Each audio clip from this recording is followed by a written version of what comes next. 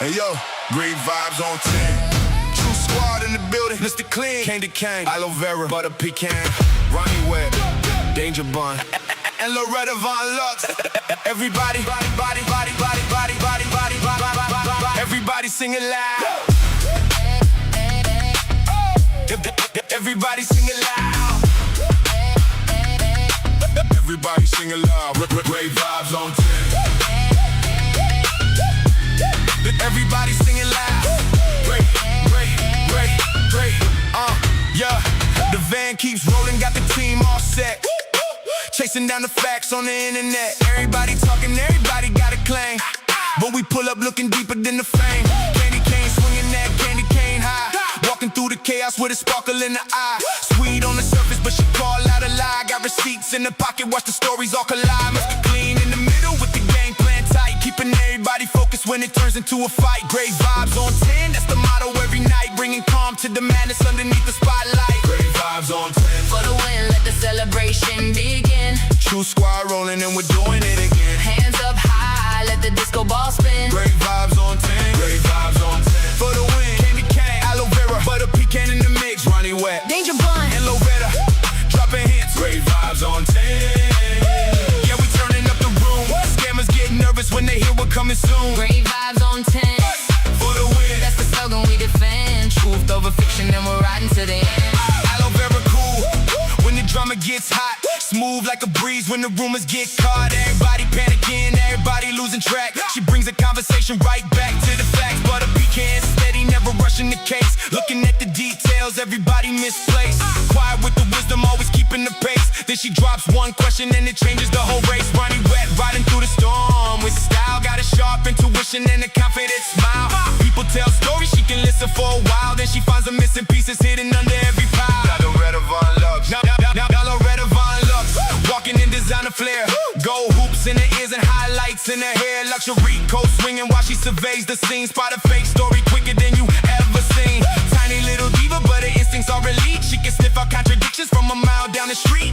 Gucci on the shoulders, confidence on max, while she's quietly collecting every piece of every fact. She don't gotta shout, she don't gotta bark. One look from Loretta and she's already found the mark. When the scammers start sweating and the stories don't match, Loretta's already smiling cause she solved another catch. Lights flat, Crowd jump, music hitting hard. truth hunters, Fact checkers never dropping guard. everybody dancing while we're putting clues together. Searching through the nonsense no matter what the weather. Danger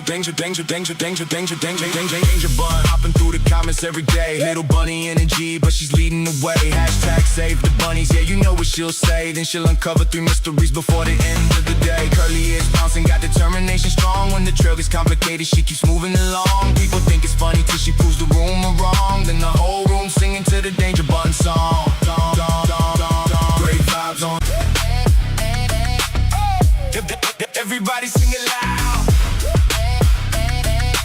Everybody sing it loud. Great vibes on 10. Everybody sing it loud. Great. Yeah. The van keeps rolling, got the team all set. Chasing down the facts on the internet. Everybody talking, everybody got a claim. But we pull up looking deeper than the fame. Candy cane swinging that candy cane high. Walking through the chaos with a sparkle in the eye. Sweet on the surface, but she call out a lie. Got receipts in the pocket, watch the stories all collide. Must be clean in the middle with the game plan tight. Keeping everybody focused when it turns into a fight. Great vibes on 10, that's the motto every night. Bringing calm to the madness underneath the spotlight. Great vibes on 10. For the win, let the celebration begin. True squad rolling and we're doing it again. Hands up high, let the disco ball spin. Great vibes on 10. Great vibes on 10. For the win, Candy Cane, Aloe Vera, Butter Pecan in the mix, Ronnie Webb, Danger Bun, and Loretta, dropping hits. Great vibes on 10.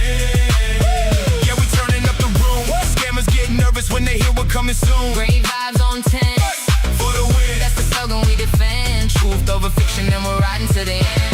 Aloe Vera cool when the drama gets hot. Smooth like a breeze when the rumors get caught. Everybody panicking, everybody losing track. She brings the conversation right back to the facts. Butter Pecan steady, never rushing the case. Looking at the details, girls, everybody misplaced. Quiet with the wisdom, always keeping the pace. Then she drops one question and it changes the whole race. Ronnie wet, riding through the storm with style. Got a sharp intuition and a confident smile.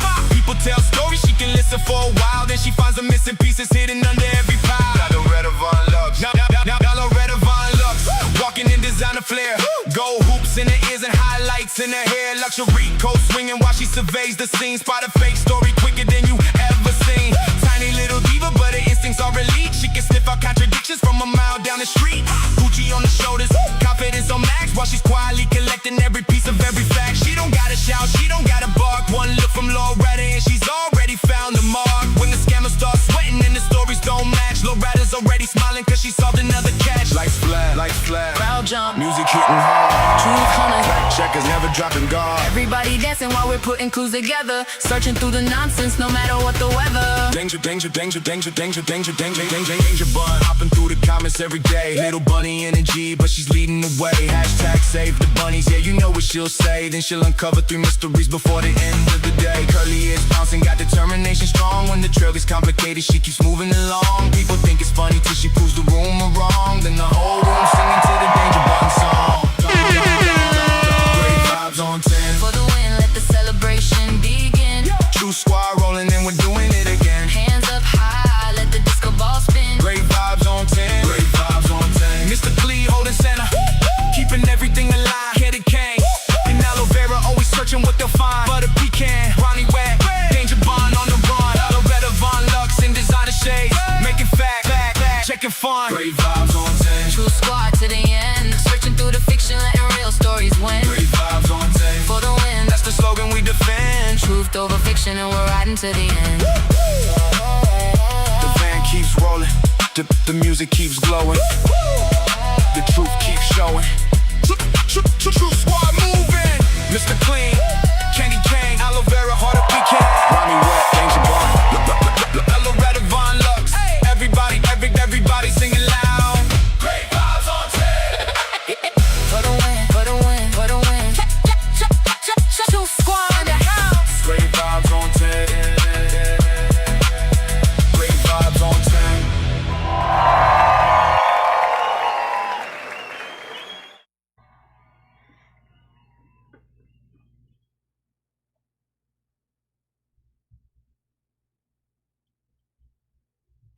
What's up?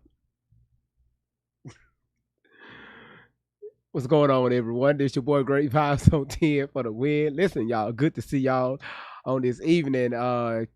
Who is this Cajun girl? Thank you so much for the hanging lights, and thank you for your daily heartbeat. And Angela, thank you for your daily heartbeat. Why is that not on the screen? Let's see. Charles said, thank you for your daily heartbeat, and you love you so much. Laura, thank you for you're awesome. Queen T, thank you for your heartbeat. Yvonne, thank you for your heartbeat. Candy Cane, good to see y'all. Thank you for your heartbeat. Rumble, welcome in. Also, YouTube, welcome in. Y'all, let's get on in here. I'm gonna try to make this my last day speaking about this topic, because I'm waiting to see if they're going to have an appeal for Mr. Carmelo Anthony case, to see if the judge is going to take a double look at this to see if there was anything missed, to see if there was any type of bias going on. I don't know. I'm not a judge. I'm not a lawyer. I don't know. I don't know how they look at it. But allegedly, the family is trying to get together to get a public, I guess, a court appointed attorney to which is free, which is free, by the way. Which is free. It is free, by the way. To see if they're going to have an appeal. Okay. Before we get started on today, TikTok, we're trying something different today, okay? I noticed over the past few weeks, y'all been saying, GV, the video is too small. We can't see it. GV, I can't read the caption. GV, the words are too small. Can't read the text. GV, do you know how many times y'all ass has said GV? I can't see it.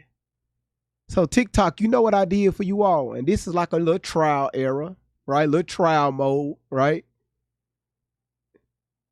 Laura, what?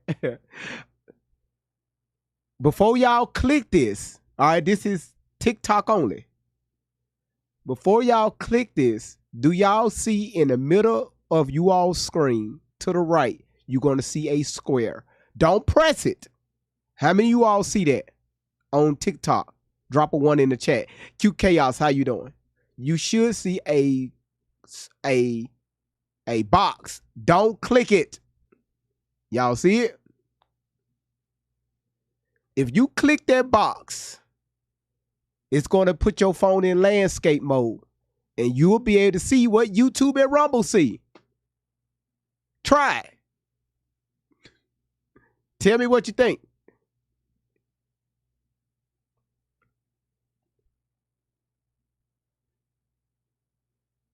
Let me know if y'all like it. You know, it's okay. The landscape mode is the same thing that YouTube and Rumble see.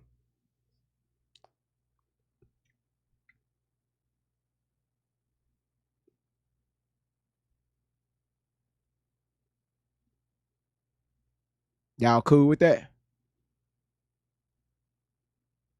Okay. All right. Whew. I thought y'all was gonna like GV nah, we can't. We can't. Cool, mama, how you doing? Yeah, I'm trying to you know, I've been working on some stuff in the background to see, cause TikTok, they be complaining. I was like, okay, I can't do too much with the video. I can't move it around, can't make it bigger. So fuck it. Let's let them see what YouTube see. So again, y'all, those are two different modes. And if you go into the landscape mode, when you click that box, when you flip your phone, you got the chat over to the right. Okay. Now, if you don't want to see the chat, you just swipe the chat, just swipe it to the right. Swipe the chat to the right, and it's gonna make your screen bigger. All right. Now, if you want to go back to let me see. If you want to go back to portrait mode, you tap on your screen and you're going to see at the top, it's going to come down. You're going to see a arrow button at the top left hand corner. Hit that back that arrow button. It's going to go back into your landscape mode. I mean your portrait mode. Landscape, portrait. Portrait mode. Yeah. All right. Y'all got it? So if anybody come in, they ask what's going on. If y'all can, just let them know, hey, we can see what YouTube and Rumble see now. We got the options to see it their way, and also we got the option to see it the TikTok way. All right? Cool. All right. All right, so now I still have a few more tweaks to do. I still have a few more tweaks. I gotta put the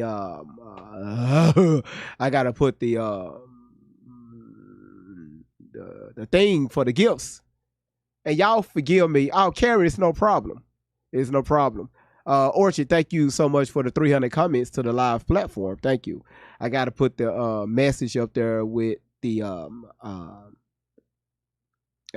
with the y'all, it's been a long day.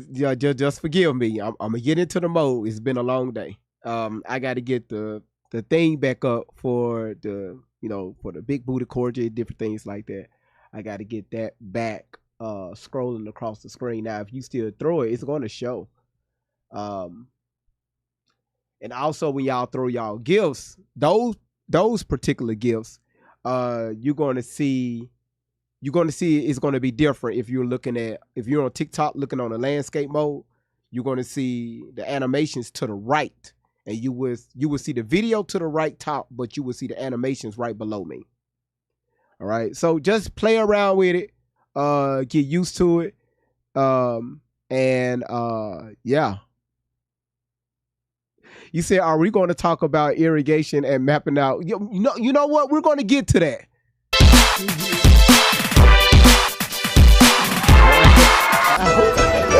Cajun girl, shout out to you.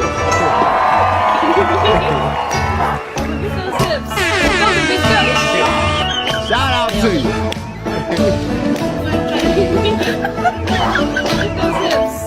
you. She said, fuck it, I'm dead. We're going to get into the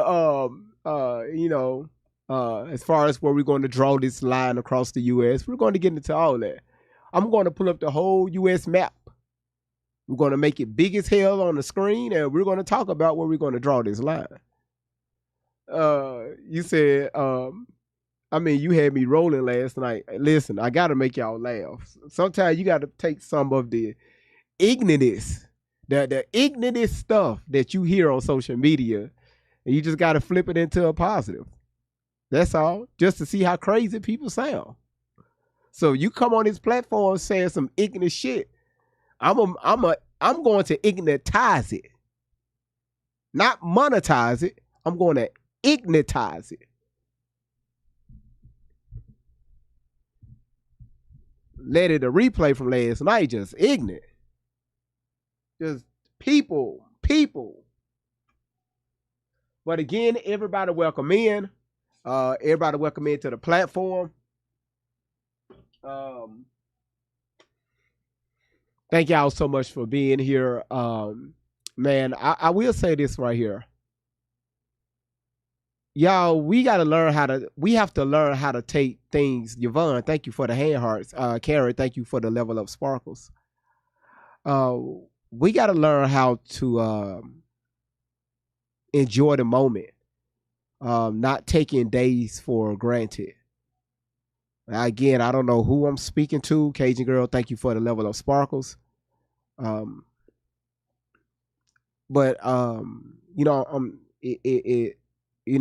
get tired of, when I look at my cell phone, I'm reading about senseless unalivers and people being put in the hospital. Families are being torn apart. Children are being pulled away from their parents due to unsafe conditions, and because we have our priorities messed up. Now we're living in a time where people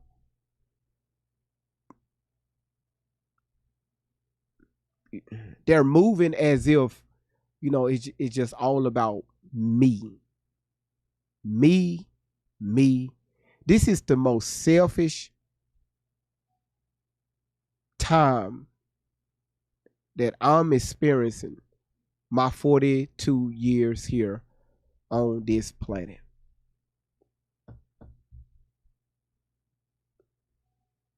We're selfish.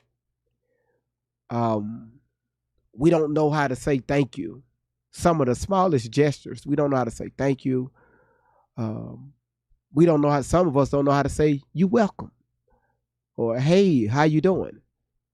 Some of the smallest things. Some of y'all don't even get out of bed. When y'all get out of bed in the morning, some of y'all don't even make up your bed before you walk out the house to go to work. And you wonder why your day is off. Why you got an attitude with everybody. You thinking about shit that happened 2 years ago, and now the world have to pay for it. Everybody else is the problem but you. Well, GV, where are you going with this?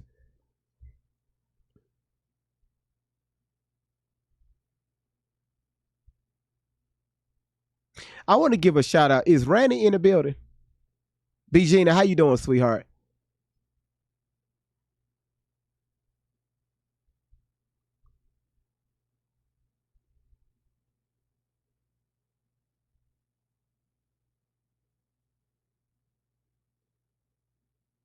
Chelsea, how you doing?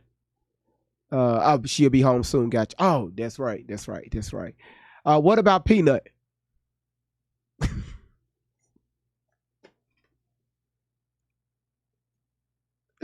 Look here. The same way I have my black moderators and my colored moderators and my the Hispanics mixed with Puerto Rican and Cuban mixed with Chinese Laura. I mean mixed with North African. Listen, I need all my moderators in here. All right. And I'm about to add another one probably today. You will know who it is. All of y'all gonna know who it is.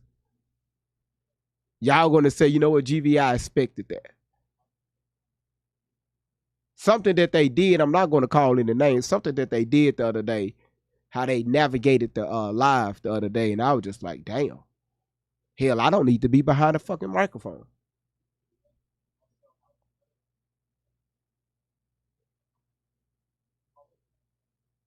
Y'all see the thumbnail here. Everybody, Amy, thank you so much for dropping it in the chat. And also, Cool Mama, thank you. Y'all see the thumbnail.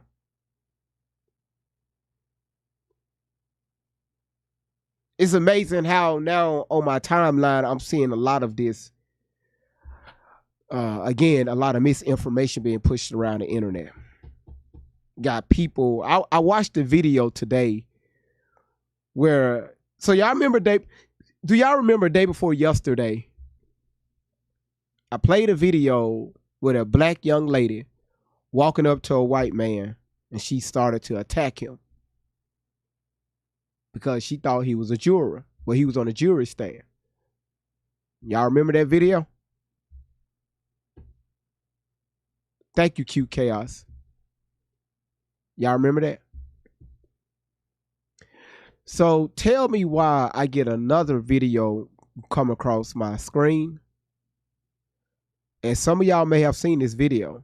And this video came out last year. Where this black man was riding a bicycle. It was a white veteran. I think they was at a bus stop or something like that. It was him and his wife. And the guy on the bicycle thought he was part of the jurors, right, on the jury stand. Went up to the man, confronted him, punched the shit out of him. The white man pulled out a knife in self-defense. But the black man already kind of gained distance. And then the wife jumped in and said, no, he's not on the jury, part of the jurors, was on the jury stand.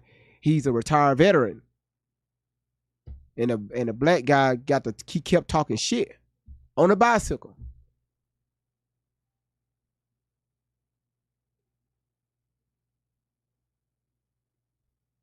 We make it so hard to even try to, even if Carmela Anthony was innocent, what difference would it make?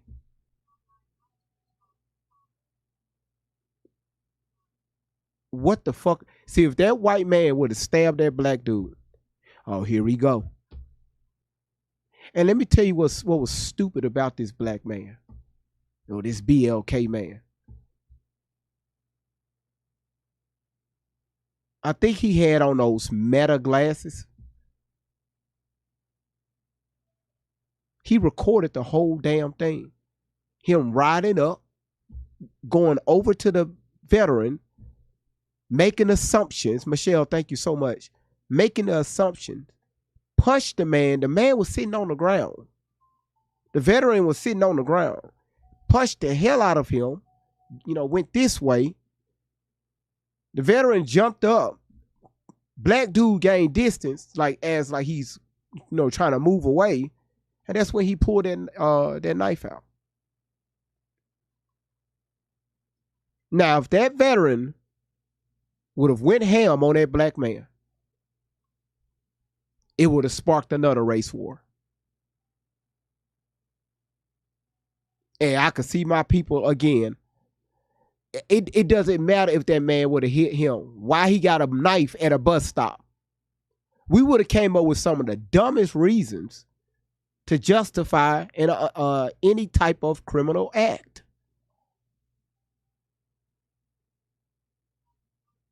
Again, just like the code word in the hood. You know what went down, but hey, I ain't gonna say nothing. I don't know what happened. While a mother and a father is weeping that their child, their son or daughter is no longer here. But the hood ain't gonna snitch until it's your child. And then you want everybody to be on your side, to raise awareness, to find this killer.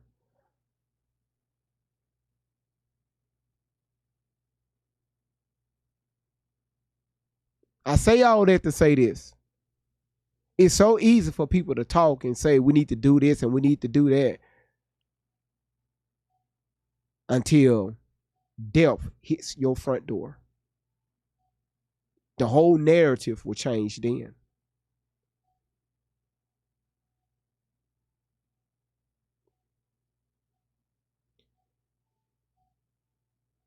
Both sides, we listen to the father of Austin. We listen to the father and the mother of Carmelo. And what I've gotten from both of them, they said this, this is not I don't know why people are making this a racial thing. Well, GV, his father made some racial slurs. It was the context that he used it in.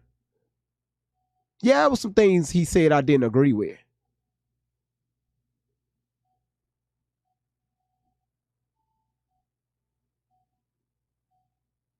But why the fuck we making this about race?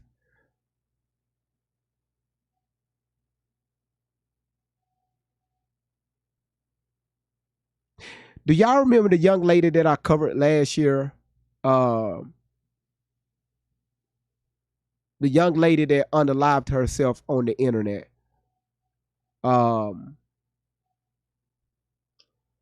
Damn.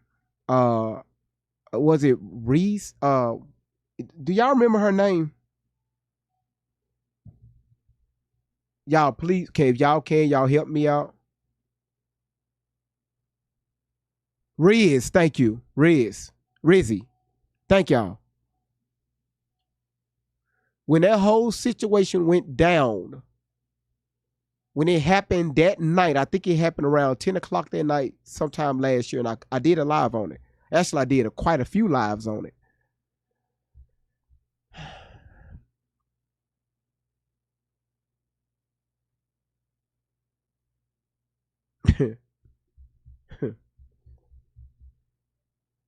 Black young lady, come on in, get on the internet looking for a safe place to, to make friends and to have a good time.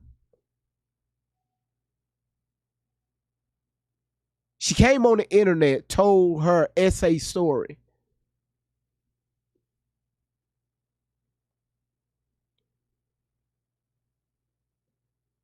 She was bullied by the black community, mostly by women, black women.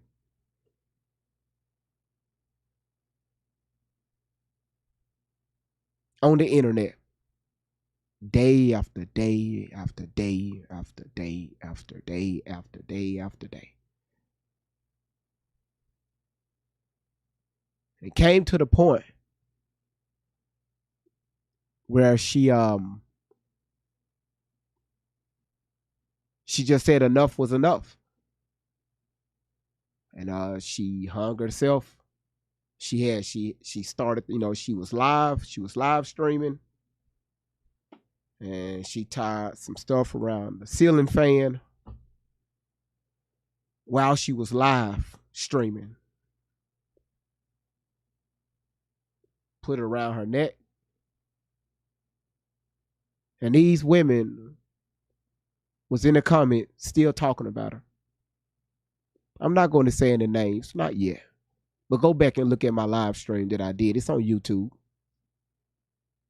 Oh my goodness. Damn, they were damn, I should have used some code words. So they restricted the live for 10 minutes. I shouldn't have said that. They said about self-inflicted self-harm. But anyway, the young lady, she caused harm to herself. I got a speaking code. Everybody on TikTok, do me a favor. Y'all share the live out. Everybody share the live out to your stories. Anyway, TikTok, we do not condone violence. We do not condone hateful behavior.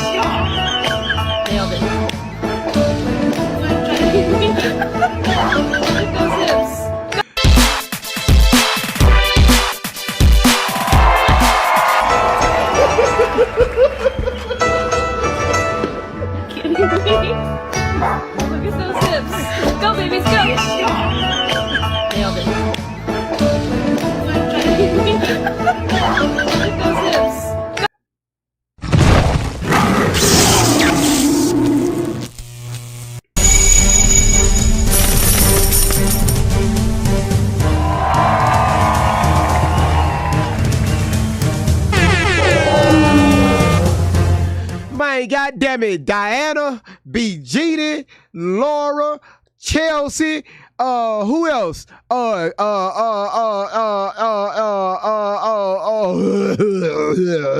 Marshawn, Candy Cane. God damn it, y'all. Thank y'all so much for that love. And you know what y'all did? That took them that half the time. Everybody's coming in on TikTok. They got the platform. Y'all see the numbers dropping because they got us shadow banned for like 5 more minutes. So thank y'all for helping out with that. Hopefully TikTok can leave us alone now. So thank y'all so much, Diana, Chelsea, B. Jeannie, Laura. Thank y'all. Elva, you said that's the best 10 restriction ever. You're damn right. Like shit. You said, oh, did someone say get on with it? No, not at all. Well, listen, I'm gonna talk about that in halftime, Candy K. As far as with the lawyer fees, we're gonna touch on that. But again, man, thank y'all. That was beautiful. That was beautiful.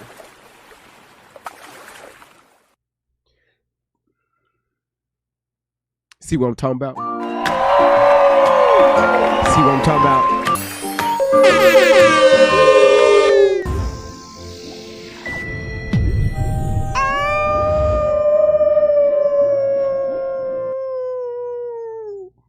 That's what them dogs be sounding like when the tornado alarms be going on. Their heads just be hollering.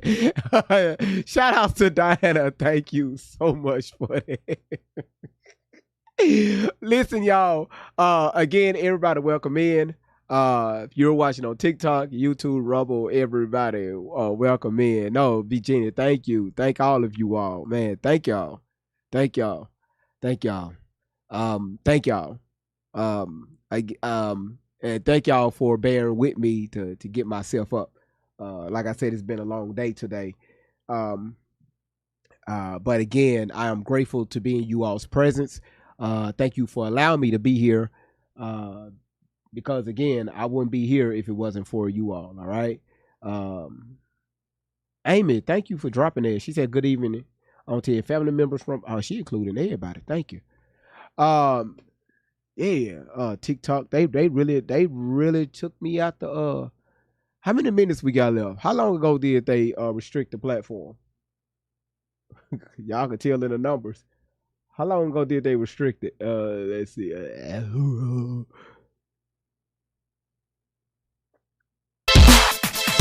We got 2 more minutes. Thank you. Damn.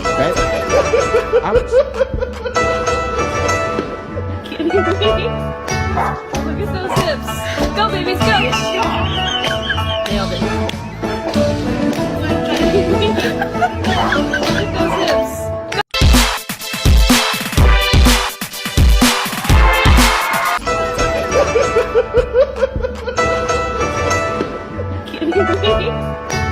Look at those hips. Go, babies, go. Nailed it. Look at those hips.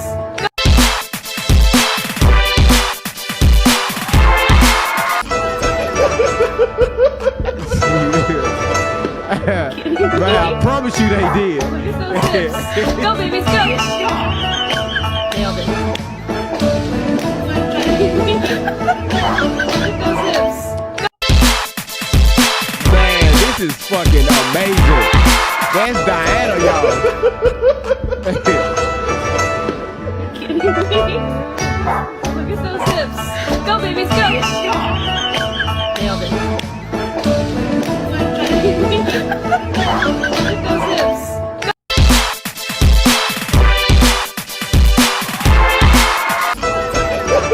Diana. Look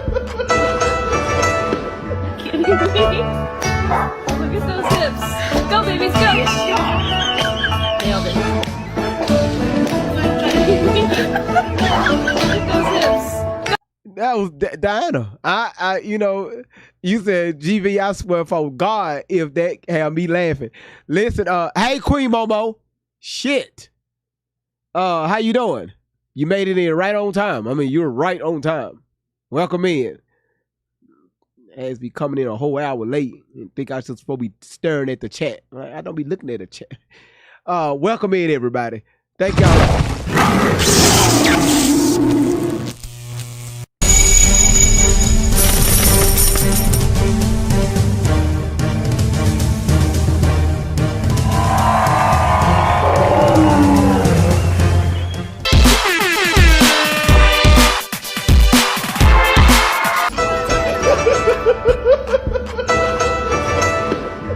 Look at those hips. Go, babies, go. Nailed it. Look at those hips. Diana! Shout out to Diana, and also shout outs to Queen Momo for coming in and just shaking everything that God gave her at birth. Thank you. Thank you, Queen Momo. Thank you, Diana. Thank you, everybody. B. Jeannie, Laura, Chelsea, all of you all. Thank y'all, Marshawn. Thank you, Marshawn. I got your PayPal on yesterday. I think you sent it yesterday. Thank you so much for that. So again, man, thank y'all so much. I can't say thank you enough. So thank you. Listen, y'all. So the restriction is off. All right. So y'all, thank y'all for sharing out the live stream. Now listen, before we get started, again, we made a few changes to the TikTok platform. Just in case you didn't know, TikTok, look in the middle of your screen to the right, you're going to see a square, a white square. Click on that. Boom. It's going to put this. You're going to see the same thing YouTube and Rumble see. All right. You're going to see their view. All right. When they throw it in landscape view, you have the option to swipe the chat that's over to the right hand side. You can swipe that out the way, and you could just do it. Or if you want to go back to the other way, just tap on your screen. You're gonna see the back button is going to put you back in portrait mode. All right. All right. So cool. All right. Cool. Now, let's get started. So I was talking about Rizzy. All right. I was talking about Rizzy. Y'all like that? Okay, cool. Y'all kept saying, hey, y'all can see the video. So the video is bigger in landscape mode. So Rizzy took, she unalived herself, and it was women in a chat was still, mocking her and talking about her. One woman was so foul, allegedly, where she found the man that essayed Rizzy, and she started talking to him and told Rizzy about it. I mean, told her chat about it. This is the guy that essayed Rizzy. When I tell y'all, they bullied that girl so bad. One of the girls went and found the man that essayed Rizzy and started talking to him just to make fun of Rizzy. But I say all that to say this.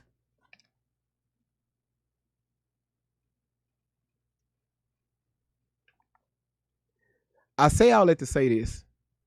Where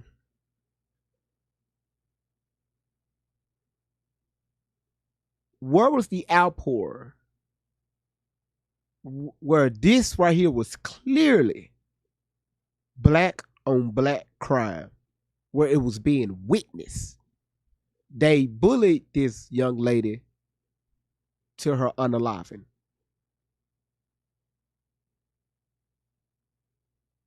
And y'all know what? You know what was crazy?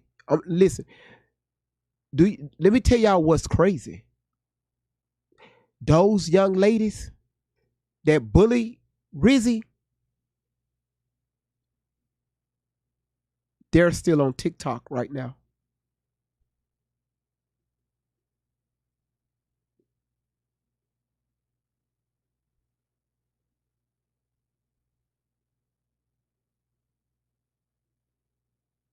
So I'm confused.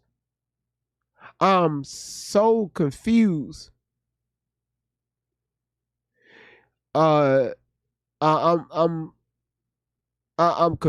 Preacher's wife, what's going on? You said something at work. You said my video was just doing a consistent loop, and I'm not sure if I'm watching live or farther back. Oh, listen, preacher wife, do me a favor. Don't refresh the page. close YouTube out, close the platform out, and then go come back into it, and you should be okay. All right, and then it shouldn't loop.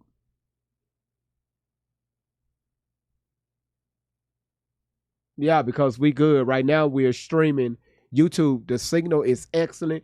We're streaming in 1080p. All right, so we good. Everything is excellent. I fixed that problem. Okay, you said thanks. You'll try that. All right, got you. Uh, so what this did nobody call? Say, well, I'm not going to say anybody because you did have people putting out awareness for these young ladies to have some type of um they have to answer to this. But it wasn't an outrage, it wasn't an outpour.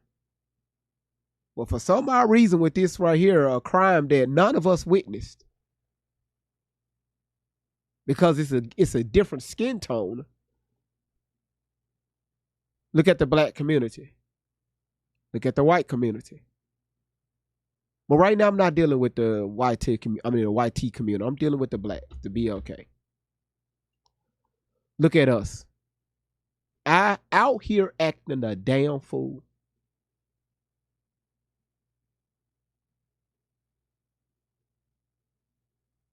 Making this thing a lot bigger than what it needs to be. And for some odd reason, we threw race in it again. I watched another video today on X where it was a white reporter, white man walking. It was a bunch of tents set up, and I'm assuming that they was somewhere near the courthouse.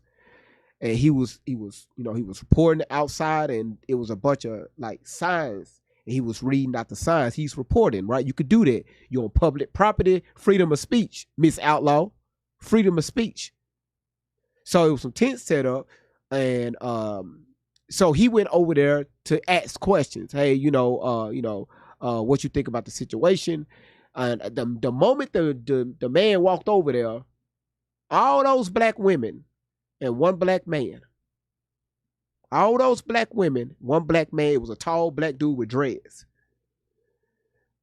I'm talking about started cussing that man out. He couldn't even get a question out. They started to attack him verbally.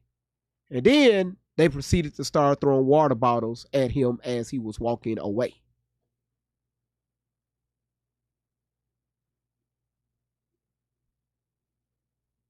But we got people back on TikTok that bully another black young lady to her unaliving live. And them lives they hosting lives like nothing never happened.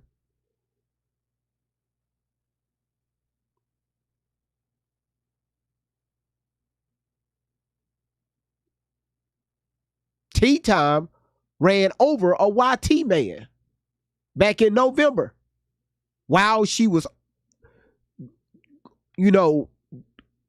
allegedly, arguing with somebody on the panel while she was driving.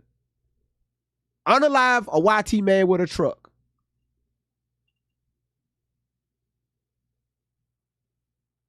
While live streaming.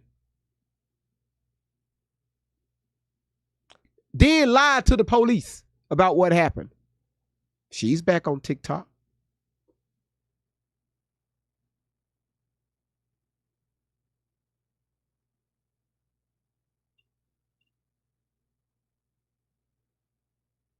Yeah, Yvonne said she's back in full force.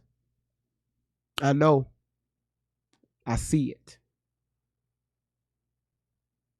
This just happened the end of last year. We covered that story.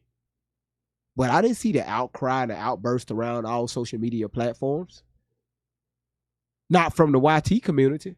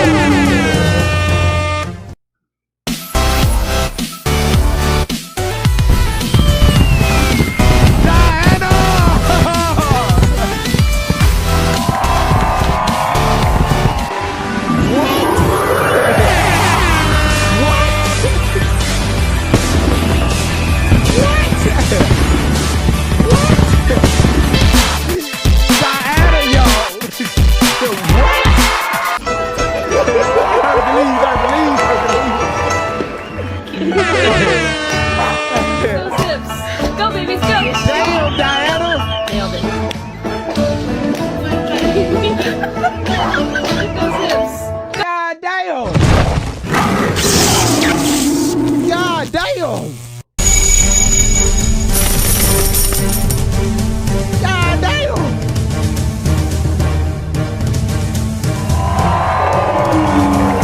God damn!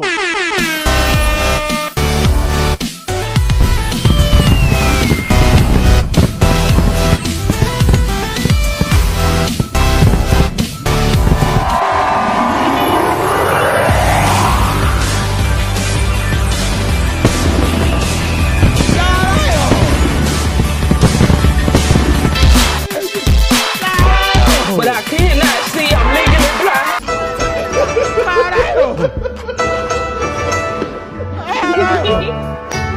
Look at those hips. Go, babies, go.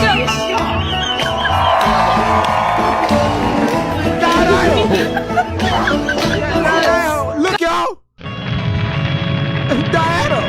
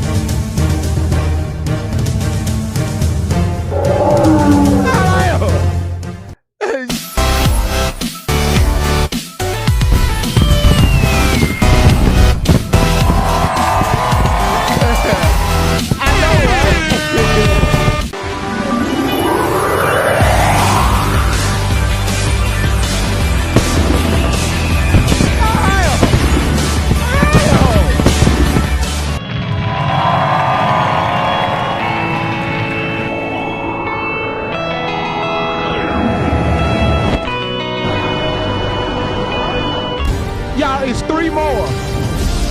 It's three more. I need everybody tapping the screen. It's three more. Damn.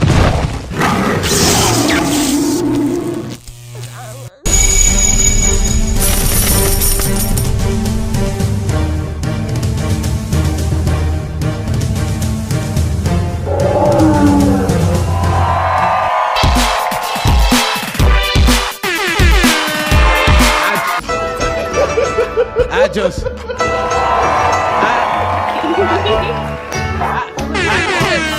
babies, go. I can't even get started with the damn line. Shout out Diana. Look at those hips.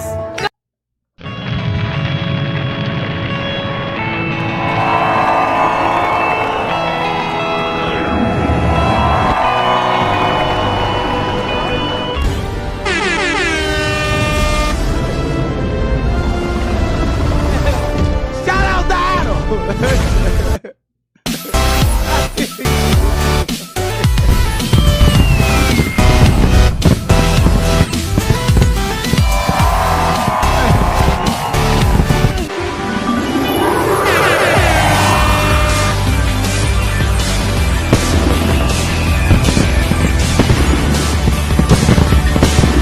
Go by.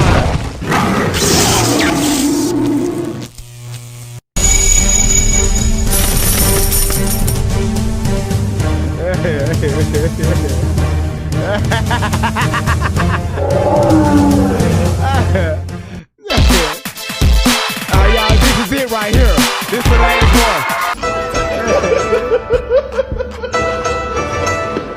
Look at those hips. Go, babies, go. Nailed it. Look at those hips. one. Man.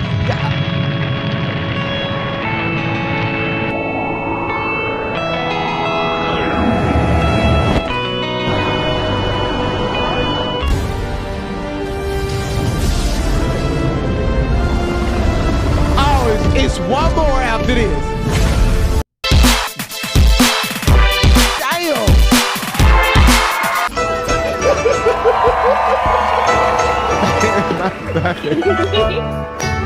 Look at those hips. Go, babies, go. Nailed it. Look at those hips. Look, y'all got to give a shout out to Diana. Y'all, right now, she's number one with 15,000 diamonds. number one at 15,000. B Jenny, you at number two, almost 4,000. Look here, Preacher's Wife on YouTube. Hey. I just saw your comment. Matter of fact, I'm finna. No, I did pin your comment. You said, oh, that makes sense. Is that through TikTok? I'm not a user, so I have no idea what they do with their lives. Truly showing my damn age. LOL. Well, listen, Preacher Wife, is you got people that's watching on Rumble, don't have a TikTok, they don't do YouTube. Same thing with YouTube, they don't do Rumble, they don't do TikTok. Same thing with TikTok, they don't do Rumble, they don't do YouTube. That's why we got all three platforms here, all right? But thank you so much for being here. Listen, y'all got to give a shout out to that. Just trying to get started with the live. Thank you.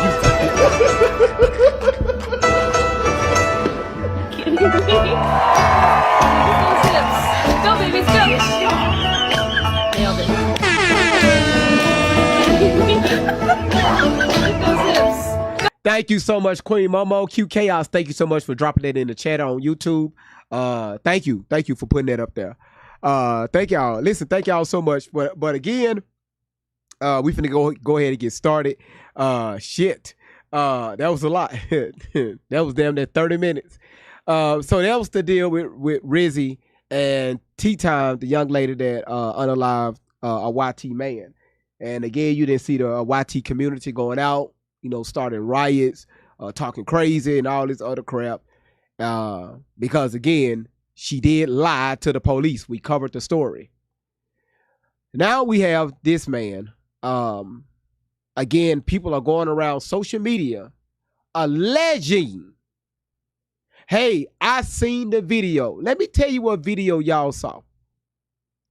The video that everybody claiming that they saw the video, because I've done my research on this. The video that people are claiming that they saw.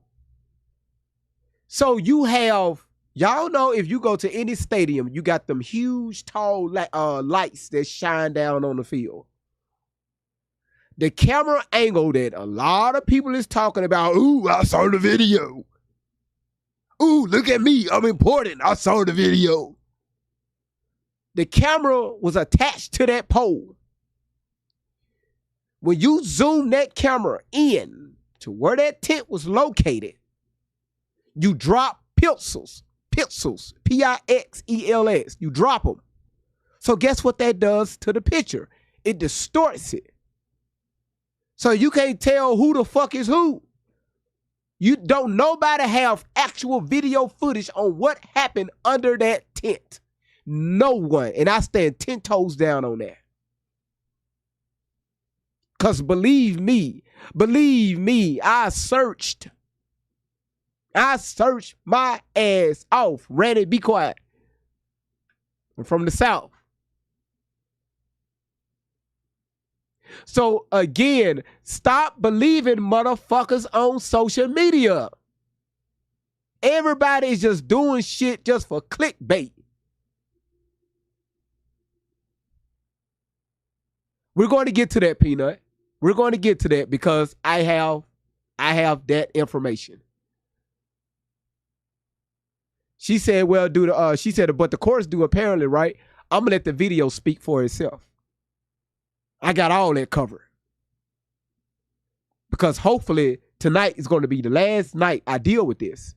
This is going to be the third night. We started Saturday, we did yesterday, we're going to do tonight. Because I'm just tired of people getting on the internet just lying. Just lying. So many people came over here talking about, GV, I want to come up on the panel and speak. Why? I seen the video. Well, what did you see on the video? Nobody could not explain what exactly happened. But only one person. And I read between the lines.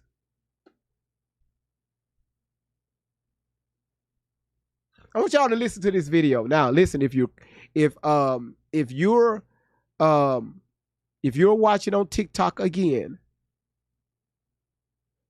in the middle, of your screen, over to the right, you're going to see a white box. I'm about to play the video. All right. If you want to see that video bigger, because the video that we're going to play is right here. TikTok. You see me moving around. If you want to see that video bigger, click that white box. Boom. Landscape mode. You're going to see what everybody else is seeing. All right. When y'all ready, drop a 1 in the chat.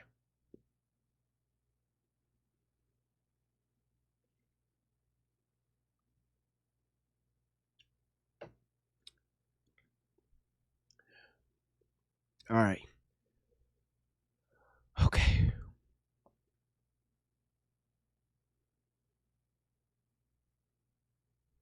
Now, the video that y'all about to watch is the interview that Fox News did with the mother and his twin brother. All right. And I want y'all to listen closely. I'm going to let the video play through. Then we're going to go back and break this video down. Because it was things that were said that wasn't said in the video. All right. Let's go.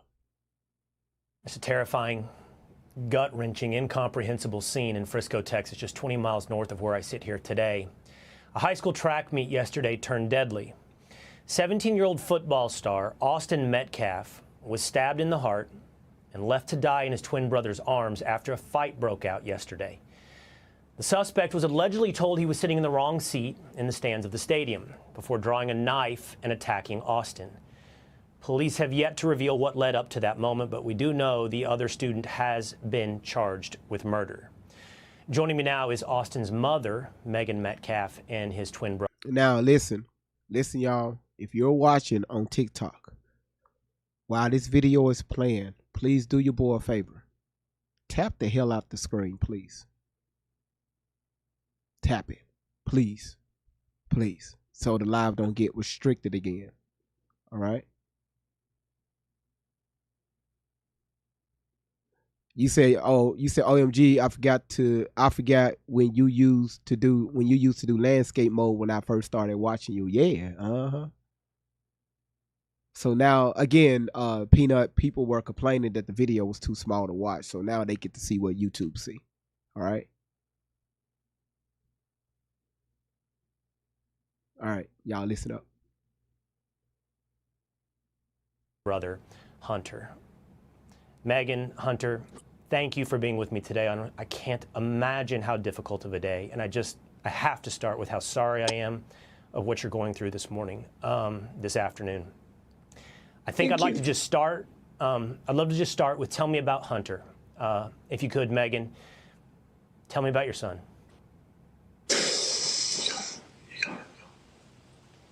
I think I can speak for her for a little bit, so she just calms down just a little bit. But as me, I know I'm a little more, spontaneous. I like to do stuff all around and just get out of line sometimes. And, Austin's always was there to check on me and keep me straight so I wouldn't be in trouble and do anything like that. Hunter and Megan, whenever you feel ready, jump into the conversation. If you never feel ready, that's completely understandable to me and everybody else watching. Hunter, thanks so much for being able to do this today. Just a little more about your brother, Austin. From what I understand, I think he has it in his social media bio, 3.96 GPA student, certainly definitely into football. And it looked, when I was looking into him last night, he was very interested in being recruited to play football in college. Yes, sir. He was very highly recruited, just like coming out of his junior year. He's had a really great year, and everyone on the team, coaches, everyone knew around the area just knew that he was about to do big things in football. But besides his GPA, man, that dude was extremely smart, always in the books. He just came to him real easy, and just him playing with football as well just made him just a great person overall. Megan, we'll try this again, both of us, and we'll see how far we get. When I read your story last night, obviously this is not about me. I have a 17-year-old son. I live 20 miles south of you. My son's in Frisco every night playing soccer, and we have a lot of friends of friends who knew Austin. So the circles got tight, and this hit really close to home. And I'm just so sorry for you. Can you explain us at all today how you feel? It's just got to be so. The word I keep coming back to, Megan, is incomprehensible. How could this happen at a track meet? It is. She just took my son is gone, and I don't really have words. I've tried to figure out what I was going to say, but he's just going to be so missed by mostly our family, but this whole community has really wrapped their arms around us. And if I could say anything to the nation, I would say to make sure that you just hug your babies tight, because you don't know when the last time you get to do it. Hunter, I know you were there. Thank you, Megan. Take your time. Hunter, I know you were there when it happened. What can you tell us about what happened at that track meet? How could this thing that seems like is not on the menu of possibilities could happen? Again, I was at a track meet, by the way, on Tuesday. This is not something you think could ever happen. How did it happen? So it was a really bad storm in the morning, and they had a lot of delays. And me, my brother, a couple of kids were walking back from the field house of the middle school, because we attended that middle school when we went to middle school, and we were saying hello to old coaches and catching up with them. And then we're walking back to our stand. We put our tent up so all the bleachers were right there, were not wet from all the rain. We come back, we sit down, and this kid said something behind me. I've never met this kid in my entire life. I never knew who he was. Said something just inappropriate and uncalled for. And I turned around and asked him who he was. He started getting really aggressive. My brother stepped in. He started being, how he always is with me, just brothers, just having my back. And things started getting more higher intensity. And the kid said some aggressive stuff, reckless stuff, and also try to handle the problem. And yeah. Austin was always one to step up. He always was one to step up and be the person that would do the right thing.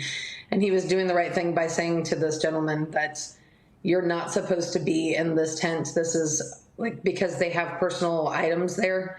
A lot of stuff gets stolen, just like that, just precautions and stuff. And our coaches always told us, don't let, other schools, mess with our stuff. Just sit around our tent area. And we set that up for the girls' track every meet we had. So it's just he knew he wasn't supposed to be there. He was it's just a tragedy what happened. And then what happened, Austin? After your brother stepped up, what happened then? He stepped up over there, asked him to move, got aggressive, he grabbed the bag, and then I whipped my head around, and then all of a sudden I see him running down the bleachers, grabbing his chest, just blood rushing out. He said, he got stabbed. First I froze for half a second. I didn't know what to do. And then I saw him about to fall. I went to go over there. I grabbed him. I see. This stuff. Yeah, I understand. Best I can to understand. Yeah, it was. You can see, you can picture what happened when what was coming out of his chest, and yeah. Y'all can visualize this stuff. I don't want to put that on my mom right now, but I pushed my hand on there to try to make it stop, and I grabbed his head and I looked in his eyes. I just saw his soul leave, and it took my soul too. I'm so sorry. I'm going to ask you one last question. I've seen interviews with your husband, who I can hear in the side, by the way. I think he's there in the room with you. I saw an interview last night.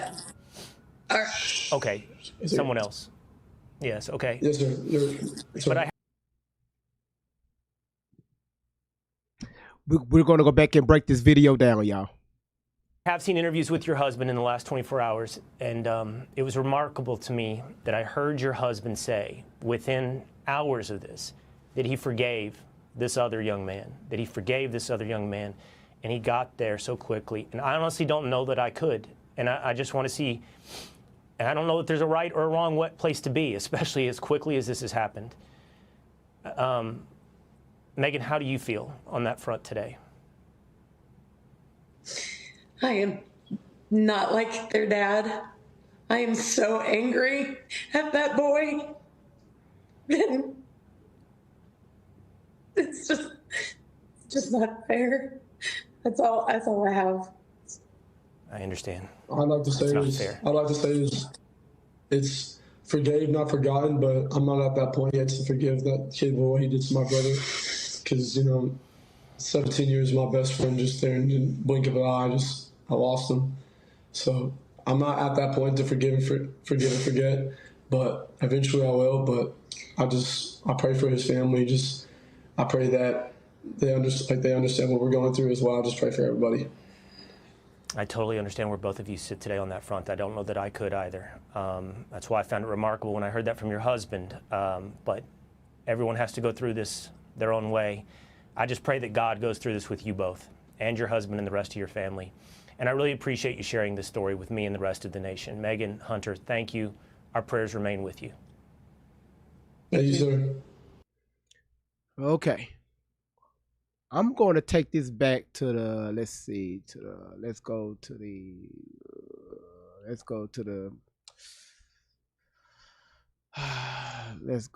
the 3 minute, maybe 3.5. Let's go to the 3 minute mark. So again, it's people around social media putting words in people's mouths. Y'all know one thing about us. We want to hear what the source. We want to come straight from the source. What do the source say? Not what you said, not what GV said, anybody else. Let's come from the source. Let's hear what somewhat, even if he's lying or telling the truth, we don't know, right? But let's break this down. All right. Deidre, how you doing? Golden Rule, thank you for the frog. What's it, conductor? Tried to figure out what I was going to say, but he's just going to be so missed by, Hello. If I could say anything to the neighbor. Hold on. Hunter, I know you were there. Okay, here it is. Thank you, Megan. Take your time. Hunter, I know you were there when it happened. What can you tell us about what happened at that track meet? How could this thing that seems like is not on the menu of possibilities could happen? Again, I was at a track meet, by the way, on Tuesday. This is not something you think could ever happen. How did it happen? So it was a really bad storm in the morning, and they had a lot of delays. And me, my brother, a couple of kids were walking back from the field house of the middle school because we attended that middle school when we went to middle school. Okay, so let's paint a picture here. All right, so I guess allegedly this tent is already set up in the bleachers. On the stands, so the seats wouldn't get wet. That's where all they belongings were. Okay, so allegedly Hunter, and their friends was over at the middle school. I guess it's somewhere close nearby. They was visiting, talking to the teachers, allegedly. Because that's where they attended middle school. So I guess they was done. They was heading back to the field, heading back over to the stands. It's raining. Let's get back up under this tent. All right. You say Hunter, Austin, and 4 friends. Gotcha. So they're heading back to the tent. We were saying hello to old coaches and catching up with them. And then we're walking back to our stand. We put our tent up so all the bleachers were right there. Were not wet from all the rain.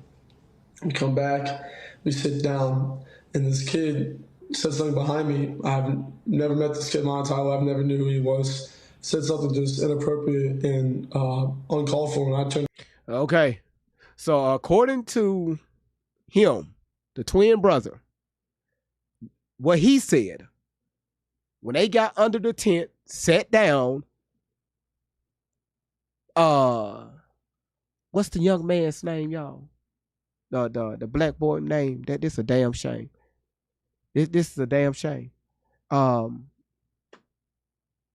Carmelo was already there behind him. Okay? So They go over, sit down. The twin brothers sit down. Carmilla is behind him, and automatically allegedly Carmilla starts saying something to him out of nowhere. Okay, according to his story. Now remember, none of us was there. So we can't say yes, no, maybe, well, he said or she said. Let's just paint the picture, okay? Because I got something else I'm going to play. Around and asked him who he was. He started getting really aggressive. So he say something to him.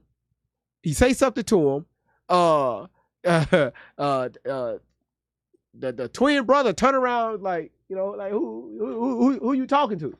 No, you talking to me? You must not be talking to me. Woo, woo, woo, woo. Y'all know how teenagers get. Diana, thank you for the hanging lights. My brother stepped in. He started being, how he always is with me, just brothers, just having my back. Okay, so while him, Diana, thank you again. So, what is the young man's name? Thank you again, Diana.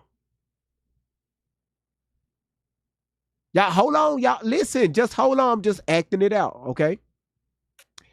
Carmelo, thank y'all so much. It's been a long day, so y'all forgive me. I know you motherfucking lying. I know your ass lying. Diana don't. I know your ass lying.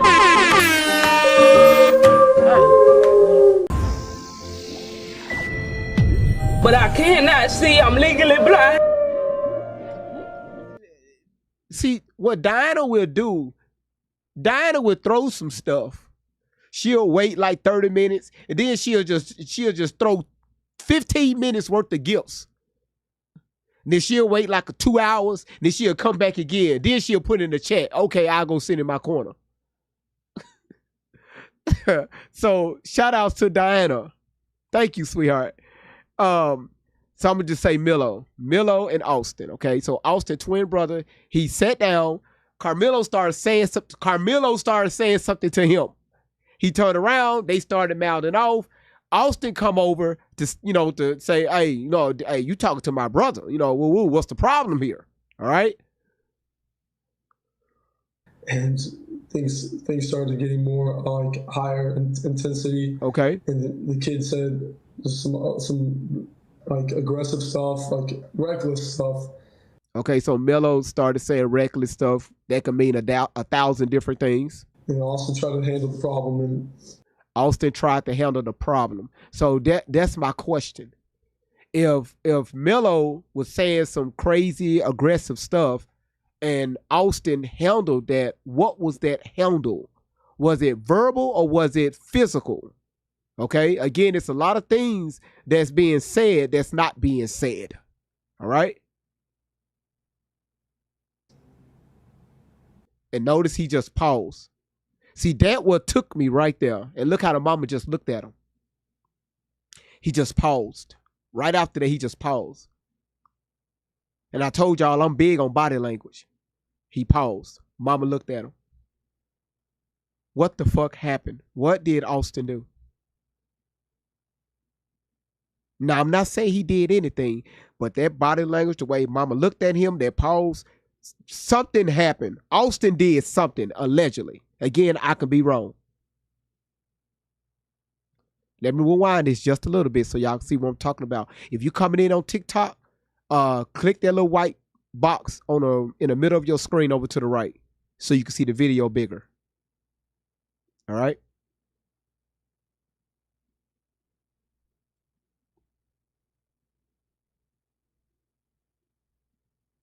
stuff, like reckless stuff.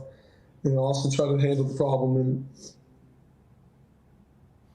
yeah. Austin was always one to step up. Okay, right there. Right there. I got questions. I have questions. Right when he said that, oh, what did your brother do? The same way like we questioned the parents. What did your brother do to make you just stop right there in your tracks and you didn't say nothing else? Your mama looked at you and she took over the conversation.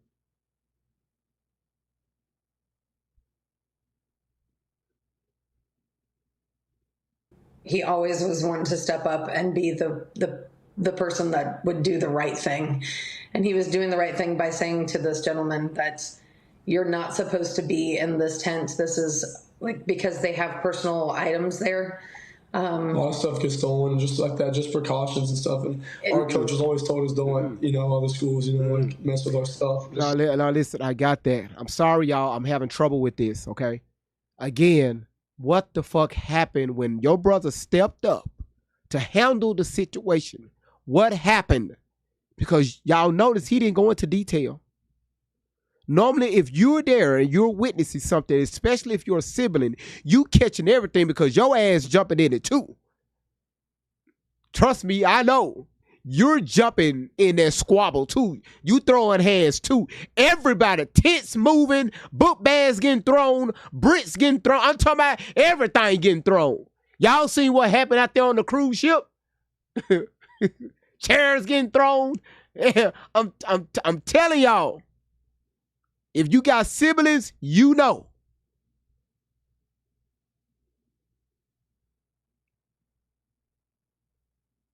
He paused. My brother stepped up. Okay, what happened after that? Because the next thing you looked up, your brother got a hole in his chest. You was there.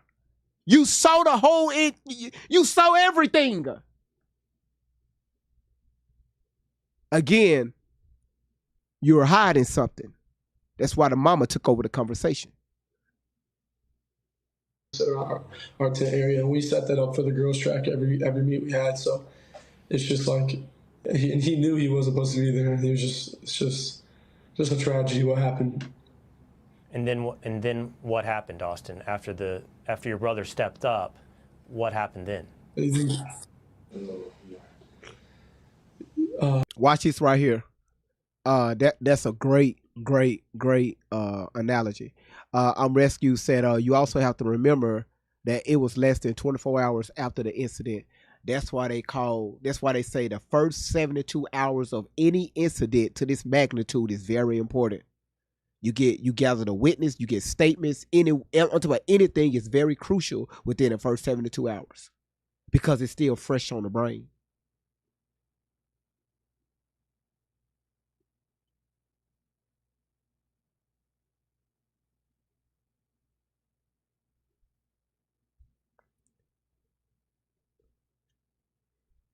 You said a newscaster kept calling him Austin. Yeah, I think that was what was throwing me off. Dangerous, welcome in. Thank you so much for your heartbeat and also your Go Popular. He stepped up over there, asked him to move, got aggressive, he grabbed the bag, and then I whipped my head around, and then all of a sudden I see him running down the bleachers, grabbing his chest. Okay, right there. My brother stepped up. What the fuck Diana is on? Hold on, is these two different Dianas? Hold on, y'all. Wait a minute. Y'all, okay, I'm confused. We got two different Dianas throwing stuff. Throwing stuff. Y'all, this ain't the same Diana.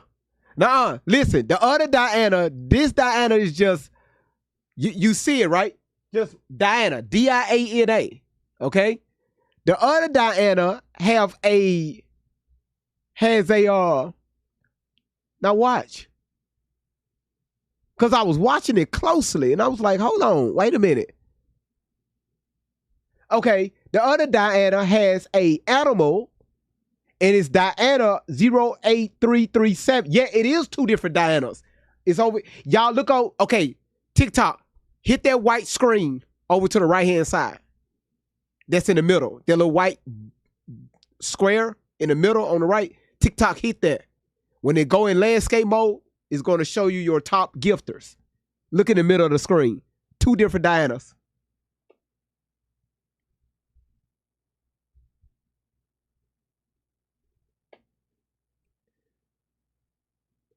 How is two? I'm looking at two different Dianas. One say Diana 08337 and the other one just say Diana.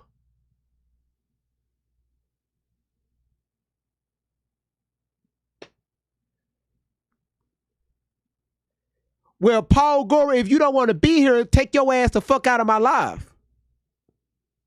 You say it's 2 accounts, the same person. Okay. Shit. Oh, she got 2 accounts.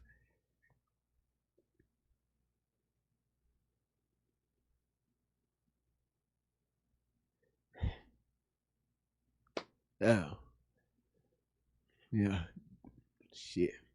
Thank you, Lady Ellie. Danger said, Lord help us all. Shit, help me. Help me. Help me to say the right shit at the wrong time.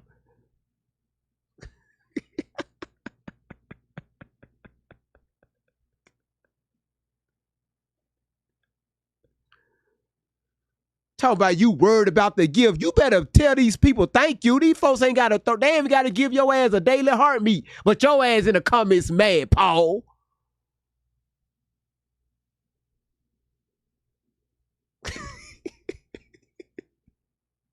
You said you got 2 accounts as well. Hell, y'all need to let me know, okay? Thank you, Lady Ellie. Y'all need to let me know for the hat and mush mash. That's what my daughter used to say when she was younger. Daddy, you got a mush mash. Now my baby girl is 21 years old. So, here. All of a sudden, I see him running down the bleachers, grabbing his chest. So right here, when he made this statement. So he grabbed the bag, and then I whipped my head around. And then, okay, who grabbed the bag? Who grabbed the bag? Was it Austin that grabbed the bag, or was it Melo that grabbed the bag?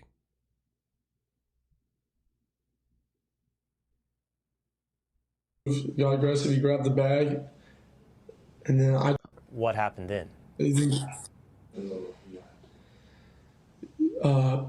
stepped up over there, asked him to move, got aggressive. He grabbed the bag, and then I whipped my head around, and then all of a sudden I see him running down the bleachers, grabbing his chest, just blood rushing out. Okay, I'm not.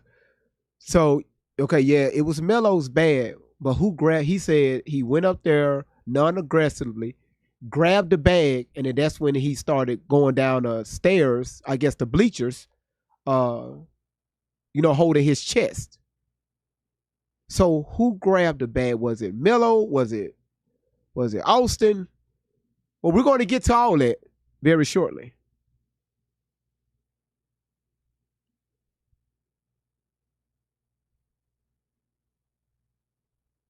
He said so he was watching everything go down. According to his statement. Because he was there, okay? Now, let me show y'all this.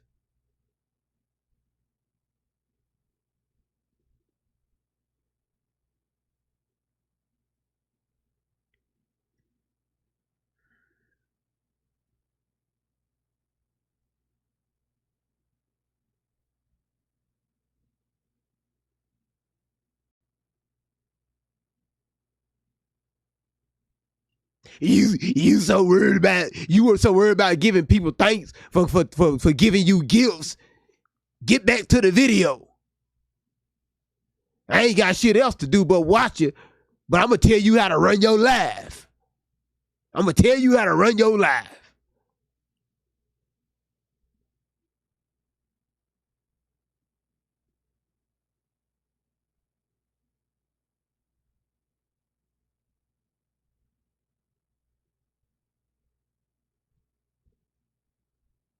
On the opposite. Okay, yeah, this is the one I'm looking for right here. Yep. Look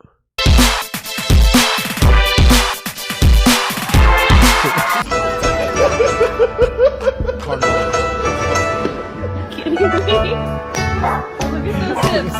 Go, babies, go. Nailed it. Golden rule and Queen Momo. Hips. Golden rule and Queen Momo. All right, y'all, listen, check this out. I know you motherfucking lying. I know your ass lying. I know you lying. I know your ass lying.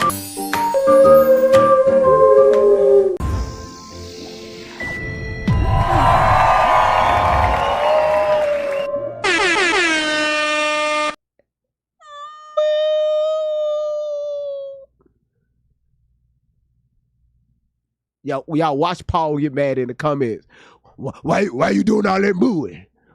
Why you doing all that mooing? Play the damn video. All that fucking mooing. Hell. Watch he say something in the comments, y'all. His ass over there eating hot chips and shit. Eating Cheetos. Drinking jungle juice. All right, y'all, here we go. Y'all ready? Y'all listen to this video.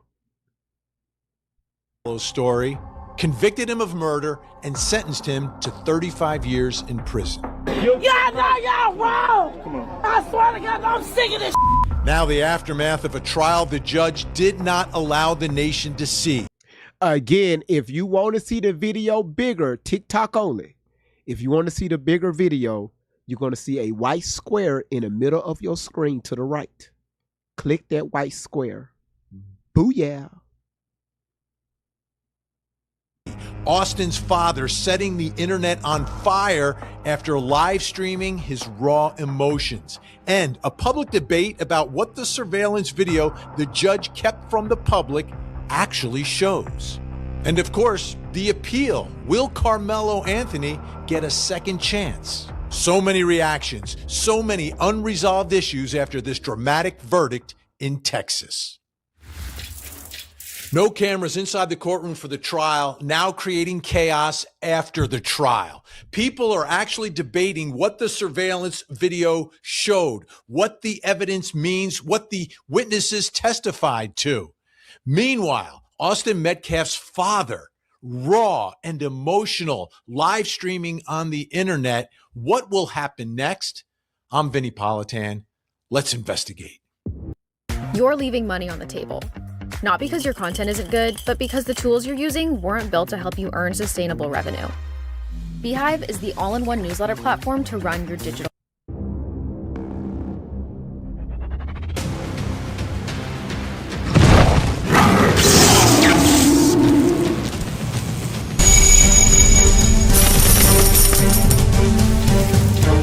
The aftermath of the verdict and the trial of Carmelo Anthony.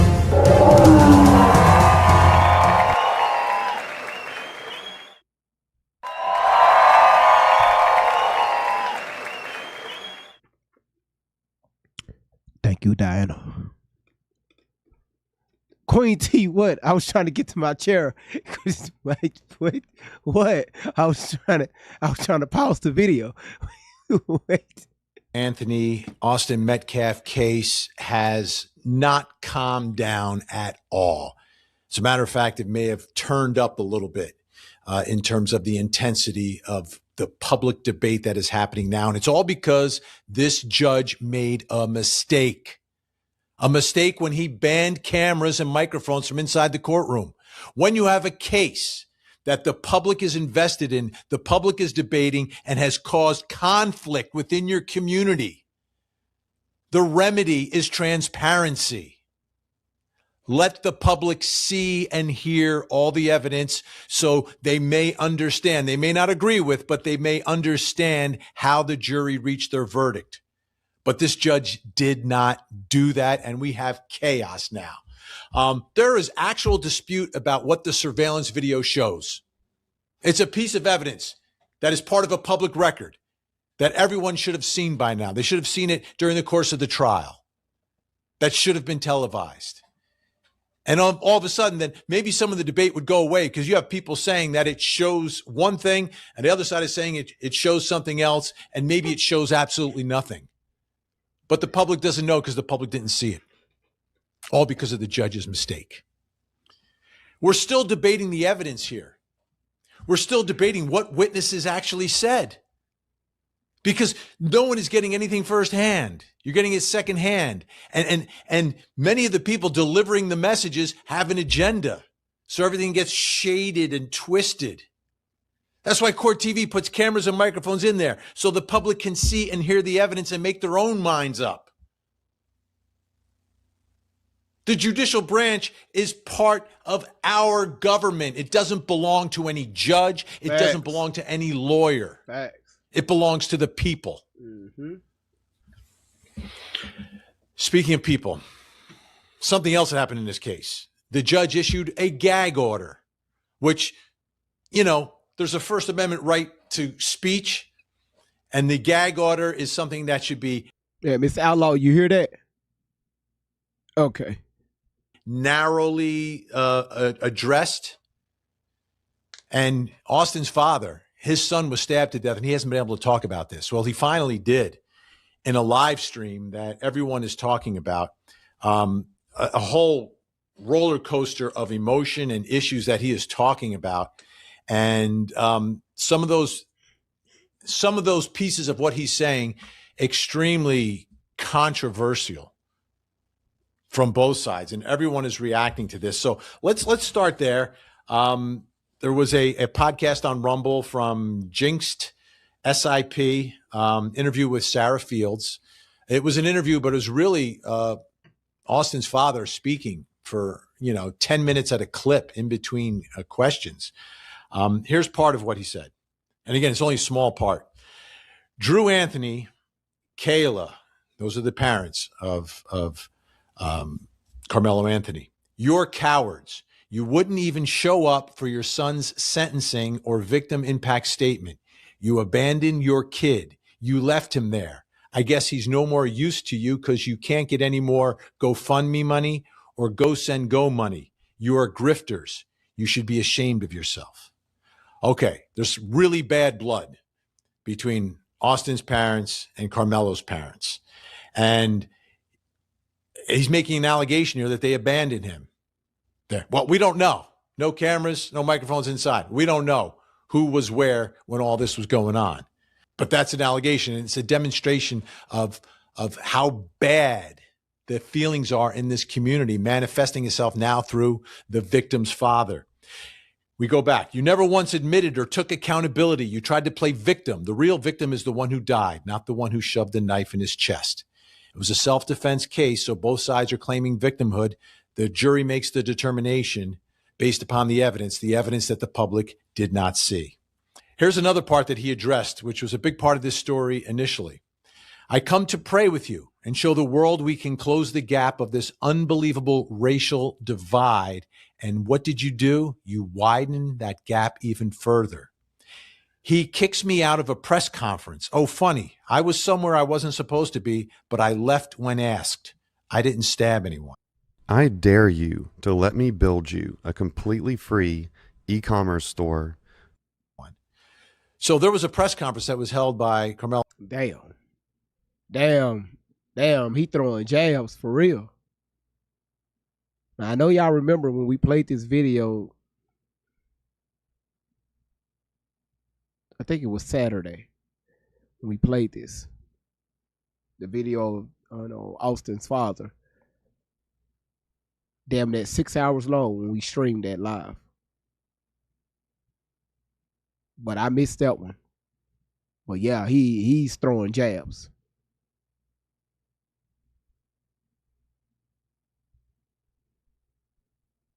Anthony's parents early on in all of this. And Austin's father, Jeff Metcalf, goes to the press conference and he's trying to have some sort of communication with Carmelo's parents and gets tossed from the press conference. This was posted on X by JD Miles 11 in April of 2025. He's the one with the sling there. He's talking to the deputies, and you see there's the press conference that's taking place, and he's asked to leave. And you can think what you want. Was it appropriate, inappropriate for him to be there? But his whole point that he was making was, listen, from the beginning, I said this was not about race. I tried to, I guess, extend an olive branch by going there to meet, to talk, to discuss this together, not to make this a racial case.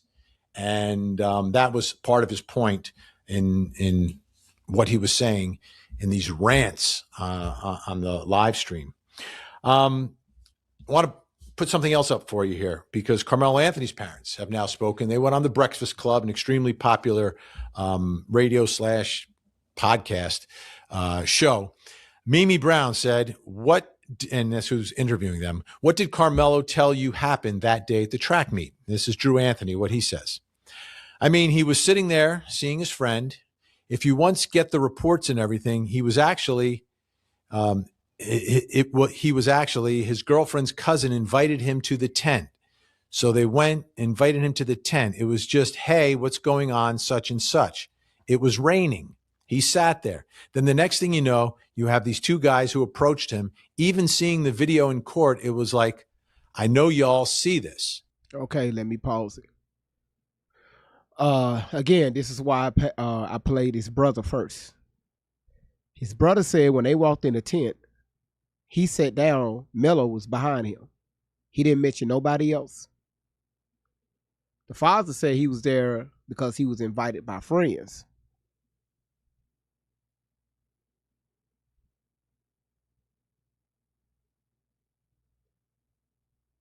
The brother said when he sat down, Melo was behind him, didn't mention nobody else. The father said he was there invited by friends. Let's continue.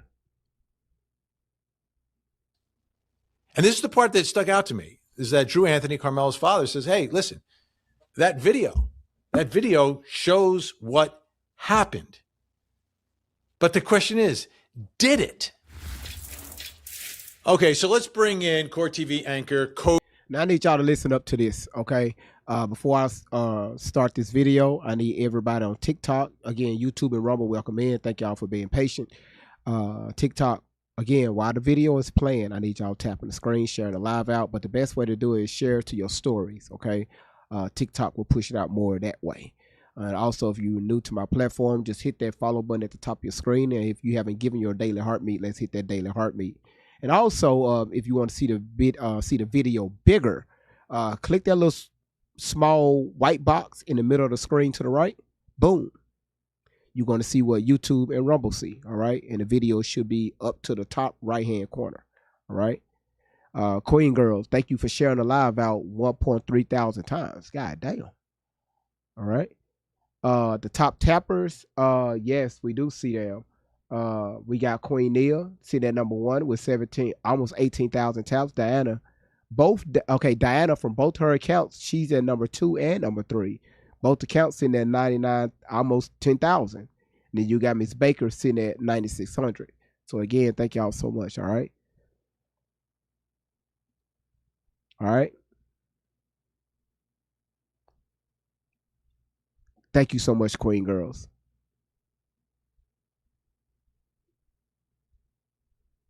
Cody Thomas, who was there in Texas, was there inside the courtroom and actually saw this video, because this is the problem, right? We had no cameras in the courtroom. The evidence hasn't been released. So the public is going by what people are saying. And there are a lot of people out there with an agenda on both sides who can describe what they believe they saw. Cody, you have no agenda other than telling us what you saw and what you observed. So why don't you describe for us what you saw when the video was played and what was testified to about that video?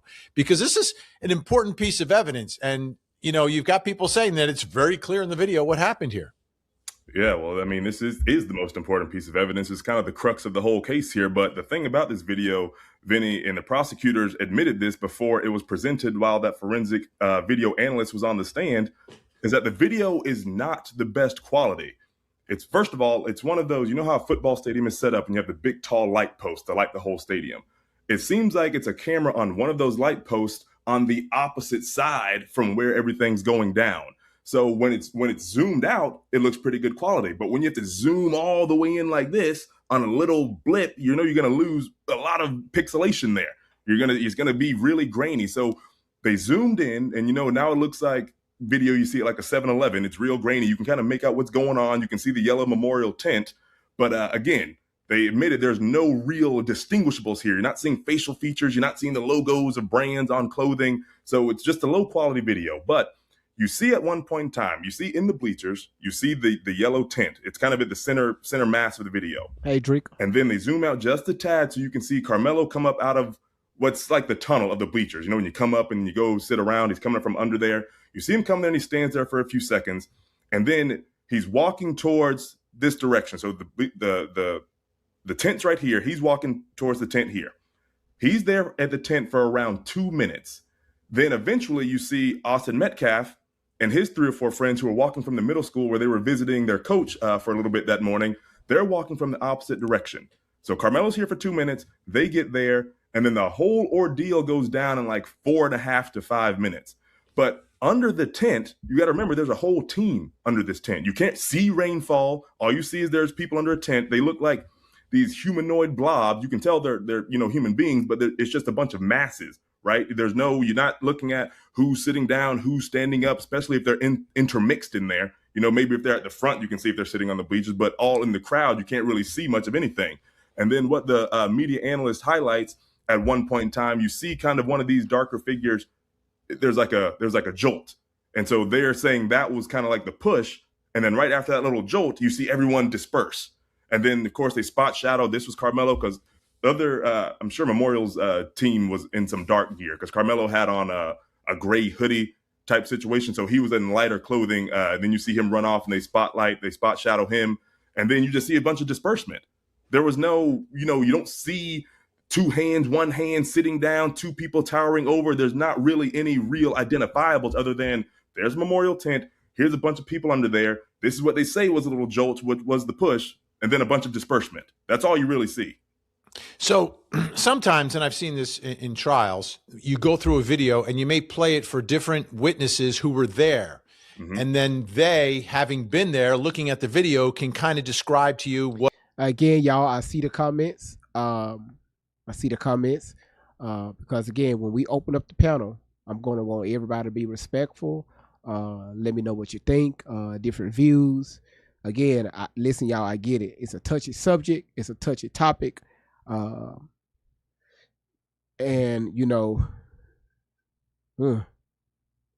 yeah, try to be careful what I say. I just got an email. Wow.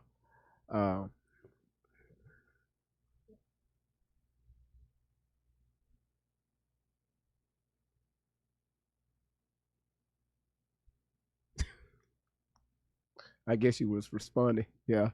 So again, everybody welcome in. Everybody welcome in. I'm going to give everybody a chance to speak when we get done with this. All right. Because I want to hear different viewpoints tonight. All right.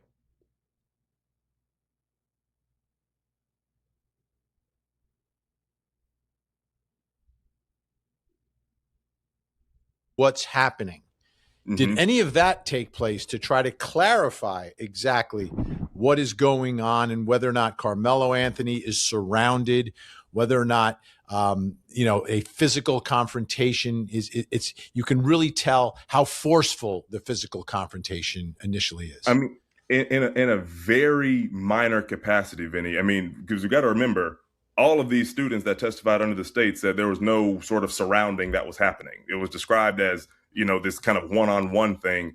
And, actually in the closing arguments, the prosecutor was saying, they're trying to say the 2 brothers or all these multiple people were jumping on him. But on the body cam with the video, once he was apprehended, he was saying, I told him not to put his hands on me, not I told they not to put their hands on me. So that was a big deal in the closing arguments. But there was one student that got up there who was actually on the field warming up. And so you saw an angle of, a couple of kids on the field, and you saw the angle of where the tent was. And what they were trying to do there is kind of talk about how this student's timeline of when he walked over and saw the commotion just didn't add up, and trying to kind of discredit his credibility a little bit. But no students were sitting there saying, yeah, that was me. You see me walking there, and then you see this push, and you see this person to the left, and they're moving up the bleachers. There was none of that real specificity, other than that one student on the field, just to show that his times weren't lining up when he said he walked over there, because they showed that he didn't walk at all when the moment of the stabbing happened. So none of the witnesses who testified, right? Some of the people that were there didn't testify, but the ones who were called and testified that were under the tent, near the tent, all this, none of them could specifically identify themselves in that video? No. There was one that, because he was kind of off to the side. We're talking under the tent right now where the commotion comes up. And then there was one kid that said, you see me coming over here, but he was very isolated. You know what I mean? He had nothing really to do with the the situation happening under the tent, which is, why we were here in the first place. But other than that, none of them were saying, that's me. You see me over here. You see, this is Carmelo right there. They're the Metcalf brothers. The only thing that was really identifiable was when the forensic media analyst showed Carmelo walking to the tent and then showed the Austin Metcalf and the other boys walking to the tent. Once things got to the tent, it was just, yeah, that's a crowd of people. You can't really tell what they're doing. You can't really tell that there's violence or if it's horse playing or if it's just people standing in a crowd. You can't really tell anything until they highlighted that little, they zoomed in real hard just to see this little whoop like that. And they were saying that's the push. And then 3 or 4 seconds after that is when all the, you see kids running in every which way. You see Carmelo run 3 or 4 bleachers up, and that's where the knife was found, about 3 or 4 bleachers up from where the stabbing happened. Then you see him run down, and he's running towards the track, and they zoom out, and they show him just running near the fence line. But other than that, no one's sitting there saying, that's me, I was here. It was just their account of what was going on, but not related to the video, because we only watched the video at the beginning of the trial before some of these witnesses took the stand. The video was not played with every single witness. You know what I mean? So that wasn't the crux of the direct examination by the state once those student eyewitnesses took the stand. Okay, so did the defense use the video that way at all? Did the defense show the video to the jury either during argument or during a direct or cross of their own witness or another witness and say, this is where Carmelo is surrounded? They didn't do that at all. And, there's been a lot of criticism regarding the defense of Carmelo Anthony here with, 6 witnesses, a couple of student witnesses, one of those student witnesses that actually admitted that he believed Carmelo was the aggressor, a defense witness saying that. But the defense didn't use the video in any capacity, which, they didn't do that. They didn't explain even why he had a knife in the first place, which I thought that was something they would try to harp on a little bit, just saying, he had it because he liked to go camping. He had it because, you had to cut nylon if you're setting up the tent. They didn't even touch on why the knife was even there in the first place. It seemed like a lot of missed opportunities and holes in the defense's case, and especially after they ended somewhat abruptly. But to your point, Vinny, the video was not shown during the defense's case in any capacity. And did they have any witness, either through their cross-examination or the direct examination of their own witnesses, who described Carmelo Anthony being surrounded or being confronted by a group? Nothing group, nothing like that. There were multiple people. They all kind of described the same situation. They got into there. A lot of people were asking him to move. This is defense's witnesses now. Just want to reiterate, asking him to leave. They saw commotion. They're looking around. They weren't scared. They just thought it was 2 boys, kind of going at it, saying whatever else to each other. But it was all 2 boys, not a situation of, I'm not going to say a gang, but a group of individuals, whether it's 2, 3, 4, sort of surrounding or physically confronting or intimidating all at the same time, all standing up and kind of getting around him. None of that was testified to. There was testimony about Carmelo was still sitting and Austin was standing up, but it wasn't Austin and Hunter. It wasn't. Listen, y'all, I'm doing a few things behind the scenes, okay? Well, it's something that he said that caught my attention. He said the trial ended abruptly. It ended out of the blue. I guess it was something that was going on which caused it to just end. And again, I want to know what that was. But he also said it's a lot of holes that was in the defense case in their testimonies. And I said that, remember when we played the mom and dad interview, and I said, y'all, something is off with this story. Something is off with them. Something they're not explaining, something that they're not saying. Okay, let me just give y'all my opinion, and I have no factual statement to back this up. This is just my opinion. Not how I feel, this is just my opinion.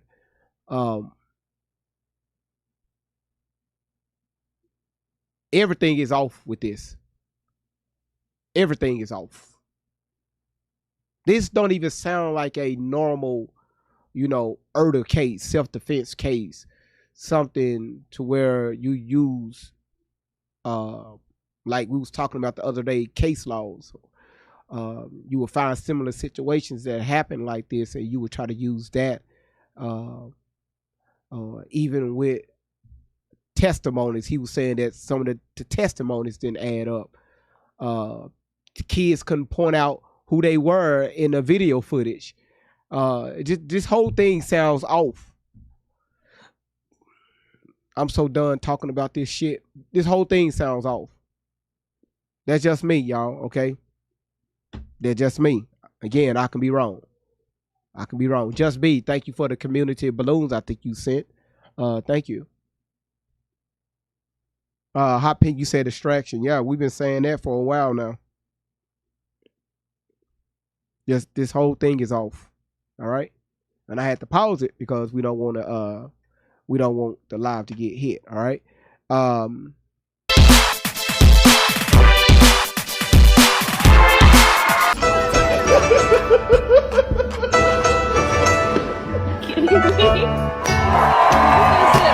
Go, babies, go! Nailed it.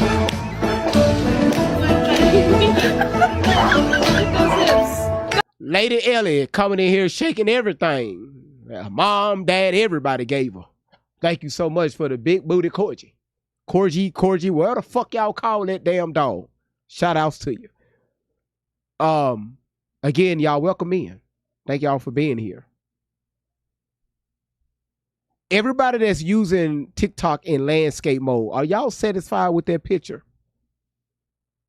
If you're watching in landscape mode, drop a 1 in the chat so I can know if I'm going to keep doing this, because both of these screens is taking up a lot of space on my computer. Y'all like that? You said, I don't like it. It got blurry for me. It is a little blurry for me too over here. I may need to fix that. So do y'all want me to keep it?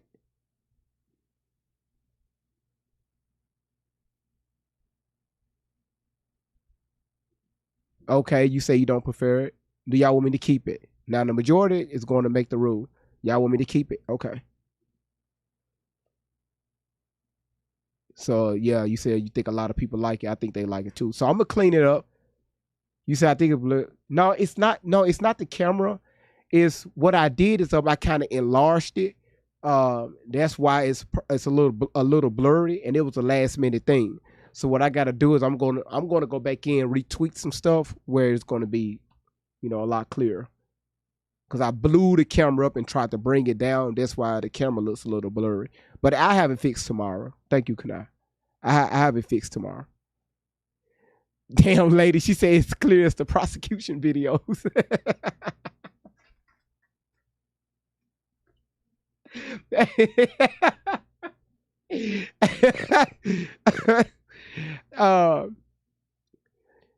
You say you can see the video better? Yeah, the video is bigger. And thank you, Diana, for the bravos. The video is bigger. But again, you can go back and forth. Okay? So, but again, thank y'all for y'all feedback. And I need y'all feedback so I can clean it up a little bit, all right? You said making typing in the comments in a different type of keyboard, but seeing it is all good, yeah? You said bigger isn't always better. Why you got to put that in the comments? It would take you to start a conversation like that. So I've been good for the past 3 days, but your ass coming in here saying some bullshit like that. The chat been doing fine. We've been avoiding that conversation for a while, and your ass come up here and say some shit like that. Here, see what I'm talking about? Yeah, see, y'all see, look at the chat. See, look at the chat. Look at the fucking chat. Thank you, Diana. Look at the fucking chat. That's the shit I'm talking about. Can we get back on the video and keep y'all minds out of the gutter? Now you got Rumble involved. YouTube, don't get into this. Just leave it alone. Rumble, leave it alone. Don't, y'all, just leave it alone. All right?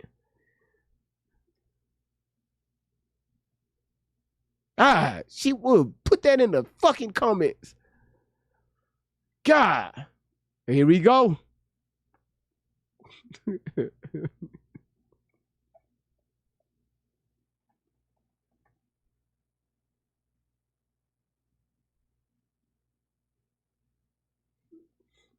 How we get here? How we get here?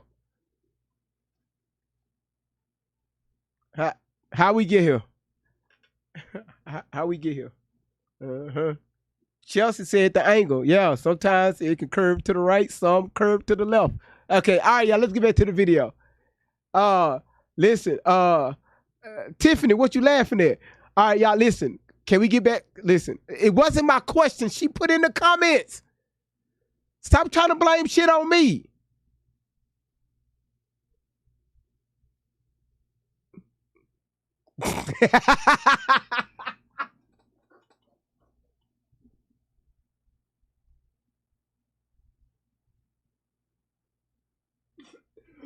All right, y'all, let's get back to the video. Austin Hunter and X, Y, and Z and all this different stuff. It was more so just those two boys, whether Carmelo was standing or sitting. The defense says he was sitting. That's the fact they were going on in the case, trying to say that, Austin was towering over him and Carmelo was trying to be calm and everything. But every account was that it was these two boys, nothing more. Okay. So here's another question. And this is a bigger picture question, right? And obviously at Court TV, we believe cameras should be inside every courtroom in every case across the country. It should not be denied, but it is. Everyone has their own rules. Here in Texas, it's judicial discretion, so it's up to the judge to decide whether it comes in or out. If there was a camera inside that courtroom, do you think it would be clearer to the community, to the public, exactly why he was convicted? Absolutely. Absolutely. If the public had transparency and heard just the sheer preparedness from the prosecution, every time the defense tried to get the ball rolling, the prosecutor had something ready to go. And in the way he presented his case, Vinny, I mean, I know you're a former prosecutor. You understand how these strategies work. It was very simplistic and digestible for the jury. For example, the defense called this one witness who was a student who knew Carmelo, went to school with Carmelo, and talked about, there was an argument about the tent culture, how tents were like locker rooms and you shouldn't be under them and this and that. This student was saying, no, track meets were very social. I'd be under the tent for 15 minutes with some of my friends if I saw them. I've actually been under the memorial tent with Carmelo. So he's going through all of this different stuff. And then the prosecutor gets up on cross-examination, like, oh, so, they're very social. Yes, sir. If someone asked you or asked you to leave their tent, would you have stuck around? No, sir. I wouldn't. I probably would not have done that. So, I mean, there's the answer right there, right? Just simplistic questioning. Are you surprised that a knife was at a track meet? Yes, sir. Knives don't really come to track meets. No, sir. Were you surprised that, your teammate was the suspect here? Yes, sir. Just all of those sorts of simplistic, no matter how the defense tried to paint something. And, there were some moments where I was like, okay, here, the ball's rolling now. And as soon as the prosecutor gets up there, it's like, it's almost like he was trying to play more of the common sense, sort of play here. But I think if cameras were in there, public transparency always, as you said here at Court TV, is always important when it comes to these trials, so the community can understand and, not be so polarized. I mean, of course, there's going to be opinions and judgments on both sides, but I think it would have helped them see why this conviction came and he was ultimately sentenced to these 35 years. Yeah. And what I mean, for the public trust in our system of government, which works for the people, like, you don't necessarily have to agree with the verdict, but maybe at least you would understand and say, oh yeah, like whether you believe the defense attorneys didn't do a good job or witnesses went south or whatever happened, you may understand how the jury came to their conclusion. But where we are now, it's like the reaction to this, it's as polarizing as ever. Cody Thomas, Court TV anchor, working hard. Appreciate your time always, sir. Thank you so much. Thanks for having me as always, Benny. Happy to be here. So I was a little surprised when I found out that the judge from the Carmelo Anthony case granted a TV interview. He did an interview with WFAA, spoke about a lot of things, but there was one thing that really caught my attention. Again, this is a TV interview. We have the audio. Let's take a listen. I have seen from other cases around the country where cameras in the courtroom changed the way that the judge acted, the lawyers acted, some of the witnesses acted, and we were not going to have that here. We were going to really isolate the purpose for which we were here for, which is to have that fair trial. And cameras in the courtroom did not enter into that equation at all. Objection. Judge arguing facts not in evidence. You know, if you're a judge and a camera's in your courtroom and it changes the way you judge, that's your problem. That's not the problem with transparency. That's a problem with the judge. If a lawyer does anything other than try their case because a camera's in there, that's their problem. That's their mistake. That's their inability to be professional. But I'm surprised on a couple. All right, the judge didn't want cameras in the courtroom. I get it. We're going to talk about that, and I always talk about that. But he gave an interview about a case that just ended. Like, just ended. Is this normal? Is this what always happens? You know, every state in our union has their own little set of local rules and practices and ethics, et cetera. So I didn't practice in Texas, so I've got to bring in one of Texas's best. He is a criminal defense attorney, special prosecutor, and probably the best criminal appellate attorney in the state of Texas. My friend, Brian Weiss, who I've probably known you longer than any other guest in the history of all my years at Court TV, Brian. You know, what I found doing what we do is never to argue with the host and kind of suck up. So, yeah, Vinny, you couldn't be more correct. Look, you and I have known each other longer than most people have been married, certainly most of the people that you and I know have been on the air with. A couple of quick takes. Number one, I know Judge Roach. I met Judge Roach when I was a special prosecutor in the Ken Paxton case, investigating and prosecuting the Attorney General, now Republican nominee for junior senator, because that all happened initially out of the Collin County Courthouse where this trial was. And I heard nothing but good things about Judge Roach. I maybe even met him at a seminar. But number one, when I talk to judges and lawyers and prosecutors at seminars about dealing with the media, it's one thing for a prosecutor or a defense attorney to go on the air. I don't think there should ever be a case where a judge, the guy that calls balls and strikes and wears the dress and everything, should go on the air. All right. Is everybody good? Is everybody still locked in?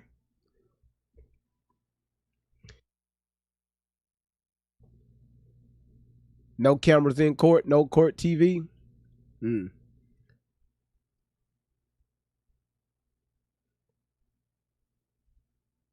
Oh, yeah. Oh, you can see my iPad. Oh, y'all can see my. Oh, let me get the iPad off of there. My bad, y'all. Thank you for letting me know that was up there.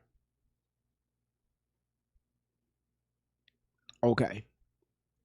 All right. Thank y'all. Thank y'all so much, man. Thank y'all so much. Thank you, Vicky. Thank you so much. Unless it's in some educational capacity. And I know what this judge's clip was not particularly incendiary. That's the other take. I could not disagree with him more. And again, Laura, if you don't mind, can we do a quick mod break?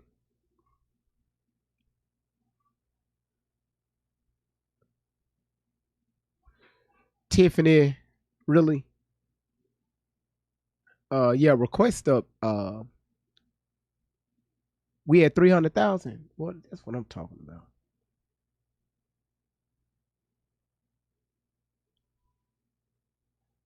Thank you, Kanai. Will it allow you to thank you, Lady Ellie. You say you don't have the icons, just as I figured.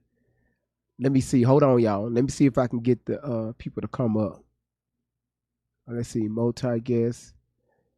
It said multi-guest live isn't available in dual layout. So when I open up the panel, it's going to be one or the other. So when I bring people up on the panel, I gotta take away the landscape mode and just keep the portrait mode.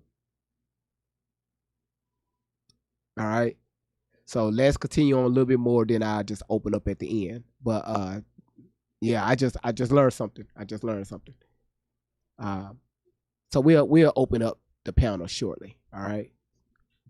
Thank y'all. Again, I'm learning just like y'all.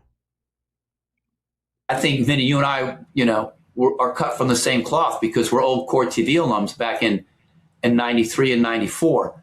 And you make a great point, not just to suck up.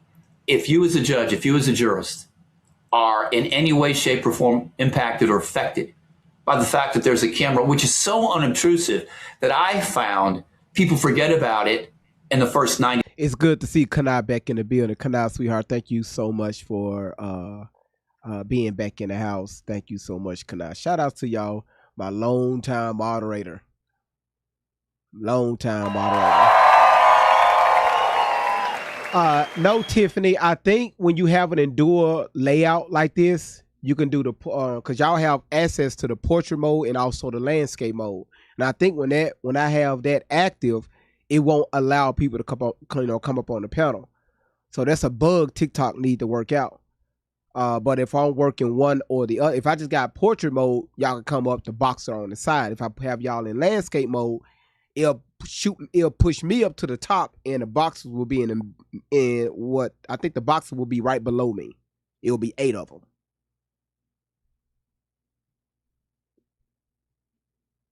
Seconds, then you should not be behind home plate in Game 7 of the World. Yeah, Queen T, I saw that.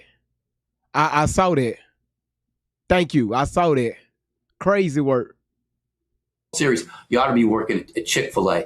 The other thing is that if you are going to let witnesses or advocates play to the camera, and again, the 3 most cliched things in America, French cuisine, Notre Dame football, and lawyers playing to the camera, nonsensical at best. It is. You're not playing to the camera. You're playing to the jury. Like, the lawyers are playing to the jury. That's right. The jury makes the decision. The jury decides whether they win or lose. That's who they play to. I mean, I've covered, this isn't the first high-profile case that we've covered through the years. There was another one that had sort of the racial tension that this one had, involving a victim named George Floyd. And the judge in that case, Judge Cahill, the state of Minnesota had never had a camera in a courtroom, but Judge Cahill was smart enough knowing that case for that community and for the nation was important for the nation to see the evidence and hear it so they could understand the verdict and understand the way the evidence went in. And whatever you believed about the evidence in the case, the bottom line was prosecutors won that case. Their expert was amazing. The defense expert was meh. And that made a huge difference in the case. And that's what the transparency showed. And if you don't agree with it, you have a basis to not agree with it because you get to see and hear everything. Will this be a problem, the fact that the judge spoke about a trial right after? My father was a federal judge. And, the rules were you don't talk about any case. You don't talk about any case that still is open to motions and appeals, et cetera. Judge Belvin Perry, in that case down in Florida involving Kaylee Marie Anthony, the victim, he spoke after he retired, and that was a case where it was a not guilty verdict, so there were no appeals, right? So what are your thoughts there? Is that going to be any sort of a lingering issue potentially, or nothing? It's just more of he decided to do it. Maybe it wasn't in the best taste, but he did it anyway. I agree. I think hashtag rookie mistake. In the panoply of potential legal issues that this case involves, and there are a couple of good ones. No. Oh, we're going to talk about those in a minute. Exactly. But how about this one, though? Not at all. It was an innocuous, 45-second bite that had nothing to do with the merits, that did not call into question the judge's impartiality. Because in addition to talking to lawyers and judges and prosecutors all throughout the country on dealing with the media, one of the other things that I've kind of become the expert on, and, remember what Mark Twain said about experts, experts just some guy from out of town, is trial court recusal. And, what will get you bounced, quicker than anything I can think of. And going on the air and talking about a pending case or an issue even likely to come before you. One of the cases that I talk about was, unfortunately, an incredibly tragic case, the Oklahoma City bombing case. And the first federal judge assigned to that case decided that he was going to go on Nightline, a program back in the day that was a pretty big deal with Ted Koppel. And I think most members of this gen are like, Nightline? Is that like a nightlight? And the judge ended up getting recused. Why? Because he evinced a take, if you will, that while not directly impacting a bias or prejudice, certainly in the minds of a member of the public, and this is what the test is, whether a reasonable member of the public on 6th Avenue between 52nd and 53rd, knowing all the facts and circumstances, would have a reasonable doubt about that judge's ability to be fair.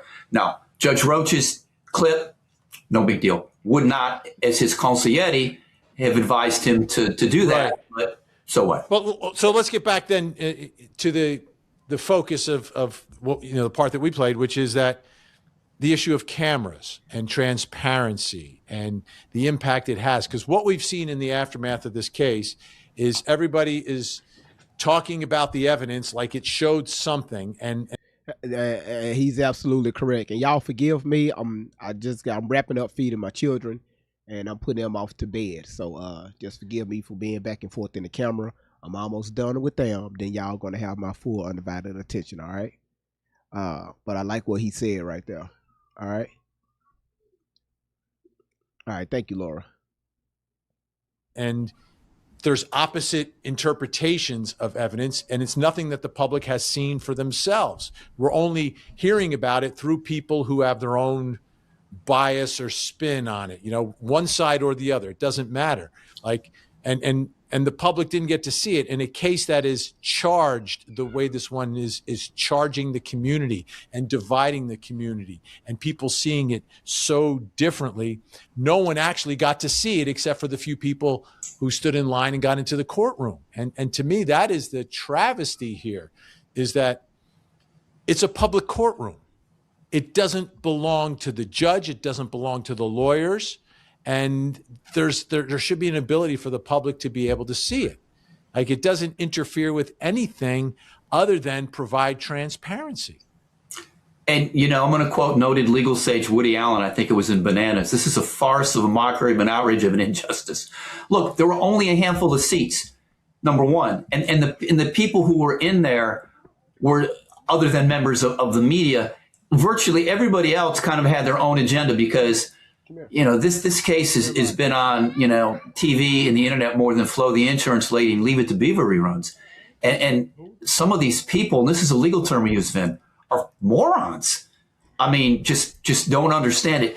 And what Judge Roach could have done is that he could have done what a lot of judges do when they don't want to send out the actual trial over broadcast TV, is to create what we call, and I know you're familiar with the term, an overflow room, where members of the media or members of the public can watch the trial in real time, and it's a closed circuit TV feed that's not going to be distributed. Yeah, but for court TV, that's like, we went to the prom, but my date was my cousin. Exactly. It's not perfect, but at least more eyeballs get onto the evidence, and maybe you'll have some more perspectives of it. But to me, the ultimate thing is it's the people's courtroom. It doesn't belong to anyone else. And I know you're trying to balance all this. Just give me a short answer on this one. Did you agree with the gag order? Because one of the other things that has happened now is that Austin's father finally got to speak, and it was raw, it was emotional, it was wow. But he was not permitted to speak beforehand. I'm offended by that, because I believe in the First Amendment. I believe it's first for a reason. What are your thoughts about gagging people who are not the lawyers in a case? Wrong from here to there. Stevie Wonder can see that. The leading case in Texas on gag orders in criminal cases, if I can say so, is my case. It's a case called In Re Benton, involving a killing that happened about 5 minutes from my house, involving a 16-year-old high school student who looked like a young Angelina Jolie. We got it set aside.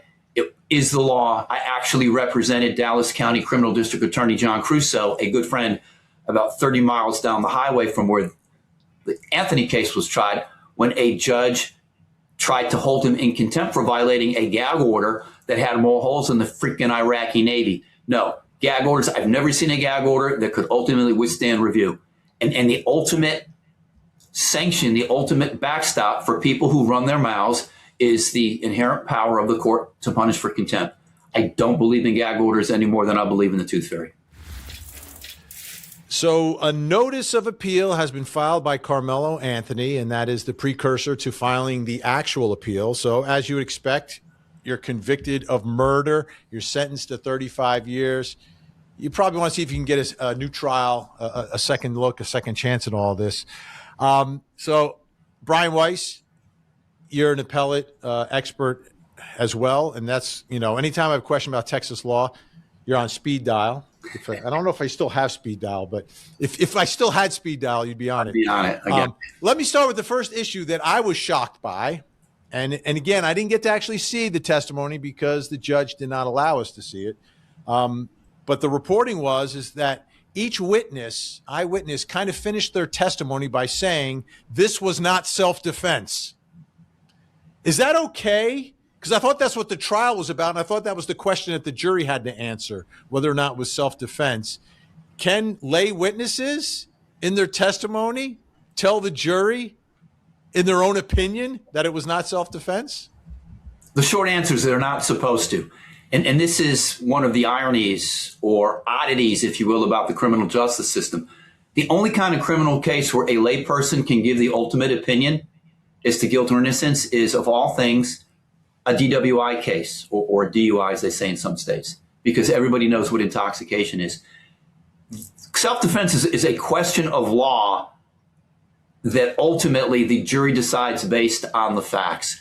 Now, a witness can testify. You can't, I don't think you should be able to answer a shove with a stab like Bill Worski so ably argued. Or you could say that I believe that Carmelo Anthony had an opportunity to retreat, that is to leave the tent.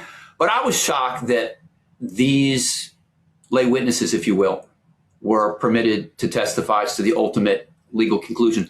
That's an issue. But it's interesting because I thought the issue that I thought you were going to lead with is the Batson claim. Apparently you can go from 0 to a complete site in just a single prompt with Wix Harmony. I don't know if this is going to be possible. Listen, y'all.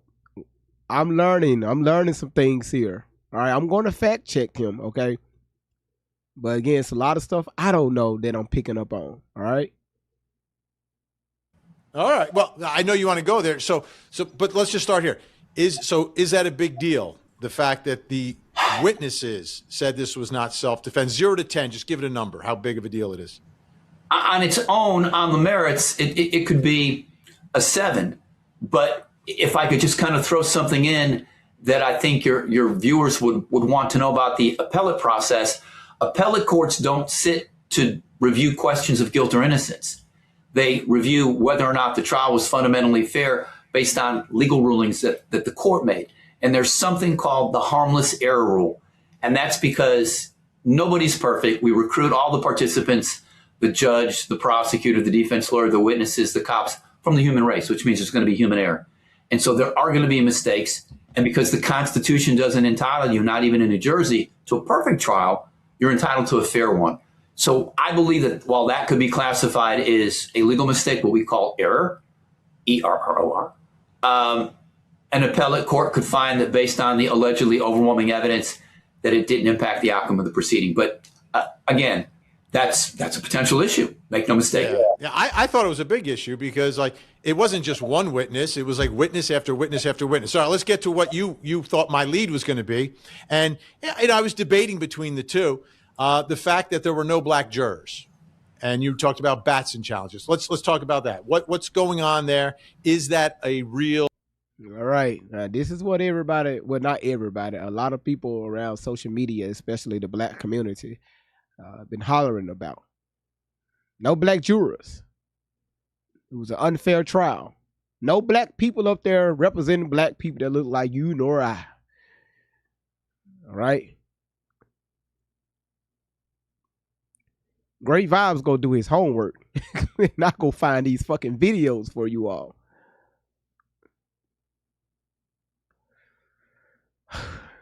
My people, my people, my people. You know, I think I'm about to be with this young lady withdrawing this line across the United States. I think all the light-skinned people, all the light-skinned blacks needs to be up north. You know, no, we need 2 lines. We need a line 25%, of the way down from Canada for the Steph Currys, and then another, no, I'm going to say about 35%. All the Steph Curry looking, light skin, red bones, and then after that, then you got the peanut butter, milk chocolate. And then down south, that's when your ass got the midnight blue black. You got the 12 o'clock. You got the 2 a.m. blacks. Hey, sorry, it's no room for white folks. We just gonna push y'all ass up in Canada. Donald Trump tried to snatch that one, so by the time that happened, that'd probably be part of the United States. I don't know. That don't work. We just push everybody out to Greenland. It just, I don't know. I don't know. Cell phone service gonna work out there. I don't know if you can grow crops out there. I don't know. They trying to build a dome out there, allegedly. I don't know. What y'all think? Huh? What y'all think? What y'all think? Pinkie Pie's world say, wait, what? GV, what? What you mean get rid of white folks? You missed that live. You missed that live. Boy, that live was crazy. Now y'all remember, everything that I'm saying is a joke. Ha ha, he he. If you feel butt hurt, scroll to the next live. Real issue in this case. You say get back on. I am on topic. Okay. At the appellate level.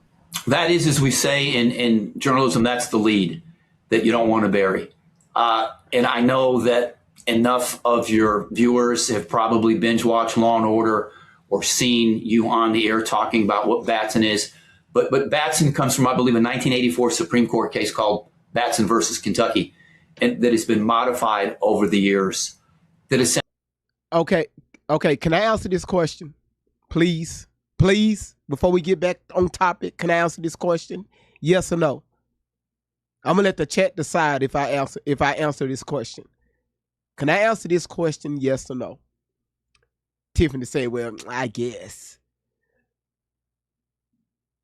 Oh, okay, all right. So where do all the mutts go? If your ass mixed, you a mutt. Where do the mixed breed go? Cuba. Shit.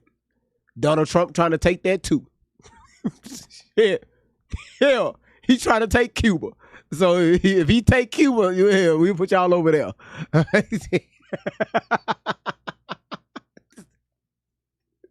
Kanai, thank you so much for dropping that in the screen. Dropping that in the chat. You said that will be most of us then. You're damn right.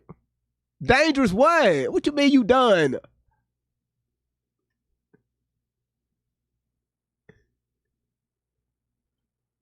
Essentially says that while a prosecutor can exercise as many challenges for cause as he or she can, that is based on a juror's inability to follow the law, that they can only exercise their peremptory challenges for reasons that are not related to race or for any racial reason or for any racial pretext. So what, in essence, this case presents, as I understand it, because again, I followed it, but I followed it on, this device right here, is that there were 3 black potential jurors, what we call veneer members in Texas, who were struck by the prosecutor peremptorily, meaning for no reason at all, is based on their 10 that both sides get in Texas in a felony. And once the defendant, in this case, Mr. Anthony's lawyers make what we call a prima facie case. Judge, on the record outside the jury's presence, now that the jury's seated, I want to note for the record there are no African-American jurors. And I want the court to note for the record that the prosecutor exercised X number of challenges on black jurors. At that point, the court will say, fine, the defendant has made a prima facie case. Mr. Worski, I want you to tell the court for the record why you struck those black jurors. And my understanding is that they were struck because I think they were not necessarily teachers, but educators who might have felt sympathy for a 17-year-old kid if they're around 17-year-old kids all the time. Now, once that happens, the prosecution has initially rebutted that claim that you used your challenges improperly. It's then incumbent upon the defense attorney, and this is where it's tricky. You have to show that potential jurors, voir dire members, who were similarly situated to these 3 black educators who were struck, were not struck, and they were white. So my understanding is that there were white voir dire members who may have been teachers or educators who were not struck. If that's the only reason, I love that issue. That's a home run, right? So you have black teachers, white teachers. Prosecutors get rid of the black teachers, but don't get rid of the white teachers. And then all of a sudden, their reasoning for getting rid of the potential black jurors kind of falls by the wayside because you didn't. Everything else is the same, except the fact of what color their skin is. Right, and the word that we use, you use the legal expression "falling apart," which I like. It's called a pretext. That basically this is BS. And I have one back. All right, 0 to 10, give me a number because I have one more issue I want to get to. 8 or 9. Okay, so that's a big one. That's a big one. All right, the final one. Everyone talks about this all the time. I know some lawyers don't like it. Ineffective assistance of counsel. I knew. Look at you. My dad used to say when I would answer a question he didn't think I could answer, he'd say, "You just look like you don't know anything." Well, Vinny, mazel tov. I thought that was beyond your keen, as we say. That's a great question. And this is why. I have done, as an appellate lawyer and post-conviction writ lawyer over 4.5 decades, a bunch of ineffective assistance, motions for new trial, direct appeals, and post-conviction writs, including a death penalty case that I won 20 years ago in the Fifth Circuit Court of Appeals. Let me tell you what the problem is that lawyers like me who involve themselves in ineffective assistance cases are basically like internal affairs, like the shoe flies, the rat squad. Why? Because what you're doing is you're claiming that defense attorneys are morons, prosecutors are cheaters, and judges are ignoramuses. And as you can tell, I can tell by that Jersey smirk, it's going to make you a widely popular guy. You're going to be as popular as P. Diddy. And so it's a very touchy subject, particularly 1, high-profile case, 2, racial element, 3, I don't know about the lead lawyer, this guy named Mike Howard, who we can talk about in a minute, but second chair counsel is a guy who I know, who I've lectured with, who I've put on CLEs, a guy named Toby Shook. And when he was a prosecutor in the Dallas County DA's office, he was a legend. He was a cult figure. And one of the, it's a small world after all, sound bites from this trial is that he and Bill Werski go back forever. And they were special prosecutors in an incredibly high profile case right down Interstate 35 from this courthouse, where a judge and his wife were killed in Kaufman County. So they've been together. They've been on opposite sides. I think Toby's a great lawyer. I'm not sure how much Toby actually did in this case, again, because there were no cameras in the courtroom. Mike Howard, I don't know the guy, so I'm not going to opine, but I know this, that with all of the money that the defendant and mom and dad were able to amass via Kickstarter, GoFundMe, whatever it was, and there was a lot, there are other lawyers, not just in the Metroplex, but within Texas, who I would have hired. Mike High School, probably pound for pound, not just one of the best lawyers in Texas, who also happens to be, coincidentally, African-American and from Fort Worth, or lawyers from my part of the state, Dan Cogdill, Ken Schaefer, Derek Hollingsworth, Rusty Harden. Those are the guys who I think the call probably should have gone out to. But to your point about ineffective assistance, let me tell you what point 1 under ineffective assistance is. Well, I'm going to ask you, I'm going to be the host. Vinny, thanks for joining us today. What do you think the best claim of ineffective assistance is that Carmelo Anthony's new lawyer will have? Did not prepare for the punishment phase. Oh my God! Trial, presented no case. Golf clap. You're absolutely. So I got it right. I got it right. Hit it out of the park. Right. Hit it in the Crawford boxes. No question. And yeah, I think anybody who. Damn. Are y'all paying attention to this shit? This is crazy. Again, y'all, it's almost done, and I'm going to open up the panel, y'all. This shit is crazy. Again, wasn't in the courtroom, but followed the case, knew that. My understanding is that they called mom, asked her a couple of questions, and then said, thanks for being on the show. I have been successful. I've been blessed over however many years of winning a number of cases, and serious cases, including Galen Walby, the only then death row inmate from Galveston, in the Fifth Circuit Court of Appeals, which is kind of like climbing Everest in your shorts, based on the failure to investigate and prepare for punishment stage. This is why this matters, and this is why I like it with the but that we'll talk about in a minute. What most lawyers don't understand is that most cases are punishment cases, that the defendant in a felony case is the visiting team down by 3 scores in the first period, full stop. And if you have not prepared for the eventuality, for the virtual certainty of a punishment hearing, then again, you've got no business in a courtroom. That means lining up a smorgasbord, a cavalcade, a panoply of mom, dad, aunts, uncles, cousins, siblings, coaches, teachers, people who knew this kid best, number one. Number two is I also think this kid's 17. And what we like to tell jurors in a situation where we've got a youngster is that our lives are motion pictures. They're not snapshots.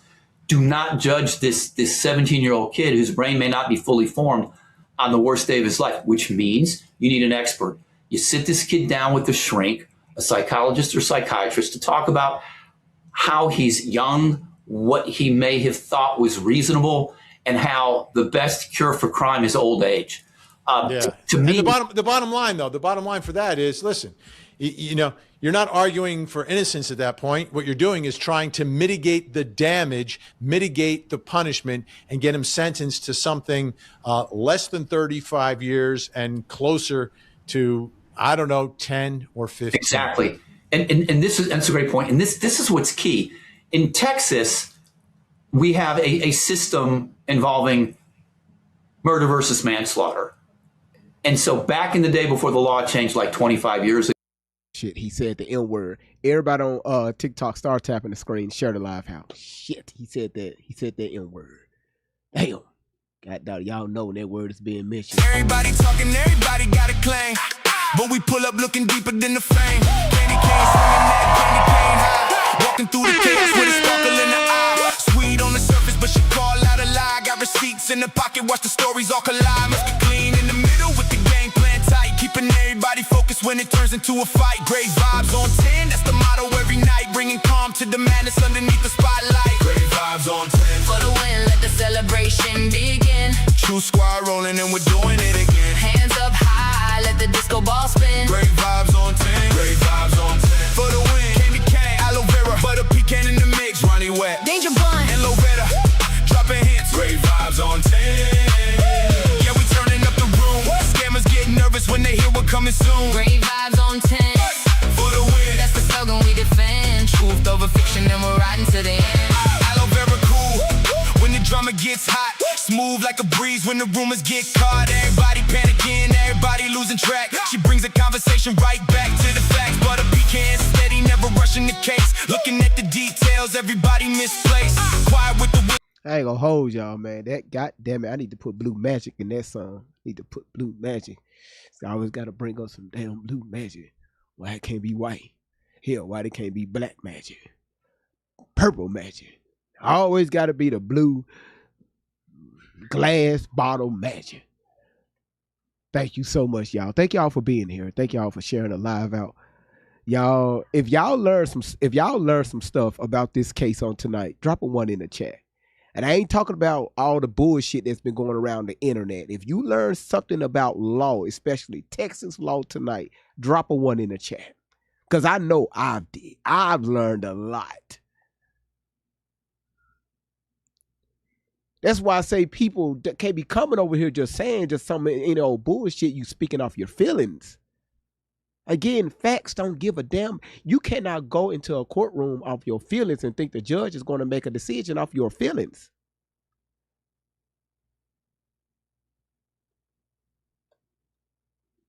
You're right. Texas law do not supersede the Constitution. Absolutely.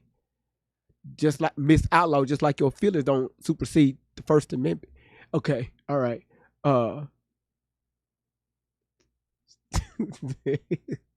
Listen, we know what's going on behind the curtains, Peanut. We know to start up all this. We'll talk about that when I open up the panel. We'll talk about it. Ago, a jury could consider manslaughter is a separate crime with a separate punishment range of 2 to 20. The legislature said, now let's just make it a punishment issue. So you get found guilty of murder during the guilt innocent stage, and then at punishment, you get what's called a special issue. If you find from the evidence that the defendant acted as a result of sudden passion arising from an adequate cause, that is the kind of response that anger, rage, terror, or resentment would bring in an ordinary person. Can't believe I remember that. Then this is manslaughter, and the penalty range is 2 to 20. Okay, right there. Right there. Thank you for explaining that shit. Right there. So we know anytime somebody's fighting, something like that, there's a lot of passion going on, right? Two people that don't want to stand down because of egos, right? They're teenagers. You got to think like a teenager, right? So, of course, we know there's a lot of words being going back and forth. And again, teenagers, unfortunately, it resulted to someone's life being put 6 feet in the ground, and the other one is being placed behind bars. That's why when I first heard this case and when I covered it last year, why wasn't I didn't hear manslaughter. Manslaughter. Okay, I get he unalived someone, but look at the parameters of it, right? And again, you know, some people can argue premeditated. All right, he had the weapon in his bag coming in on the field, but excuse me, I honestly don't believe he came there to the track meet to unalive someone, to cause someone harm. All right, you just not going to allow me to sit on that one. I'm not going to sit on that one. This is why I look at the defense attorney, right? What the hell was you doing? What the fuck was going on with the parents raised all this damn money.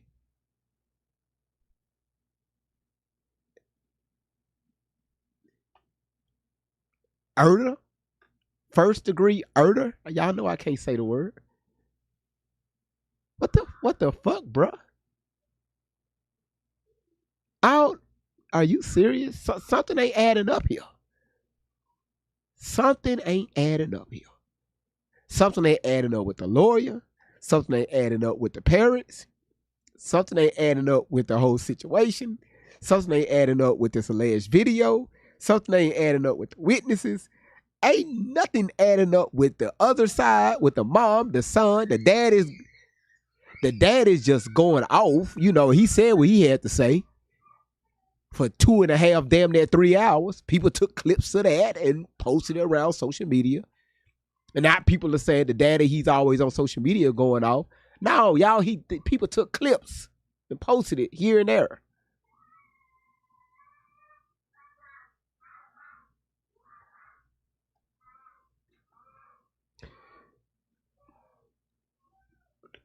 It just,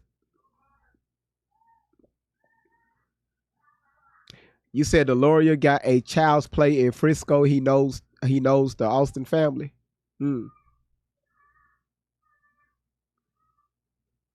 You said they went into chambers for 2 to 3 hours and came back and rested the case. They was in chambers for 2 to 3 hours, allegedly. Damn.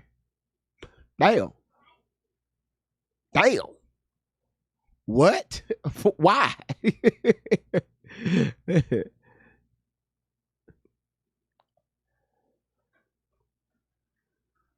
You said the jury took less than 3 hours.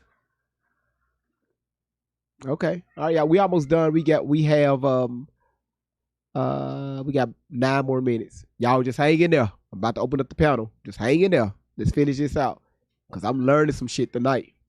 While you can litigate that, and generally do litigate that during guilt innocence, you can also litigate it during the punishment stage. I didn't see anything at all, nothing, zero, zip, nada, that was related at all to the special issue.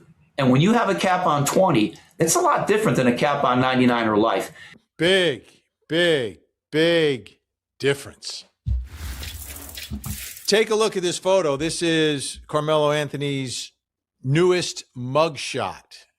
And looks a little different, looks a lot different. Shaved his head, obviously.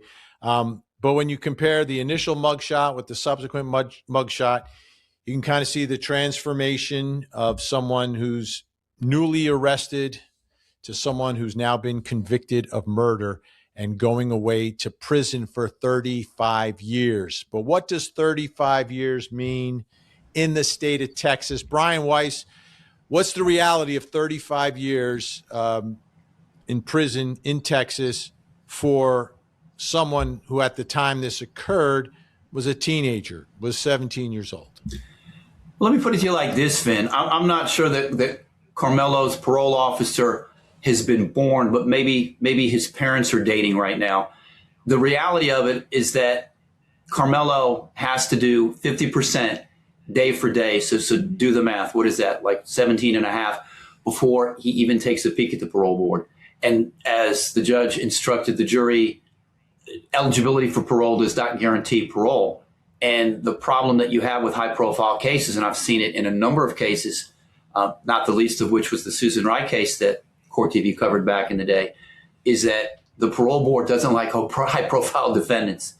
And so the problem you're going to have is you can continue to get what we call set-offs. And parole in the Texas system, what I would suggest is that, and it's obviously premature, is there are lawyers, a couple of good ones. Most of these guys are scam artists, three-card Monte people, but there are a couple of good ones who I really think this family could think about hiring in the next, decade and a half. Ben. Let's put aside the notoriety of the case. If this was a regular case, when I say regular, I mean a case that doesn't capture the nation's attention, right? And it's a 17-year-old, gets sentenced when he's 19, doesn't really have much credit or whatever. What are the factors that the parole board will consider 17 and a half years down the road? Well, I think first and foremost is acceptance of responsibility, which is problematic for any defendant who comes in and pleads not guilty and says, I was wrongfully convicted, I didn't do it. So I think age, prior criminal history, acceptance of responsibility, remorse, and then how the victim's family feels. And again, I alluded to the Susan Wright case. Susan Wright was a housewife in West Houston in 2002 who stabbed her abusive husband 193 times, still the Olympic, AAU, and NCAA records, and buried him in the backyard. And part of the problem that Susan had with parole was that, not understandably, the victim's family's like, this woman is the devil, and if there's a heaven, she's not in it. But talking about those kinds of considerations at this point is, I know a journey of 1,000 miles begins with a single step. That's a very, very, very long way off. This kid's best shot right now, unless he wants to be released when we're planting tomatoes on Mars, is the appellate process to the Fifth Court of Appeals in Dallas. And as you pointed out, I don't know what they're doing in terms of changing lawyers, but there are a couple of names that the family calls me and I'm like, this is who you need to talk to. I know the kid signed the pauper's oath, but what I would do is that I would immediately start lining up a panoply, a bevy of punishment witnesses who were either interviewed or called, my expert, and to basically present the punishment case at the motion for new trial that wasn't presented. Wait, right? The punishment hearing. I get it. But let's go back to the parole part of this, right? Sure. And we spent some time in this episode talking about the bad blood between the families. It would seem to be in Carmelo Anthony's family's best interest to mend those fences, right? To mend, to try to create, if they have a relationship with Jeff Metcalf and with Hunter, Austin's twin brother, if there is some sort of moment of coming together, that could be Carmelo's best opportunity to get parole sometime down the road if Jeff Metcalf speaks and says, okay, he's been punished, and Hunter, and there's some sort of coming together, some level of healing there, rather than where there seem to be going now, which is in the opposite direction of that. Okay, I'm going to go out on a limb here and say that Khloe Kardashian has a better shot of winning the Heisman Trophy than that happening. That's not going to happen. Why? Why is that not going to happen? Because there are so many things about this case, not the least of which is the hot button, third rail element of race, that I think that it's highly unlikely in the short term. And let me say this while I'm at it. I see that the mom and dad have done a series of interviews with some, market 290 whatever affiliate. You've got to turn down the volume on this right now, because all of this that's been going on outside the... How many times I said that? I said, why in the hell the mom and the dad out here on social media doing all these fucking interviews? People start saying crazy shit in the comments.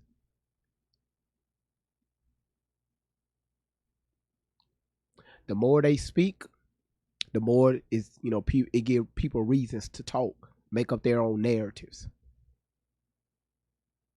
Shut up, be quiet, do what you have to do behind the scenes to protect you, your family, and your son. Simple. The Collin County Courthouse, where I spent a bunch of time. That's not helpful. I know people are angry. I know people want to vent. But courts of appeals and trial judges don't want to think that their decisions are impacted in any way, shape, or form by public clamor or outcry. So dial it down. My advice... It's time to do what Mackenzie Sharilla's parents should have done, which is just zip it. Exactly. Brian Weiss, exactly. Always great to catch up with you. I gotta make my way back to Texas when I do. All right, y'all. That interview was an hour long, and again, thank y'all for hanging out with your boy Great Vibes on 10 for the win. Now, before I open up the panel, because I know there's a lot y'all want to say, I'm looking at my settings on the TikTok Live Studio, and it says screen orientation cannot be changed when you're live or recording. So guess what? I have to do? I will have to restart the live just to bring y'all up on the panel. Y'all cool with that?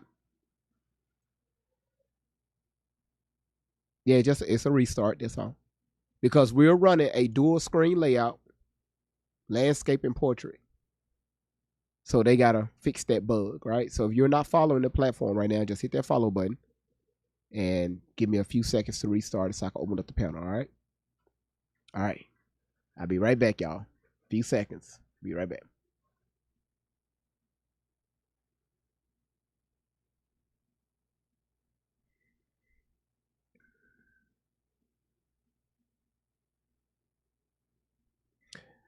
All right, so let's see.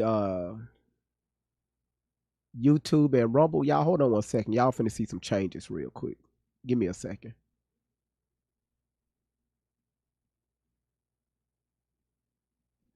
Okay. All right. Let me fix this. Now, I don't know if I need to go left or right. Okay, here it is. I see it. And again, YouTube and Rumble, thank y'all so much for being here. Thank y'all for y'all patience. Thank y'all for supporting the platform. I really, really appreciate it. So let's bring this down. And let's bring this over. Boom, there it is. All right, boom. All right. And okay. All right, so we got that. So now we gotta restart the TikTok platform. All right, go live. All right. All right, so we got that.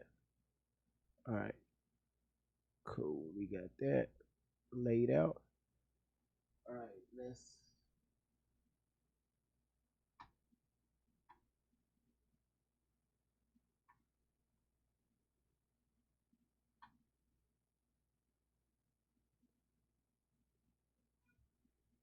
So I have to restart the chat room for all platforms so TikTok can come back on this software. And we're up. All right. So cool. All right, we back. All right, so while everybody's coming back in, let me go ahead and play this music. And again, thank y'all so much, man. Thank y'all so much for being here. Yeah. Hey yo, great vibes on 10. True squad in the building. Mr. Clean, Candy Cane, Aloe Vera, Butter Pecan, Ronnie Webb, Danger Bun, and Loretta Von Lux. Everybody, body. Everybody sing it loud. Everybody sing it loud. Everybody sing it loud. Great vibes on 10. Everybody sing it loud. Great. Yeah. The van keeps rolling, got the team all set. Chasing down the facts on the internet. Everybody talking, everybody got a claim. But we pull up looking deeper than the fame. Candy cane swinging that candy cane high. Walking through the chaos with a sparkle in the eye. Sweet on the surface, but she call out a lie. Got receipts in the pocket, watch the stories all collide. Mr. Clean in the middle with the game plan tight. Keeping everybody focused when it turns into a fight. Great vibes on 10, that's the motto every night. Bringing calm to the madness underneath the spotlight. Great vibes on 10. For the win, let the celebration begin. True squad rolling and we're doing it again. Hands up high, let the disco ball spin. Great vibes on 10. Great vibes on 10. For the win, Candy Cane, Aloe Vera, Butter Pecan in the mix. Ronnie Webb, Danger Bun, and Loretta, dropping hits. Great vibes on 10. Yeah, we turning up the room. Scammers get nervous when they hear we're coming soon. great vibes on 10. For the win, That's the sound of the fan. Truth over fiction and we're riding to the end. Aloe Vera cool when the drama gets hot. Smooth like a breeze when the rumors get caught. Everybody panicking, everybody losing track. She brings the conversation right back to the facts. Butter Pecan steady, never rushing the case. Looking at the details, everybody misplaced. Quiet with the wisdom, always keeping the pace. Then she drops one question and it changes the whole race. Ronnie Webb riding through the storm with style. Got a sharp intuition and a confident smile. People tell stories, she can listen for a while. Then she finds the missing pieces hidden under every pile. Loretta Von Lux, Loretta Von Lux, walking in designer flair. Gold hoops in her ears and highlights in her hair. Luxury coat swinging while she surveys the scene. Spot a fake story quicker than you ever seen. Tiny little diva, but her instincts are elite. She can sniff out contradictions from a mile down the street. Gucci on the shoulders, confidence on max, while she's quietly collecting every piece of every fact. She don't gotta shout, she don't gotta bark. One look from Loretta and she's already found the mark. When the scammers start sweating and the stories don't match, Loretta's already smiling cause she solved another catch. Like flat, Crowd jump, music hitting hard. truth hunters, Fact checkers never dropping guard. everybody dancing while we're putting clues together. Searching through the nonsense no matter what the weather. Danger Bun, hopping through the comments every day. Little bunny energy, but she's leading the way. Hashtag save the bunnies, yeah, you know what she'll say. Then she'll uncover 3 mysteries before the end of the day. Curly ears bouncing, got determination strong. When the trail gets complicated, she keeps moving along. People think it's funny till she proves the rumor wrong. Then the whole room singing to the Danger Bun song.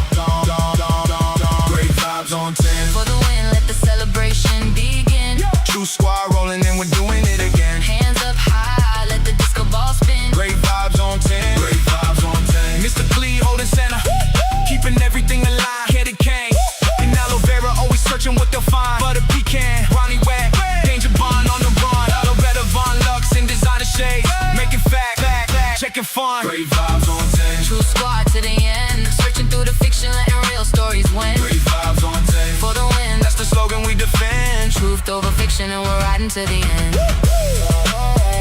The van keeps rolling, the music keeps glowing, the truth keeps showing. True squad moving. Mr. Clean, Candy Cane, Aloe Vera, Butter Pecan, Ronnie Webb, Danger Bun, Loretta Von Lux. Everybody singing loud. Great vibes on 10. For the win, for the win, for the win. True squad in the house. Great vibes on 10. Great vibes on 10. Man, let me tell y'all something again. Aloe Vera, man. This shit right here, man. When you would dance so hard to this song, it's gonna make you fuck up a few chairs, break a few legs. By the time you get done, the wheelchair line is gonna be long because you just put one on order. All right. Diana is here. Let's go. Lady L, I see everybody's coming back in. Thank y'all so much for coming back. All right. Now listen. The panel is open. I know I know it was a lot of information being thrown out there. That's why I tell y'all, be careful who you listen to. Because again, so many people are spreading misinformation out on social media because they are responding in their feelings. So when you challenge their feelings, guess what? They go off on you. They get loud, get obnoxious, because they don't have any factual evidence to support their claim. That's why I like listening to, and again, they don't be right all the times, but I try to listen to attorneys or different things where people actually like break down different cases in ways that I never looked at. And I just, what they say, eat what's there and spit the bones out. The stuff that you disagree with it, again, a lot of people don't know. I mean, it's people that don't agree with everything that I say or do. But be careful how many tables you are eating from. Y'all call it the social media streets. Y'all just be jumping around from platform to platform, from lives to lives. And now you got all this different energy just enter into your mindset, and you wonder why your ass fucking crazy as hell. Because look at what you're allowing inside of your home, your temple, which is you.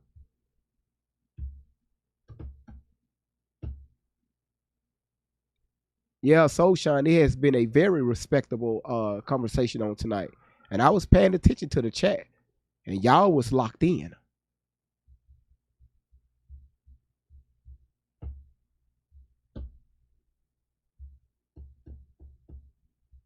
That's all I want. I just want people to just think outside the box a little.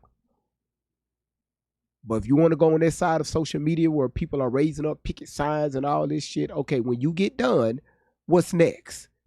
We've seen this story so many times where a black man get unalived by a white police officer or a white person, and now you got the streets full of people holding marches and having riots and different. When you get done, what did you solve? What legislative was passed? What new bill was formed because of that?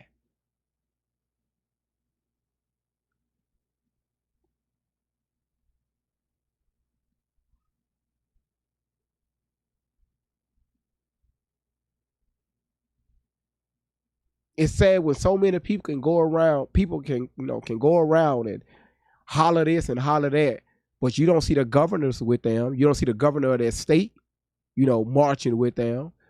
You don't see the mayor of that town marching with them. You don't see the police chief or the police lieutenant marching with them. Why? Especially at a time like this, because this is all political. I don't give a damn how you look at it. That's why it's high profile. It's all politics. Why? It's because we made it political. So do you think if the people of color was really correct about this, by the majority, do you think they will have certain leaders with them speaking on their behalf or our behalf? Why don't you see that? Because I'm telling y'all, listen to me. Listen to me. She said some leader have fees. Yeah, listen, this is election, right? This is election year. So this right here will be the prime time to get your face out there. If you're standing on a good cause. So now you got to ask yourself this question. Is this a good cause?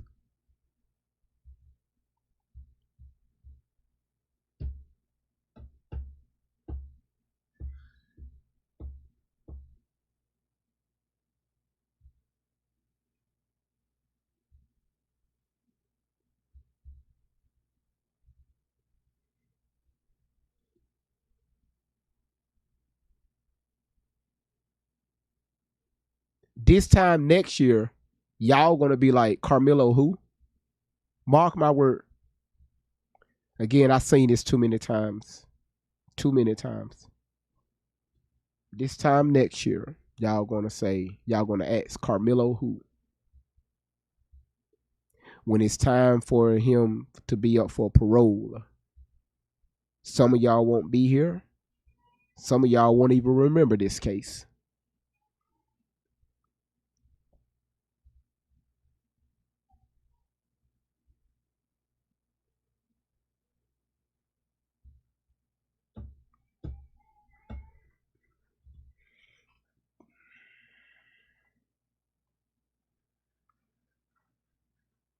And we fall right into it every single time.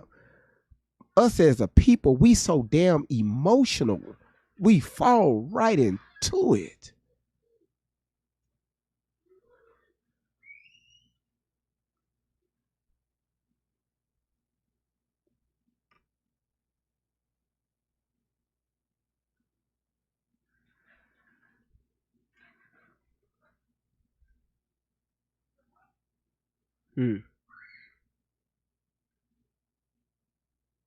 What I'm going to do is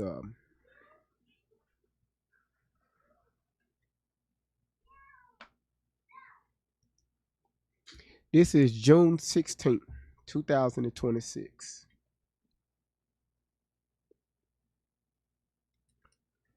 I'm going to revisit this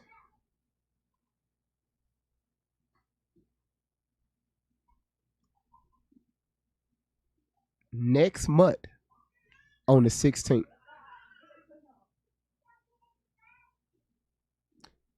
And we're going to see the energy on social media. We're going to see, people responses, what they're doing, if there's any plan of actions, where there are any bills formed or anything that was put in writing to get, to send to Congress, things that, we think that's unfair. If we think that, anything, the way this court ruling, this court situation was handled, did it violate any, laws or, Ryan, thank you, Ryan, thank you. That's beautiful. Thank you, Marlon Miller. You want some watermelon? Ryan, moderators, don't block them. Ryan, you want some watermelon? I got some in the refrigerator. Right now. I eat the kind with the seeds in it. Thank you, Ryan. Now, Ryan, watch this right here. How about you request to come up on the panel and have a conversation? Cut your camera on and say that.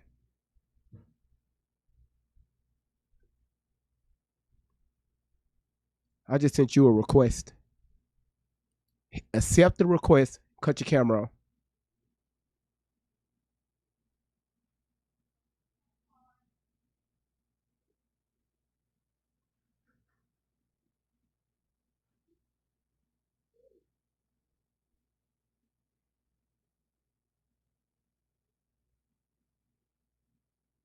Yeah, that's what I thought. You declined the request.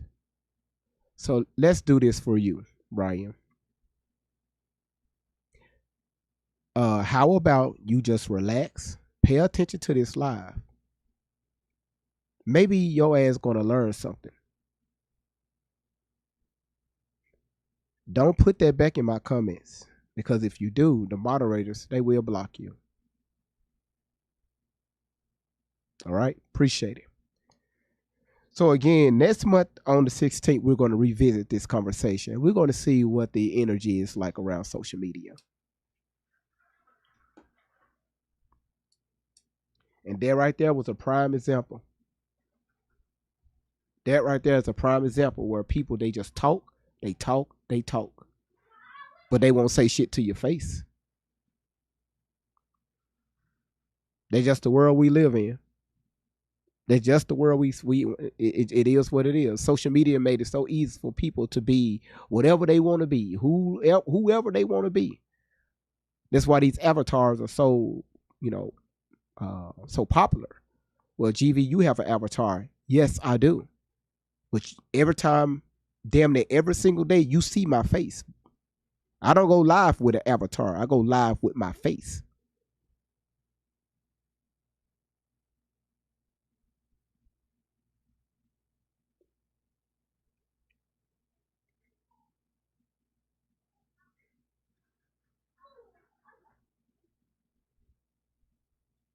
So again, the panel is open. And Ryan, you still here. I can see that. You still here. Just relax. And watch this right here. Ryan, welcome to the live. Good to have you. See, what the hell y'all putting in these comments? What the hell you mean your ass a tree and the other one is a damn cat? The fuck is wrong with y'all? Boy, y'all put some of the craziest stuff in the y'all put some of the craziest stuff in the chat. Boy, just God. So why? Oh, listen. Again, y'all listen to me, y'all. Why y'all being funny?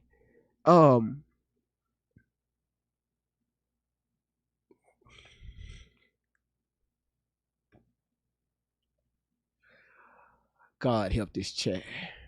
God help this chat room.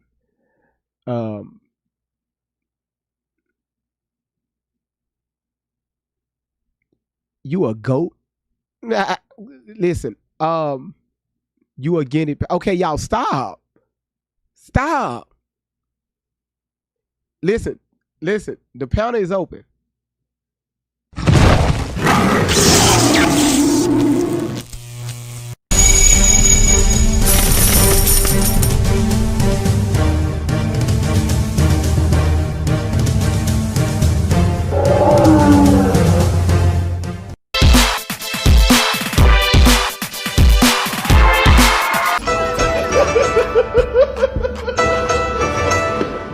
Look at those hips.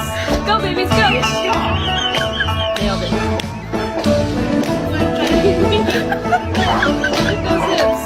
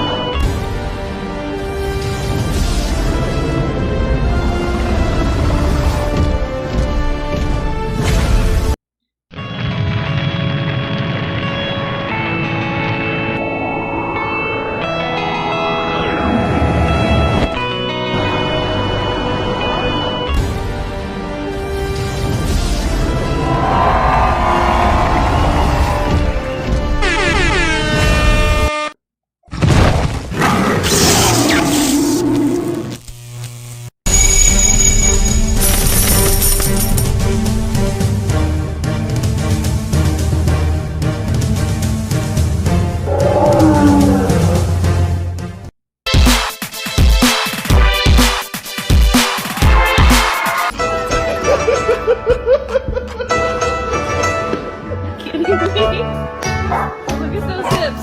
Go, babies, go. Nailed it. Look at those hips.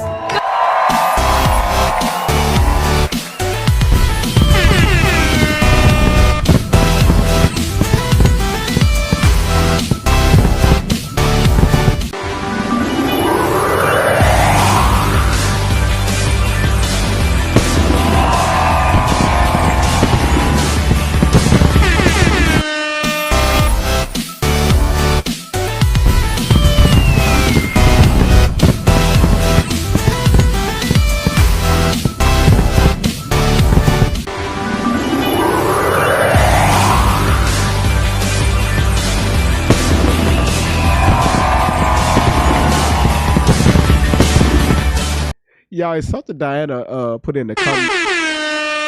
I hit that button like 5 minutes ago. 5 minutes ago, I hit that damn button. But something Diana put in the comments last month. She said I just come she come by just to support the channel because she enjoyed the show. And then she go back to doing whatever she needs to do. And several of you all said that. Candy Cane said the same thing about 3 months ago. It just, again, what I try to do is I try to create an environment where people can come over, to be their authentic self, while, tackling these crazy ass topics, especially this one. When I first started the live tonight, a few of you all said, GV, I've been searching for that video with the mother and son, Austin's twin brother. A lot of times when I prepare these lives, y'all, I'm telling y'all, sometimes you have to start like 2 to 3 hours in advance before I even cut these computers on. And you talking about that's a whole nother, 45 minutes to an hour to get everything set up. Now I see why when people that work at news stations, the people that's putting the information out, not the news anchors, but the people that works behind the scene, if the news started at 5 o'clock, they get in there like at 2 o'clock in the morning, 3 o'clock in the morning. And I understand why. Because I'm a one-man show over here. And I enjoy it. I really enjoy I enjoy this.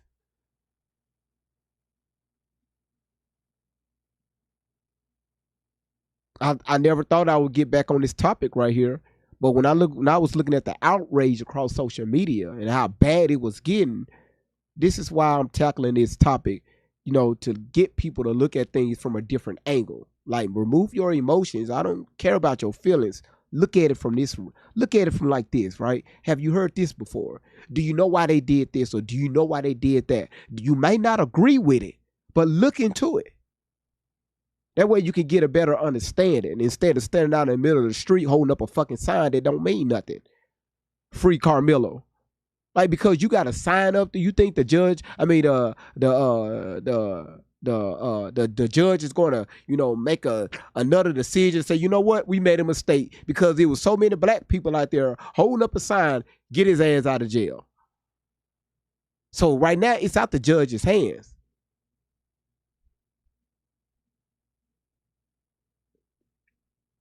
Who is the overseer of Carmelo Anthony right now at the jail right now?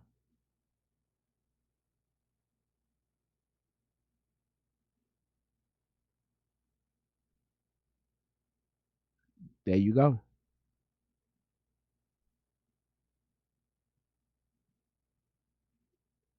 The warden. That's right. Sister Soul said, I like where you come from, GV, because it's unbiased. I cannot be biased in this. Sometimes I may be, but I have to catch myself. But that's what, if you're running a platform, that's what you have to do. It's like you have to shake off a lot of things before you get behind that microphone. No matter how you view things, right? First of all, you stand true to yourself, number one. But you got to look at both sides, right? Okay, I see where my people is coming from, right? Because yes, it is a lot of senseless unalivings out here, by the police. And, yes, they're going to bring up different things. Mostly they're going to say by the police. We're going to say by the police, right? And then please don't get something like this right here. Oh, that just takes it to a whole nother level.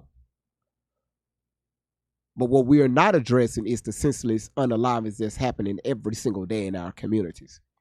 But you know what my people like to say? Well, white people do it more. Look at them going to the schools unaliving people. Look at them going to the churches unaliving people. I never said it's a difference. We always worried about somebody else when we need to learn how to deal with ourselves. It's a song that came out, I think, back in the 80s, early 90s, late 80s, early 90s, something like that. Sweep around your own front door before you try to sweep around mine. Who remember that gospel song that came out? Sweep around your own motherfucking front door before you try to come over here and sweep around mine. That's what's wrong with the black community. We always worried about what's going on somewhere else instead of worried about the proof is in the pudding. No matter where you go in the United States of America, go into any the majority black neighborhood, if not all black neighborhood, and you come out and tell me what you see.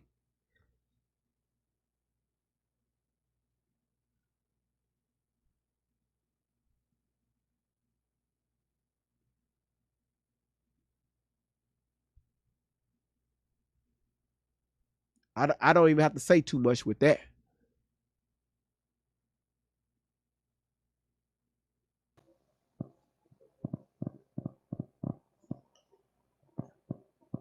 B Gina, how you doing? Welcome to the live. You live with your boy Great Vibes on 10 for the win. Hey, just a thought. So when we get these cases and we know how sensitive they are, or they can be, it's like before we question anything or do our own research or try to do a deep dive, it's like everybody want to call Al Sharpton and you know and march and line up and hold up signs and then and and then we got to kind of figure out why Al Sharpton is, over at the Target. We're trying to figure out. I'm sorry. Al Sharpton catching strays, but he do it His to ass himself. don't give a damn about none of that shit. It's all political for him. That's my point. Before we do a deep dive on any of these racial issues, we go back to the old Southern days of, okay, well, we're gonna have to march, we're gonna have to call Ben Crump, as I see, we're gonna have to, make all these phone calls when it's sometimes the resolution is a lot more simple. It's like community engagement, community involvement. It's the schools, it's the libraries, it's not the Al Sharptons and the Bill Crumps. We got to start literally in our own homes. What are we teaching our children? What are we telling them to be aware of? What are we looking at in the neighborhood? What about the kids across the streets? What about the parents across the street? We got to start there. You can't go get, like, what was the Reverend name? Jamal Bryant. Oh, He him. thought he was speaking for us, but I'm everybody. gonna do a whole live on him. Oh, he got his coming. Jamal got his coming. I'm just letting you know.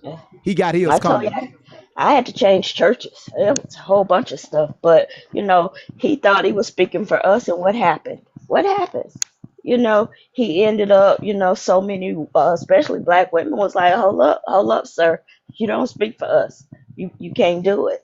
And so, like I said, we've got to literally sweep around our own front doors. We got to kind of look, internally at what we can do, because if we're not willing to do any of the work, how are we going to expect other people to support us, to take up for us, to fight for us when we're not willing to fight for ourselves?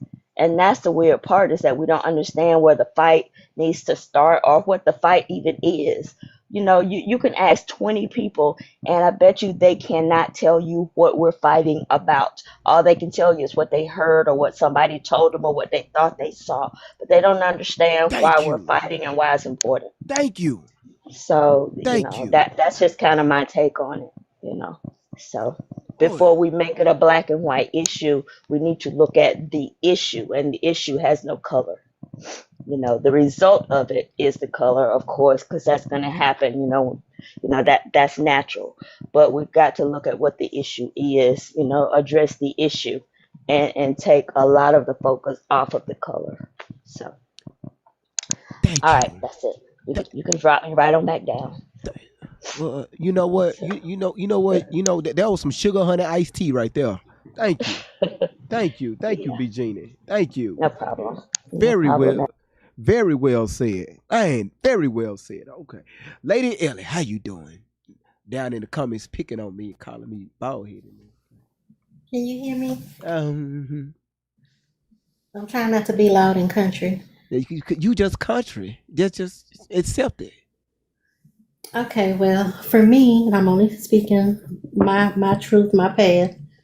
I feel like this case, I didn't fall into this case. I feel like this case fell into me. I live in the area, and I knew the trial was coming up, but I never kept up with some things. I would hear some things, like I know the parent was upset that people were being allowed to view the video. I knew that. I knew that the parent was upset that, um, one of the boys was allowed to graduate from high school. I knew that, but I never kept up with anything. And I said, I knew what I heard hearsay from kids that were at the track meet. So when the trial started, of course I had an interest, but they weren't airing it, which I feel is a big mistake.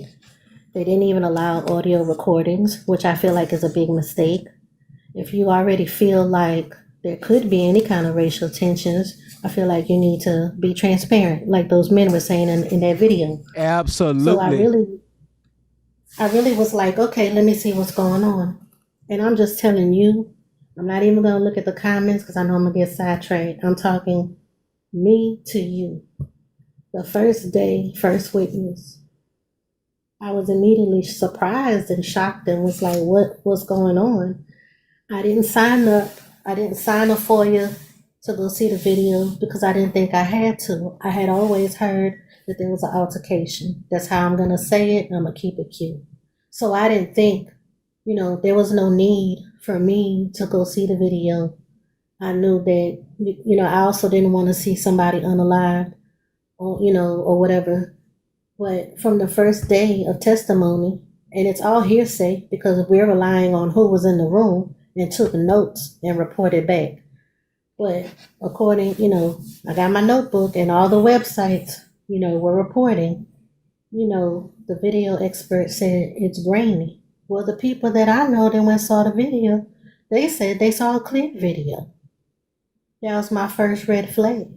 Then the second witness, the coach, he got up there and lied. I know you'll be like, oh, you can't say that. You don't have proof that he lied. I do have proof that he lied. I live here. My kids run track here. There's no tent culture and you can't sit here and you can't be here. So that immediately shocked me and my heart fell to my stomach because I was like, what is going on here? So for me, it's not a black-white thing. This could have been 2 black young men, 2 white young men. It could have been reversed. I just wanted to see the young man get a fair trial. And me living in the area, knowing some things, you even had the people on the stand lying about the weather. They were, oh, it wasn't raining. Oh, it was raining. Like, come on. These are things that can easily be verified. Oh, there was a delay. No, there wasn't a delay. Come on, what are y'all doing? So it shocked me, and that's how I got involved. And I am passionate, and I do have a side now, which I'm not going to go into, but I'm just explaining to y'all how I got involved. As a mother who has children that run track in Frisco ISD, I'm hearing things and I'm like, that's not true. That's not true. I have proof. They sat on the stand and said, oh, well, it's a policy now. No, it's not. I can send out the student handbook, the student athlete contract that they have these children sign. So that shocked me. And that's what made me think, well, what's going on here? You're a parent. I'm a parent. That's what grabbed my attention about this case. Because at the end of the day, it just seems like so many things are being hidden. Just be transparent. If they would have been transparent from the beginning, we wouldn't be here. Neither side would be upset. Neither side would be suspicious of the other side. We wouldn't be here. And if they would show the video and show what happened, even if it goes against what I think happened, I'd be the first one to say, oops, there it goes. Oh, well, do the crime, do the time. But that's not what's happening here. So I'm only commenting on that because I don't want you to feel like everybody's just jumping on the bandwagon. Like for me, I really feel like it fell on me. I mean, it's fair to say that, you being a lot of us parents, we're going to feel some type of way towards this. Um, Me especially, and just like you, we have children that run track, and we know how these environments are set up, especially during these track meets that happens between February and not February, March and May, right? Yeah, we finished up this year in May. Even this year, first of all, we only use the canopies once a year. We only use them for district. They're not used for every track meet. When we got ready for district this year, I was nervous. I thought there would be heightened security. I'm sitting there telling my son, you make sure you are where your coaches want you to be. You sit down if they tell you to sit down. You don't get up if they don't tell you to get up. Because I thought security was going to be heightened. He texted me. He was like, oh, Mom, we walking around talking like regular. Yeah. I get to the track meet. Ain't nothing changed. Only thing that changed was Memorial's tent was up in the corner by itself this year. That's the only thing that changed. We have never, and y'all could fact check me, we have never had tent watchers, tent police. We've never had coaches sitting under the tents. I know some people say, oh, well, your personal belongings are there. Look, guys, we're talking about canopies. We're talking about wide open spaces. It would look crazy if someone just sat down and started digging in backpacks. Well, again, normally it doesn't happen. Normally up under the school canopy, up under the tents where you got the school logo, normally you would have the parents there up under that tent. With the belongings and everything. And the kids normally be out on the track field. Now, if they're not running or competing, sometimes they will come back to the tent and just hang out, right? For district is the only one. We use the canopies for sure. What they do is they take one half of the stadium, and that side is just for the coaches and athletes. And that's where they set up the canopies, and that's where they set up their belongings. And then the opposite side of the stadium is where the parents and spectators go. Oh shit! So parents aren't even. We're not even on that side of the stadium. They have separate entrances. They have separate parking lots. What? We're not even on that side. We're on the opposite side. Shit, I wish. Okay, so we never, during regular track meets, normally the track kids put their belongings in the center of the track. We get an email ahead of the track meet, and it says, hey, look at the signage. Those are your campsites. Now that's what they do call them, campsites. Okay, some of the kids were saying home. Oh, everybody knows it's home base. We've never used that terminology. I asked my son, have you ever heard of somebody not being allowed to sit somewhere, under a canopy? No. Not only that, they flipped it. Memorial was the whole school that day. They were the whole school. So what that means is they do concession, they do water, whatever. If your school doesn't have a water jug set up, where do you go to get water? You go to Memorial's water jug. They were the host. If your school's tent's not set up, it's not unheard of that Memorial got 2 tents set up. Let me sit down here. But when I heard that first day, second witness, Rob Starr, why are you lying? It just broke my heart because then I saw it with the next witness, with the next witness, and it never stopped. And I'm like, what is going on here? People don't want to see the forest for the trees. They're connected. They play football together. 2 of the boys that testified played linebacker. Who else played linebacker? The twins. One of the boys that testified, his mother is the twins' pediatrician. Y'all can check this. It's on record. So Paul, when where is it? Right here. When he made this statement, I want you to hear this. I'm gonna replay this again. Hold on. Story last night. Obviously, this is not about me. I have a 17-year-old friends of friends who knew Austin. So the circles got tight, and this hit really close to home. And I'm just so sorry for you. Can you explain us at all today how you feel? It's just got to be so. The word I keep coming back to, Megan, is incomprehensible. How could this happen at a track meet? It is. Hold on, not her. I need him talking. She just took my son is gone, and Here it is. So it was a really bad storm in the morning, and they had a lot of delays. And me, my brother, a couple of kids were walking back from the field house of the middle school because we attended that middle school when we went to middle school, and we were saying hello to old coaches and catching up with them. And then we're walking back to our stand where we put our tent up so all the bleachers were right there were not wet from all the rain. We come back, we sit down, and this kid said something behind me. I've never met this kid in my entire life, never knew who he was. So that's a false statement. What part?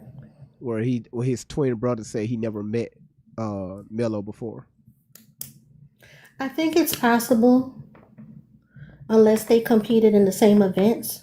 The twins are throwers, so their events would be early morning, could be different days for district.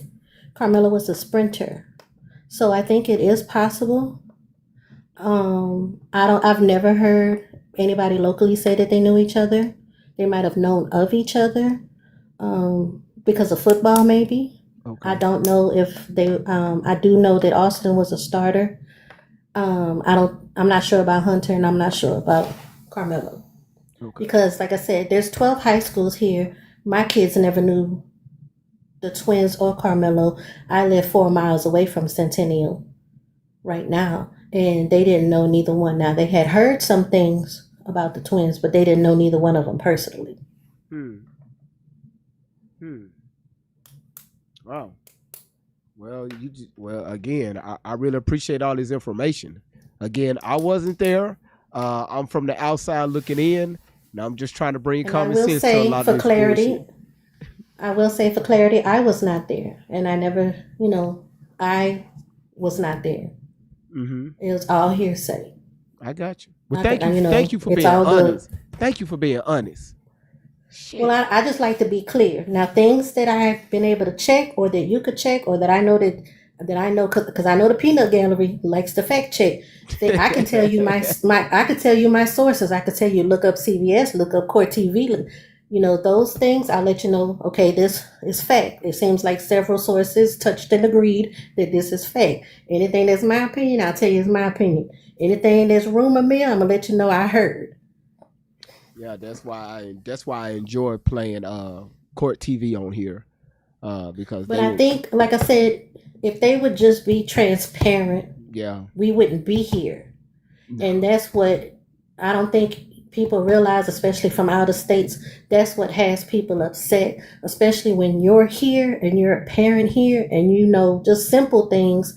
That's not true. You're looking at it. I saw someone say, could that have been that coach's policy? No, it's already been proven it's not. It's not. It's not a Frisco ISD policy. There's not no school policy. I've never heard anybody say it's not a school policy anywhere. It just people use it. I think what they call it. What they call it in the sports where, like just like in bowling. If you competing in bowling, you're not gonna have two people up there. If you're on one lane, you're not gonna have two people up there bowling at the same time. You wait to the other one. No, not etiquette. It's something else. It's what they call it in sports. I've got what it's called. But go ahead. I didn't mean to cut you off. We just I saw like some of the witnesses said, "Oh, it's like football. You wouldn't sit on somebody else's bench. Track is nothing like football. What are you talking about?" Oh no. Those kids are there for hours. They socialize. Ooh. They do TikTok videos together. They dance. They exchange Snapchats. They walk around. When I tell y'all, we can get there at 8 o'clock, 9 o'clock in the morning. Sometimes don't lead to about 5 o'clock p.m. She ain't lying. Sometimes you'll leave at 12 p.m. I have pictures. My goodness. I have pictures. I have videos of 2025 track season, and I have pictures and videos of 2026 season. And I did send them in to the attorney. Never heard nothing. You're not going to hear nothing. They ain't trying to hear that. And I have pictures of kids. You know how kids like to take pictures and do TikToks? Yeah. And they're in their different uniforms. They're in their different high school uniforms. So you can't say, oh, well, they're on the same team. No, this is not what they do. I even, I asked my son, but because of all of this, I sure did tell him, well, if somebody tells you to move, you make sure you move. Absolutely. I just and You then know, of course, and y'all look at it like this. Let's use some common sense here. If it's storming outside, right? You there and it just start pouring down, raining. We see that a lot. People just kind of wherever the next tent available, you just kind of squeeze up on. They will let you in. Hey man, come on, hey, squeeze on in until this rain pass. It just again, like I said from the Saturday when we first covered this, it's a lot of links missing from this. There's a lot of pieces missing from this. It's stuff that's being said that's not being said. And I'm not finna rack my brain around this because I'm tired of talking about it. right. So We just came from AAU district track meet and it did rain for a portion. We invited other kids to bring their stuff in. I had kids tell me, just cover my bag. I don't want my socks and my spikes to get wet. Just cover my bag. That's it. And it was never a problem. But yeah, that's all I had to say. I just wanted you to know, like, especially locally, especially after the verdict came, I have talked to so many people and they're shocked. They're stunned. They didn't know it was going to go this way because our understanding was always something different. And then when we see it play out, we're like, where did that come from? Who said that? Like, where did that come from? Absolutely. Well, again, I love all different points, different sides. But as long as you coming from logic as yourself, I'm willing to hear that out. So I really, at least you ain't talking about splitting the United States in half. Thank you for your point. No, but I already told you last night. If that's the case, I'm going in the South. Yeah, hey man, y'all can have that shit. Man, fuck that. I'll be the only dark motherfucker up there in the north. I'll be walking around with no shoes like Tori. But thank you for being here. Thank you, lady. Thank you. No problem. Thank you. If you got any questions, hit me up. I will. Thank you. Boy, she gave us a lot of great information. From somebody that's local, that's there. And again, all information is welcome. But like I said, I'm going to revisit this next month.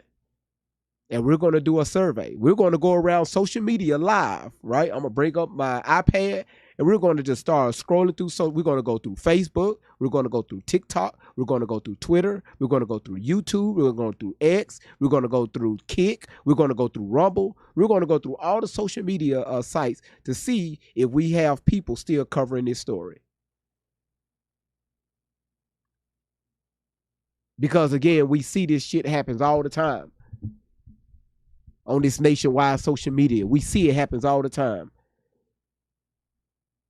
Have we learned from Black Lives Matter? Y'all get y'all asses out there on y'all shutting down expressways for what? For what? I was like, do this sound, listen, y'all, let's be logic here, right? Let's be logic here. Why do you have, if this is a Black Lives Matter movement, boy, we can be so idiotic sometimes. If this is a Black Lives Matter movement, why with a lot of these protests, right, especially the ones that were shutting down expressways, right, highways, it was a bunch of, Caucasian people with the cameras and with the outfits on, but with their outfits, they had on masks. And they was leading, telling y'all where to go. And guess what y'all was doing? Y'all was following them. A lot of them was covered up.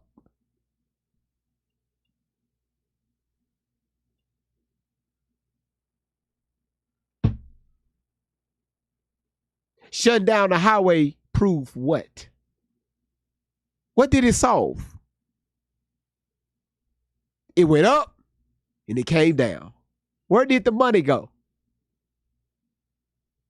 Did you ever, in any black community, did you ever see a Black Lives Matter patriot or a Black Lives Matter representative coming to the black neighborhood to revamp the community, right? Build up a community center. Redo the parks. Give out vouchers to the entire black community in that area.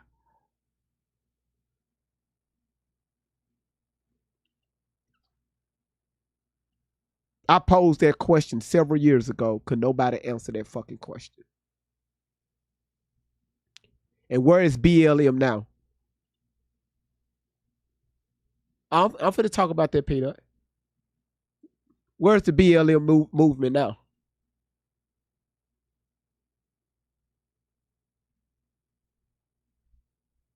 How all of a sudden, where especially in Washington and in Chicago, in Los Angeles, the BLM movement was happening, but you see stacks of bricks near like AutoZone. I'm talking about pallets of them. Where the fuck these pallets come from? You'll see like barricades, but you'll see the barricades like halfway open, but you will see the pallet of bricks right there on pallets. Where the fuck these bricks come from? And guess what y'all was doing? Well, going over there to the bricks, smashing out windows, setting stores on fire. So let me tell you how stupid that BLM movement was. Some of these police officers, they took their fleet that wasn't in use, that was out of service, put them in the middle of the street, and they abandoned them. And guess what y'all thought y'all was doing? Burning up the police cars. Them police cars was already out of commission. Did y'all know that? So taxpayers, they wasn't losing any money. Chelsea, how you doing? Hey, I remember. Fuck GV. Yeah, I remember. Mike Brown. That was the time at the time I was in Atlanta, and they were having protests. I remember downtown specifically, the BLM protest. By the way, I went down there and I called myself marching with them, and I remember specifically when we were going downtown, there was a group of kids that were dressed in all black, running around trying to set garbage cans on fire. Mind you, it was a big crowd of people. It was some of the older folks. They were yelling at them, telling them to stop. They were like, "Yo, we're not out here doing this. What are y'all doing?" And I think that was around the time Antifa started to pop up. And I remember specifically the protest ended when we were heading towards 285. They were like, "Let's block the highway." I was like, "Oh shit, I don't know. That's a good idea." But everybody started going off the exit towards 285. And I remember seeing the police buses pull up. And that's what I decided. Maybe I shouldn't go down that far. BLM was going ham in Atlanta. But a little while after that, I remember they tried to hold like town hall meetings or something like that. Like little meetings around like random parts of town. And I used to live on the West End. This area called Ashby, and I remember specifically they rented out one community center, and I went in there. I was like, "Yeah, let me see what they talking about." Because over there, that area was pretty crazy. Like the teenagers getting out of school, they were doing quite a bit. I went in there and I asked one person, I'm like, "Okay, so what are y'all talking about here? What's going on? Like, what plans y'all got for this area?" Because dude was like, "Oh no, we're just talking about the injustices and what we could do to fight the injustices for being black, and you know how hard it is because we black in the." I was like, "Oh, word? Okay." Promptly just left. I was like, "What are y'all doing over here? Are y'all just hyping people up just to be all, I'm black. It's rough. It's rough out here in the black Mecca. Y'all know it's like cause the racists out here in the black Mecca of Atlanta." I got a question. Thank you for saying that. So now I'm finna pose a question. And y'all, let's be honest with ourselves. What is tough?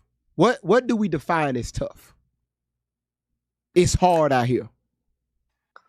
I think, okay, well, considering I'm in Atlanta, I think the biggest issue we have here, I don't want to get off topic too much, but the black elitists, the ones that kind of hike these movements, the ones that are like, "Vote for me because I'm black, like y'all, I'm black, I know the struggle," and they be like hyping up all like all the black issues, or popularizing what we should be mad about.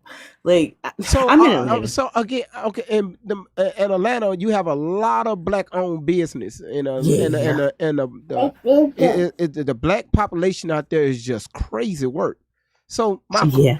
my question is, again, if we got all these opportunities right before us, I know the struggle. Okay, so what is struggle? The struggle is what We're they not tell talking. us. We're not talking about our great grandparents or what our grandparents Mm-mm. went through. We're talking about Mm-mm. now. What is the struggle? There isn't any. They tell us this because they orchestrate it, and they get us riled up, especially around election time. They tell us what we should be upset about. You got your famous pastors like Reverend Al Sharpton, and who just passed away, Jesse, what's his name? Jesse Jackson. What was his name? All of them that come out the woodwork. Yeah. You talk about Jesse Jackson. That's Yeah. allegedly set up the unaliving for Dr. Martin Luther King. Yeah. All them folks. They come out and they tell us what to be upset about, and they tell us where to direct our frustrations at. Our YT cousins and kinfolk, they tell us who to get mad at. But at the end of the day, they have their whole debutante Prince Hall groups and their families they look out for and keep wealthy, and the rest of us, they keep us mad at our YT cousins. And then when issues like these arise, like issues like this arises, they come out and they preach to us about the injustices of America, when at the end of the day, they don't want to see, regular folks be as successful as them. I mean, I could go on all day about, the black elites of this town. I would love, Kanai, before you go back to bed, can you please just bless us with your grace and let us know what struggles are people talking about in the black community, and why we're not holding ourselves accountable for our own actions, the bullshit we put ourselves through, and we're not holding that. Oh, I want y'all to listen to this young lady. I want y'all to sit back, get your popcorn, because this is what this young woman specializes in. It's accountability. Sweetheart, you got the flow. You want to blue magic. Okay. Oh, Lord. He want to put me on the scene with the gangster lean. Hey, y'all, tap that screen. You know what I mean? For a king. Great vibes. Tap it up. Let's go. Keep tapping. Tap, tap, tap, tap, tap. Looked like you started the live and got back to 121 real quick. Okay. Tap that screen. Share the live. Where did he go? He about to go get. He better He not walked up. come He said, back. "You got it." He just dipped. What are some of the struggles that we are having in the black community? Oh, so many, so many. I think the one thing that we have a problem struggling with it is acknowledging that there is a problem. That's number one. Okay. We have not even agreed that there is a problem. We don't even know what the problem is because we don't even acknowledge or come to an agreement on what problems are.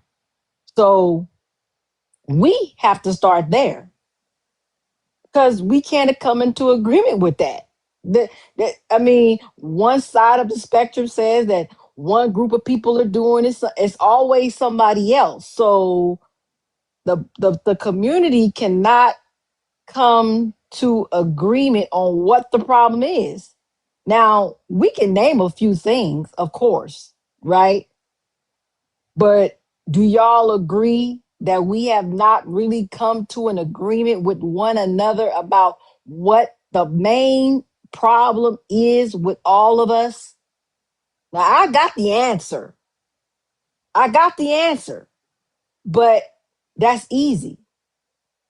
And me and Great Vibes, we've been on these lives. He took a break, but I've been consistent for the past 5 years, along with Brother Great Vibes. We cannot come to, that's why he's doing this now. That's why he's exposing these types of things now and talking about these types of things now on another level on something else.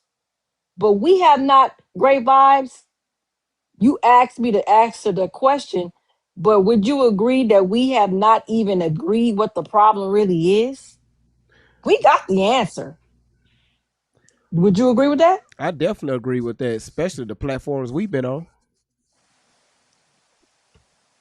There it is. The one thing that we have been trying to get people to do over the past 5 years is take accountability. Take accountability. No accountability for our actions, for our deeds, for what we do. No accountability. That's been the number one thing. And that would be the main thing that we would be going back and forth with people in our community with the choices we make and being accountable and not. And somebody said in the comments, what's her name? Kimberly, blame game, pointing the finger at everybody else but you. If we start with us, what did Michael Jackson say? I'm starting with the man in the mirror. We have not started with one person, and that's you, and that's yourself. Now, some of us have, but if all of us did that, we would find a problem. Problem is you, the enemy, right? That's what you got to start with first. Because if we start with that person, these problems wouldn't exist. They would go away. Now, what did Nas say? You the question and the answer. I just gave you I answered the question and I gave you the answer because it's in you. That starts with you. All the work begins from within. Do the work, not the twerk. If you start doing the work and you do it on yourself, you just solved the problem. In your house, in your community, in your churches, in your mosque, in your nation, all around you, with your children, with your neighbor. Start with you. But too many people are just, we don't want to start with accountability because we want it to be somebody else's fault. And that has been changed, great vibes, because we see the Gen X generation, that's how we were raised. We couldn't point the finger. We couldn't blame something on somebody else. What grandmama gonna do when you come in there and say, "Mama, grandma, cousin, he drank the last, he did this, he did that," and what's she gonna tell you? And you was doing it too. Now get on in there, and I'm gonna take care of both of y'all. That's facts. So if you telling on him, you was doing it too. You telling on her, you was doing it too. Both of y'all getting it. We were scared to tell. We were scared to point the finger. But that's our problem right now. We are not taking accountability.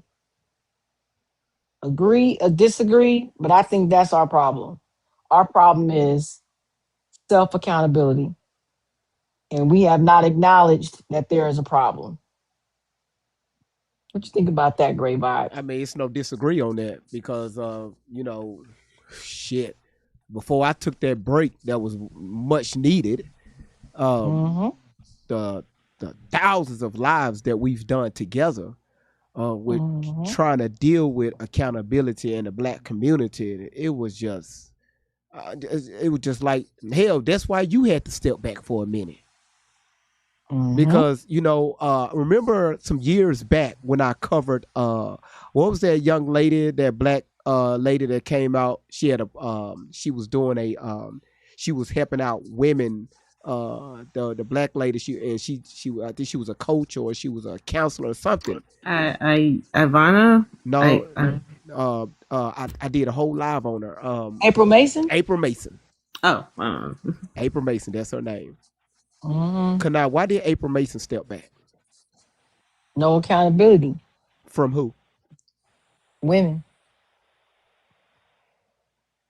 When and I remember when sometimes I used to have Kevin Samuels in my background. Y'all, this is when Great Vibes was on a whole nother level. I used to have Kevin Samuels. We got a whole lot of patience with y'all. Well, I seen him last night. He wanted to tell that. Boy, I'm like, look at that growth right there. Whoo, blue magic. Blue Magic. I got a He has question. been delivered.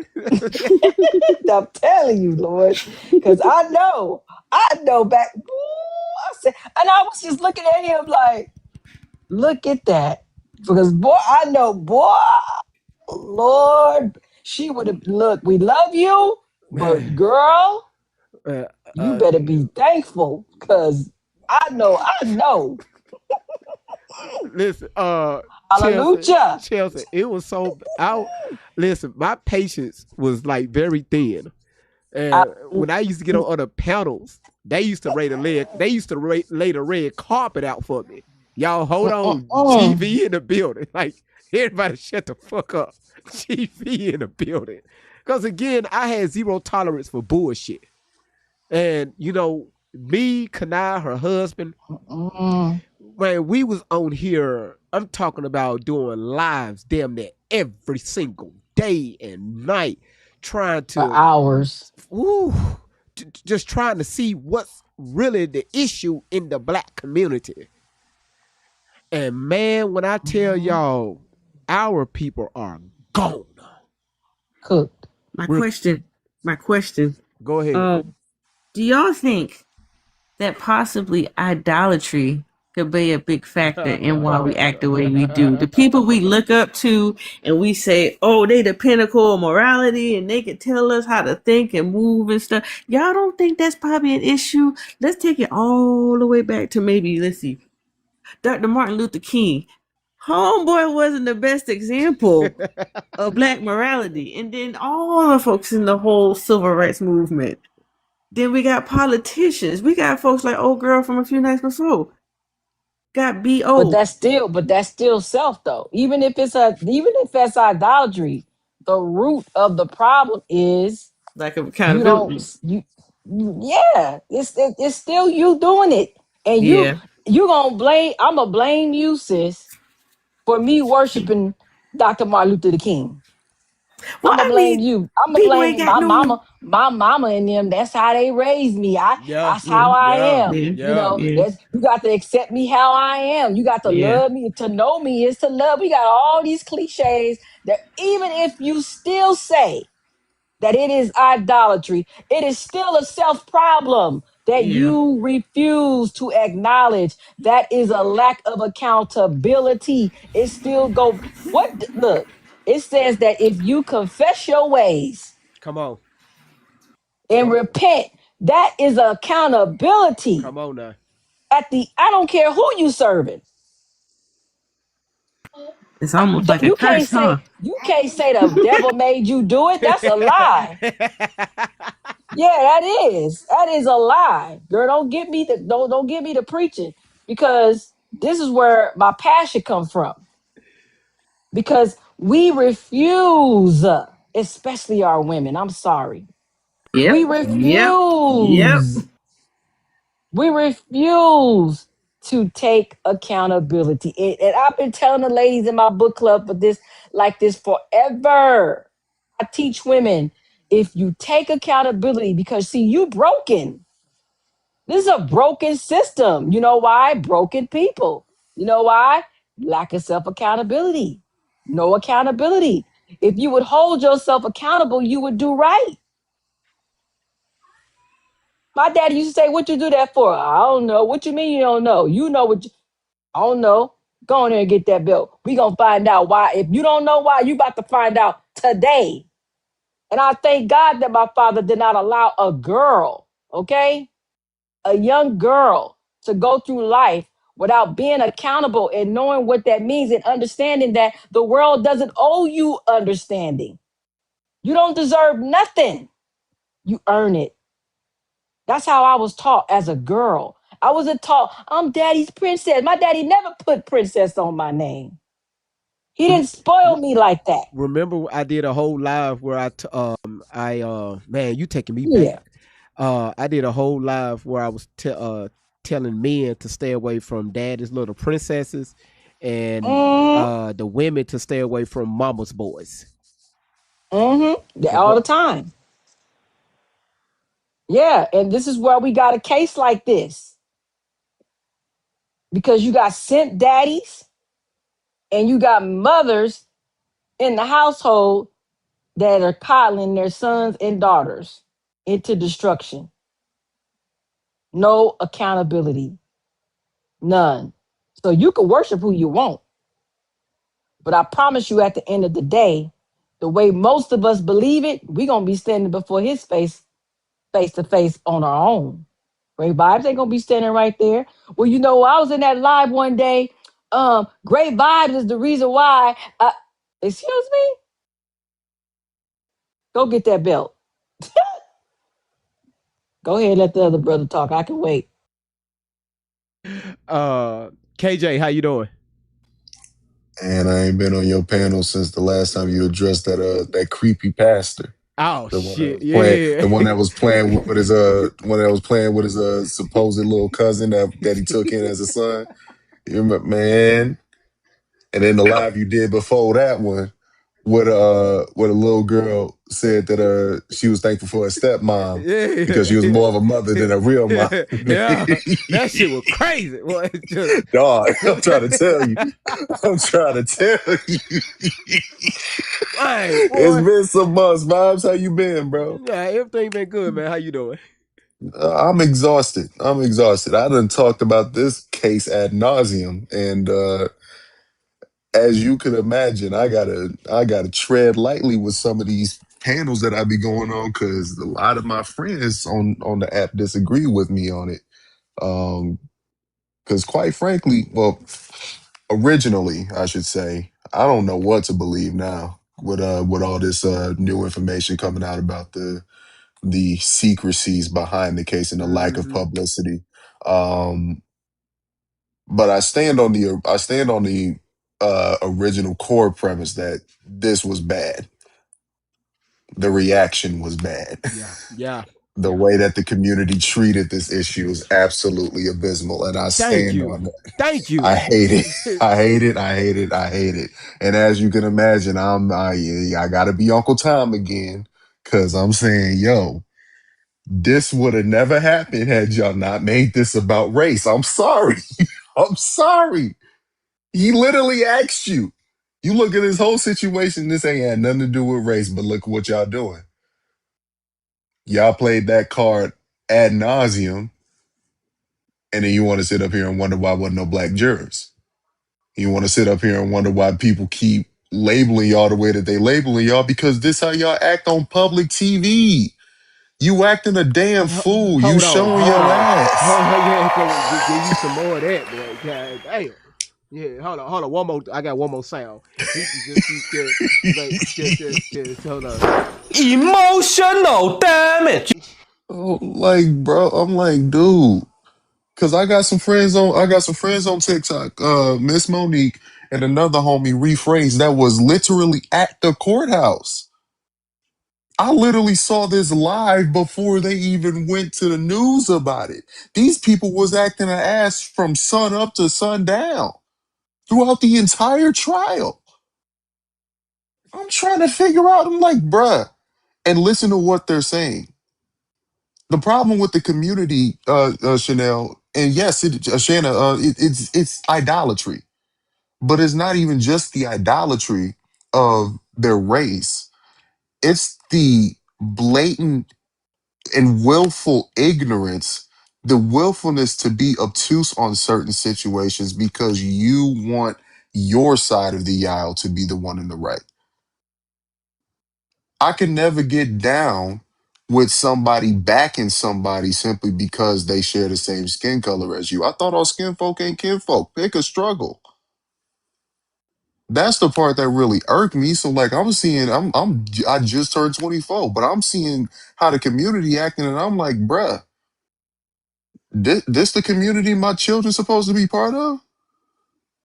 I ain't even got no kids yet, and I'm petrified. It's like, bro, I thought we were supposed to be accountable. I thought we were supposed to be better than this. Everybody acting like, oh, why we got to be the peaceful one? Because clearly and obviously, being the antagonizers is not working for us. I'm gonna drop a statistic and I'm gonna drop a truth bomb that not a lot of people are married for. We are ready for. We make up 13% of the US population. White people make up at least 65% of the US population. If y'all was to really turn up on white people like y'all claiming on this app, do you really think you would win? Genuinely. You would lose. Trust me when I say the peaceful route is the best option that you got. Otherwise, every single black American would be annihilated if this race were really to happen. But they're not ready for that conversation. So I'm looking at it like this here. You see a Carmelo Anthony, I see somebody that lacked emotional regulation based on based on the information that was revealed to the public, based on what the witnesses have been saying.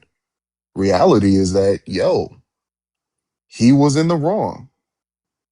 Wasn't no self-defense, wasn't no jumping, wasn't none of that. He was asked to move at least 15 times and then he didn't want to move. He was the one antagonizing him. Reality is a lot of black people wanted to be on his side and wanted him to be in the right because they saw a black kid that was actually on the giving end instead of the receiving end. Is it understandable? Sure. But is it right morally? Absolutely not. You got to be consistent with your principles. But people prioritize their skin color before they prioritize the morality of it all. And that's the part that I hate. The ideology in and of itself is toxic. That it's weird to me. I never understood it, but it's like, you got to treat everybody with a grain of salt. I'm not getting comfortable with everybody just because they have the same skin color as me. I don't know about y'all, but I'm from Detroit. I know firsthand that don't get you nowhere just trying to kinfolk with everybody because they're the same skin color. Detroit is a mostly black populated city, and we can't get down with one another just because of skin color. Half of these people is crazy. I almost said the N word. Half of these people is psycho. Like, what are we talking about? Simple. Y'all tweaking. Simple. Simple. I mean, simple. Yeah. Again, and her name, I used to call her that when I first met her. About 5 years ago, I used to call her Shania. And Kanai, do you remember Just Jamie? How could I forget her?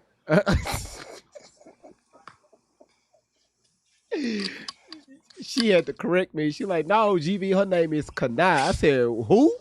I said, who? What? I said, that's not what the fuck it say on the screen. And That's funny. That's my girl's name. and she had to come up on the panel. This is way before she became a moderator. She had to correct me. But when she started talking, y'all, I put my mic on mute and I sat back and listened. I said, wait a minute. This woman onto something. And ever since then, we locked in just like this right here. And she have her own platform that she been running for years. Have her own panel, and I'm talking about y'all push out great information, especially about women and for women. But when it comes to the logic side of things, the reason why I like when she's around, we're dealing with stuff like this right here, because I know she's pushing aside emotions. And she's looking at the bigger picture when it comes to things, especially dealing with the black community. I'm not finna bring, because I have three white moderators. I'm not finna bring them up here to discuss what's going on in the black community. They're going to be calling me after the live going like, GV, hey, man, I ain't feel comfortable with that. I quit.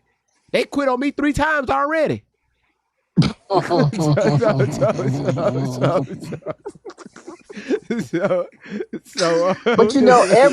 everybody got problems in their own community though, and so you need to go to your house Just get and some take care of biracial your moderators. house. It's the best of both worlds. I got that. I got one in here. I got them all.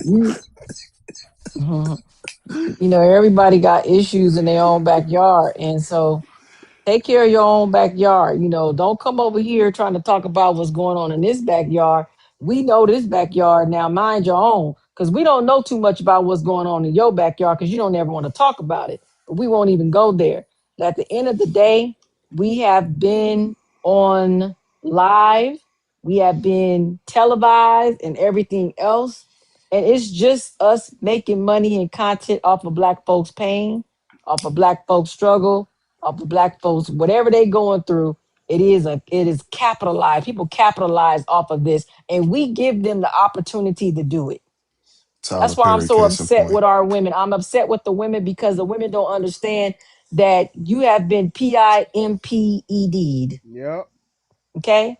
You have allowed not only have you given up your body, but you've given up your mind, you've given up your conscience, you've given up your spirit and everything else that you supposed to hold to yourself dearly, Come on now. and you gave it up and you allow somebody to come in and rent you of what it is that you used to be, how you used to carry yourself with class, with dignity, with standards, no victim minded, no entitlement. Just living life straight up and accepting the wrong and the right and taking accountability. We don't do that anymore. And so we have been playing monkey see, monkey do. Mm-hmm. Okay. And that's why I used to tell people, go read the books, go get the ISIS papers, pick up the book, Come on now. pick up the ISIS papers, pick up Sharzad Ali, Come the on now. black man, the Come guide on to now. understanding the black woman, the black man's guide, black woman's guide to understanding the black man. Pick up the book. No nation can rise higher than his woman. We do have a responsibility, and the mothers have failed children because you want to be in the workplace. Ooh, they ain't And ready then for look that. down You on the want to be women in that the stay home with their workplace. kids. They ain't ready They for They that they don't want. they, conversation. They Yeah, ain't they ready shun for the that women that stay yeah. home conversation. with their children. You know, Yeah, talk about, I'm oh such a well, bum. you're a loser. You're a loser you're a loser if your woman can't stay home. You mean to tell me that the man is a loser? Because wait a minute now. See, we coming up with all these different things that used to make the family work. Come on. Come on. We've always had jobs and we've always worked, but if we blessed enough, good and well, big mama, big daddy agree to, okay, baby, now you stay home. I mean, it's an agreement that you have to come into, but you just don't get to stay home because you want to stay home and you ain't got no kids. I don't believe in that. So at the end of the day, I just think that there's no accountability. There's just we haven't even like my husband say, facts don't care about our feelings, and we ride on feelings. This community ride on feelings more today than they ever have, Man. and it is disgusting to me. It's It's annoying. tiring. It makes me frustrated. It's annoying. It's disappointed. It's exhausting, and it makes you want to stop. It makes you because I say just go back home and get your own house in order. Go, every time Great Vibes leave that chair, you better believe he going in there to them cheering. Yes. And I ain't never seen none of his children, but I saw one just to peek today. But I ain't never seen his children. I hear them, but I ain't never seen them. Never. But he's a father, and fathers in this community have stepped up, are stepping up, and they've always have. But we don't even want to identify that as the truth. No. No. Happy We don't Father's even Day want to to me accept because that. I'm the real daddy. I'm the baby's real daddy. I We hate don't that even want to shit. accept that. So the thing about it is we can't even acknowledge even when we have the truth. See, we don't mind talking about the negative, but when it comes to the truth about what's happening with our men, we don't want to talk about that. But there's so many. If y'all haven't heard of that brother, you heard of that brother, Medium Man? That's my Yeah. husband in Yeah. here. Hey, husband, I see you. Um, hey, You know, honey, hold on 1 second. Hold on. that's my baby. Everybody hold on. Uh classic. Listen. You know,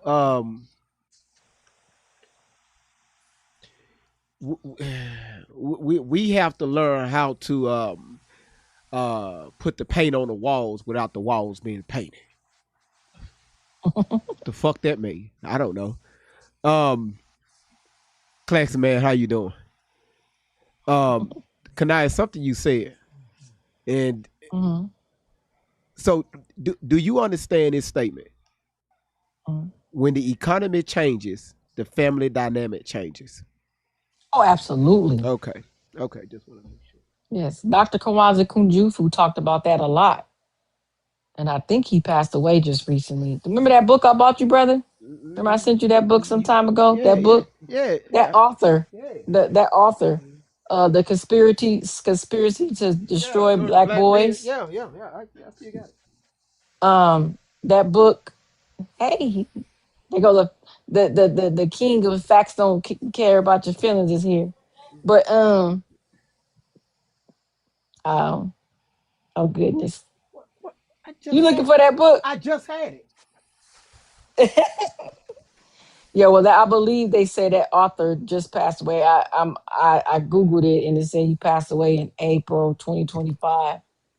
I had a chance to speak to him Right here. before he left. Yeah, right here, y'all. Yeah, yeah, countering the conspiracy to destroy black boys. Yeah. And that's perfect for this case. You know, dealing with this too, because that's what that book is talking about. Mm-hmm. Because no one really, I think the only one that can raise the black boy is the black man. That's just the bottom line. And we have stepped in the way of the black man from raising our boys, you know, and making our little girls become grown women.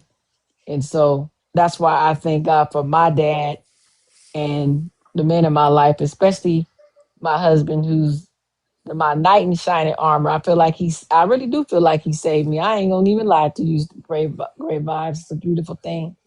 But I appreciate him because he's been consistent. He's been very active here and very concerned. He has a heart to give back to the boys in his community. He has a program called the Day with Dads program, Mm-hmm. which he's been trying to get to because he's been so busy. But if you guys know Classic Man, follow him. And he comes on live at Sundays at 8 o'clock CST time. So yeah. Anyway, look at yo, he's showing out. He said I'm Batman. That's what I do. He's showing Talk out. your shit. Talk your shit, bro. this is his Gotham. This is his Gotham. Talk So your he comes shit. to Gotham. He comes to Gotham every Sunday, Yes. CST time, Yeah. 8 o'clock CST time, to help the community. So that's where we're at. But he still wants to be here, and I don't have a problem with that. But I'm gonna rest for a little bit. Yeah. Well, listen, I just wanted to, just to have your presence, have your grace, especially about what's going on with this. And thank you so much for coming up, giving us your Yes, take. indeed. Yes, indeed. No problem. Great vibes. Anytime. Appreciate you for coming up here and let me brag on my husband a little bit. Yeah, I know. Anyway, y'all. He's still at work. You know it. Yeah, I know. And but he's running a whole plant, but he got time to put all this stuff in the comments. Man, look here.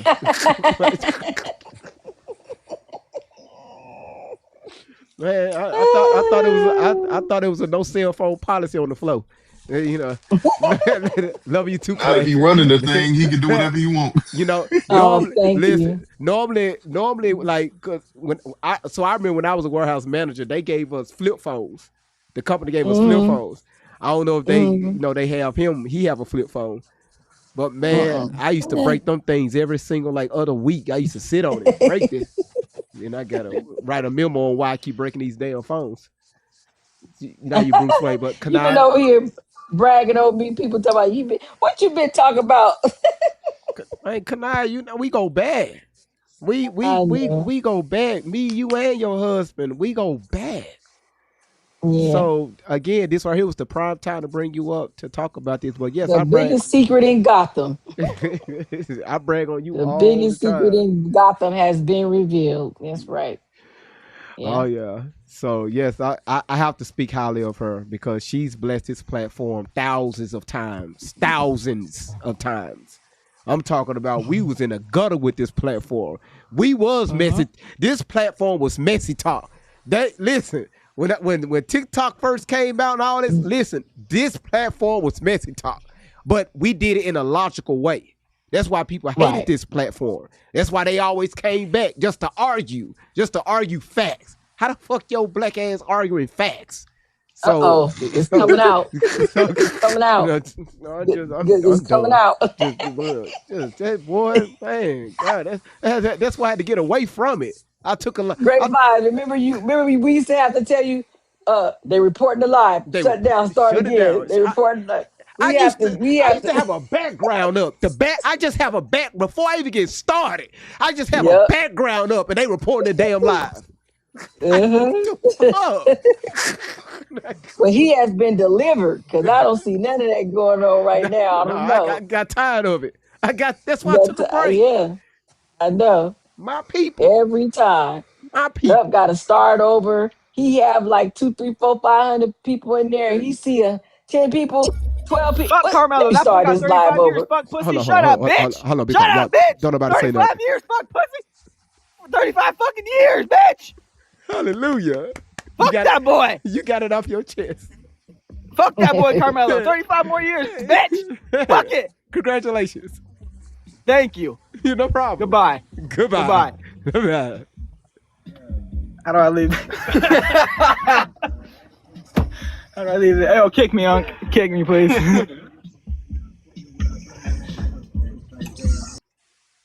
He said, kick me, please. No, y'all just let that sit for a minute. Mm-hmm. You feel good? You got that off your chest? You feel good? Now, anyway, yeah, go ahead. Kanai, thank you so much. We supposed to entertain it. We supposed to say something. Right? I'm glad you let it be heard. What's next? You in the car riding around. What's next? You probably in the passenger seat. Scrub is a guy that can't get no love from me. Hanging out the passenger side of my best friend's ride. Right. What the fuck? But can I get you some sleep? I'll get you some sleep, and thank you so much for being here. All right. I just went to sleep. I just said I fell asleep because I dozed off. I was in here, tap the screen, share the live. Let's get to 500,000 likes. And then all of a sudden, next thing I know, I done went to glory. I had to went to glory. I had to I had to restart the live because the way I had the platform set up, it wouldn't allow me to bring guests up. So that's what happened. That's all it was. We was almost at 500,000 likes. I was trying to take you there. Yeah, you know. Yeah.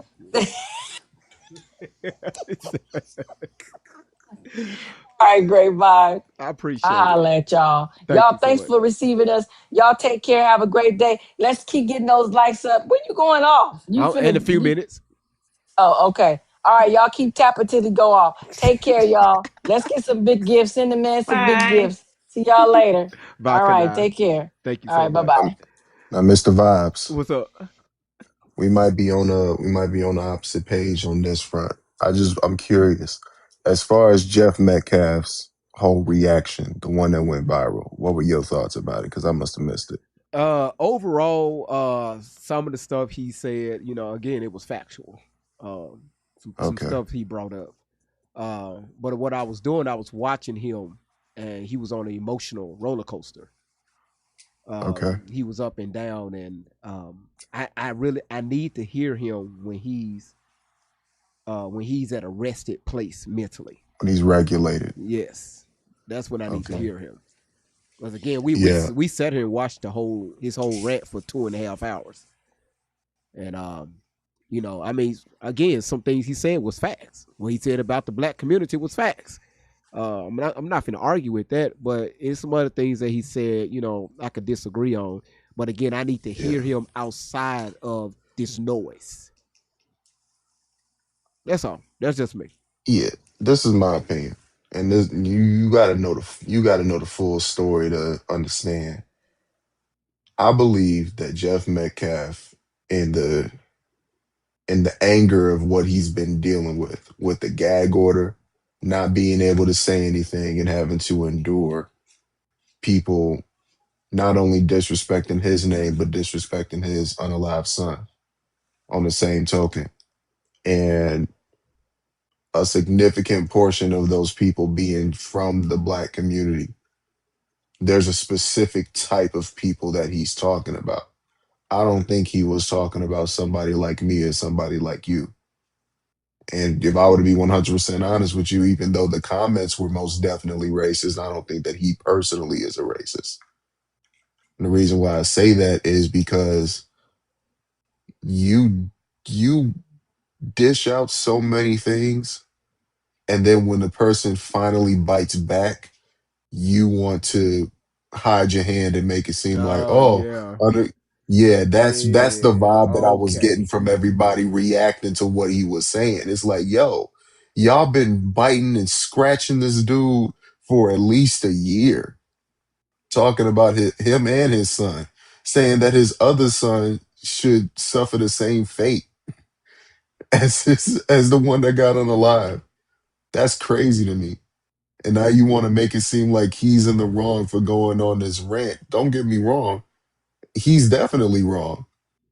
But I'm not going to sit up here and act like I don't understand. I understand exactly what he was talking about. You calling this kid all different types of white devils and whatnot. But the second he utters watermelon felon, y'all want to crash out. It's crazy to me. Well, Keep that same energy. When that was going around social media, the first thing, Chelsea, you was here. I said, wait a minute, what context did he use this in? And when he made that statement, I said, oh, okay, that's how he used watermelon felon. Exactly. Definitely commend him for when he tried to go to that it was like a press conference or something when he went to try to go pray with the family. And when I found out they pushed him out, I was like, oh shit, they finna make this a race thing. This man came up to pray with y'all and y'all told him to leave. They kicked him. They kicked him out and dragged his name. That's crazy. He literally asked everybody, "Please don't make this about race."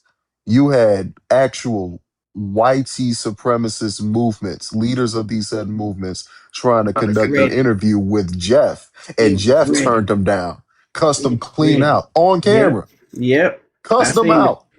I don't want to hear he racist nothing. Yep. No, he not. Because he would have been entertaining those white supremacist movements and those platforms. He didn't entertain not one. He just wanted people to not make this about race and to respect this space. To respect the space of not only his family, but Carmelo's family. Leave the families alone. Let us grieve in a way that we need to grieve, because this is a trying time for both families. That was pretty much his whole position. And they egged him on and egged him, constantly going and bickering and biting and chewing at every single vulnerability that he had. You try to abuse a broken down father that just lost one of his children. And then the second that he snaps, he didn't even crash out for real. That was nothing.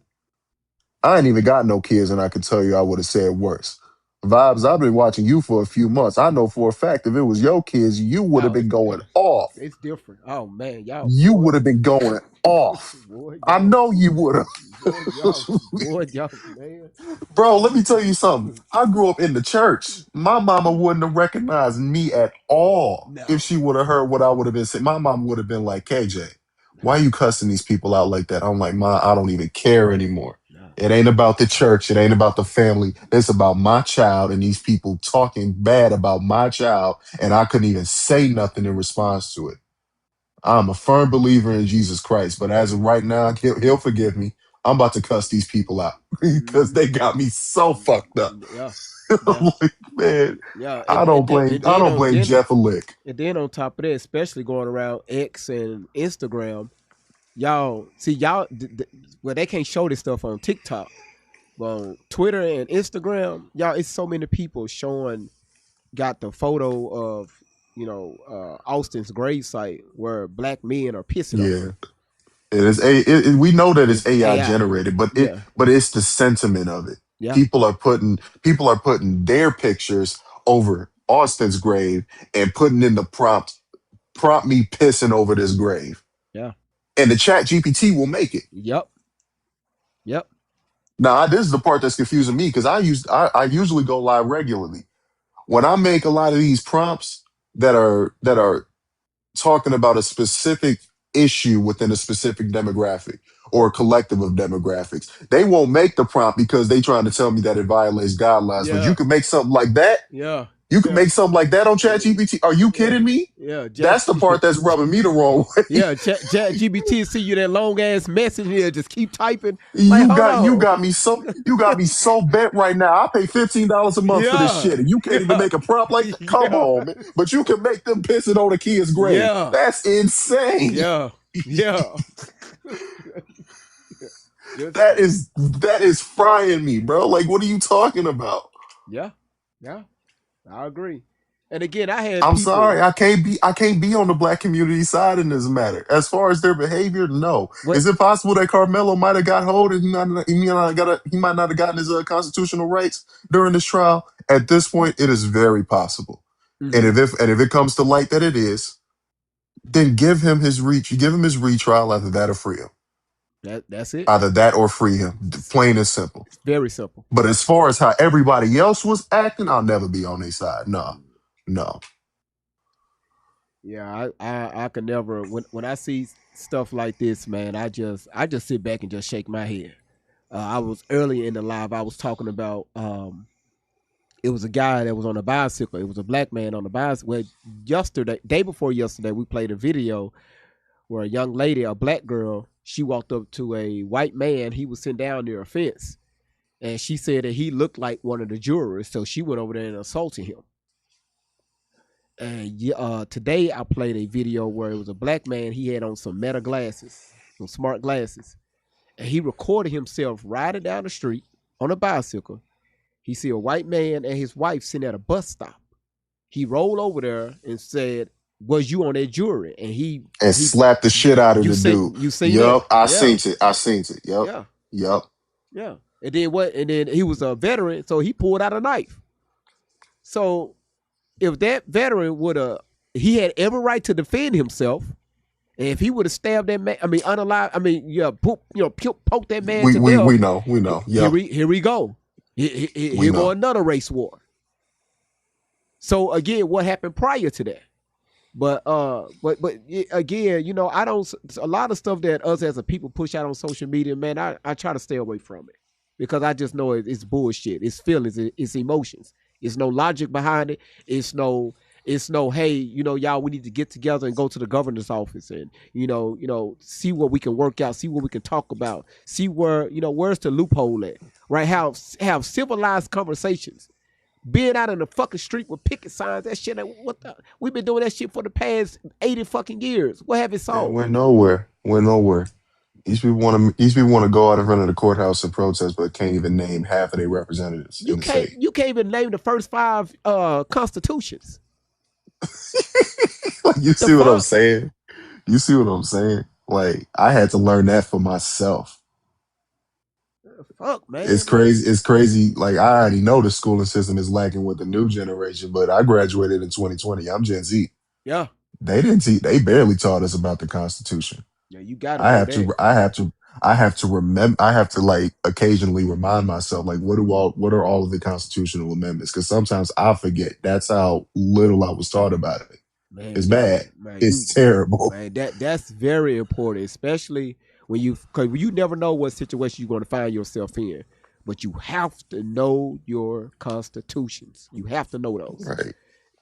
So that's why everybody be telling. That's why ever since I got my license, everybody be telling me you got to be careful because I know you in Texas. These police be a little bit racist. I'm like, even if they are racist, I ain't afraid of these cops. I know exactly how to act. I got that talk from and I know my constitutional rights at the exact same time. What do I possibly have to be afraid of? Thank you. If they try me, guess what I'm gonna do? I'm gonna sit there and I'm gonna look at them square in their face. And I'll be like, yes, sir. Yes, sir. Guess what I got? The first moment that I got my car. Speed dash cam. Yeah. Immediately got the dash cam. I wish he would. I wish a cop would. Please try it. People, do you hold on? Cuz, thank you for the 5. You took the title. Thank you so much for taking the title on the DJ glasses. Cuz, thank you so much. God is gonna bless your pinky toe when you get older. Fuck that me. The hell that me. God don't bless his what? Bless her pinky toe. She always coming in here. She'll light up the gift gallery and throw some trick or treat candy, and there it is right there. There it is every time. Every time. As soon as you said it, she do it, bro. Every time. That's what she do. I'm screaming. But I tell people when you get pulled over by the police, especially my people, please shut the fuck up. You have the right to remain silent. Shut up. The more your ass talk, the more ignorant you look. Don't argue on the side of the road. Whatever this officer accused you of, cool, take it. That's what the court is for. Let it handle Every out time, there. every time I see body cam footage Just shake your of a head. police, I'm just looking up like, I wish somebody would go out the street talking about some Black Lives Matter after you just saw that. I wish you would, you damn idiot. I'll never forget it. I'll never forget it. Seeing that this dude was recording on his phone, and he just caught off the corner of his camera the police officer throwing a packet of white substance in his back seat. I'll never forget seeing it. And he caught it and sent it straight to the court. Like, nah, you ain't finna get me. They fired that cop. Yeah. They fired him. Man, y'all send that stuff straight to the Black DA's man. office. Straight to the DA's Black office. man got off. He was recording at the right time, caught the cop trying to pull a fast one on him, got him fired, and he won the suit. He sued and won all that money. I'm like, come on, all y'all got to do is be civil, know your rights, and record everything. The dash cam is not cheap. You could get a $15 dash cam from the Goodwill down the street. I promise you. And they be doing it. They be in the box. Y'all, they be in the box. I'm telling you, they be in the box. Like, it's not that hard. And hell, if it's on the shelf, just go pay $2 for it, wipe it off when you get home. It's not that hard, bro. Get that little $3 SIM card from the Walmart if it don't come with one. It's not that hard. Promise you. Like, please, if you really care about your safety, do something about it. Well, hey, what if Melo would have had on some Meta glasses? Man, if he would have had some Meta glasses on, something tell me they wouldn't release that footage either. They would have got rid of those glasses. They would have got rid of it. I'm telling you. Again, this whole case is backwards. It doesn't make sense. But again, we know this is election year.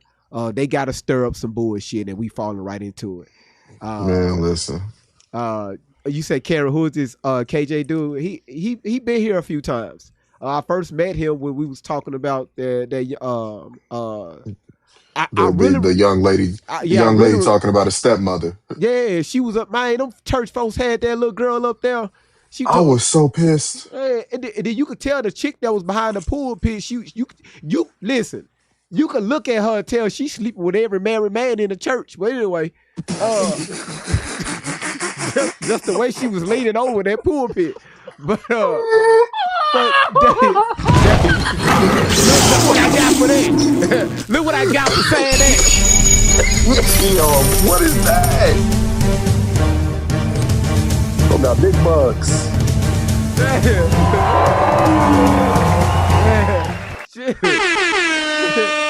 They're gonna cuz again. Thank you so much. Now, Chelsea, you said flag on the play. No, I gotta say something. The lady, you gotta see that live that I did. They had that girl. See, they took advantage of that girl. It was already some talk going in the church about this girl and her mama and some bullshit that went down. So they were trying to exploit that shit through the little girl. They were trying to brainwash her. So they was like, hey, tell us what you were thankful for. So when she was about to say what she was thankful for, they was trying to control the narrative. So, and that kind of made her feel some type of way. So the mama was in the church. The stepmama, I don't think the stepmama was in the church, but the mama was on the front pulpit with the family. So she said, and I guess mama wasn't active in her life, or mama was mean or something. The girl said, I think I'm thankful for my stepmama. Boy, the moment she said that, I'm talking about the church went left.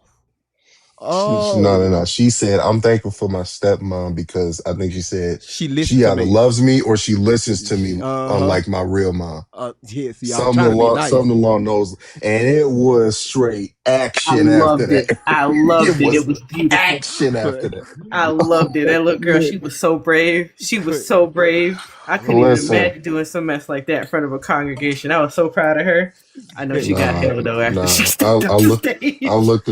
I looked at that, and I just maybe it's the young person in me. I also grew up a preacher's kid at the same time. We gotta be on our P's and Q's when we were the preacher's kids. Nah, I ain't the stereotypical preacher's kid that's just out slanging it left and right. I'm a pretty reserved individual.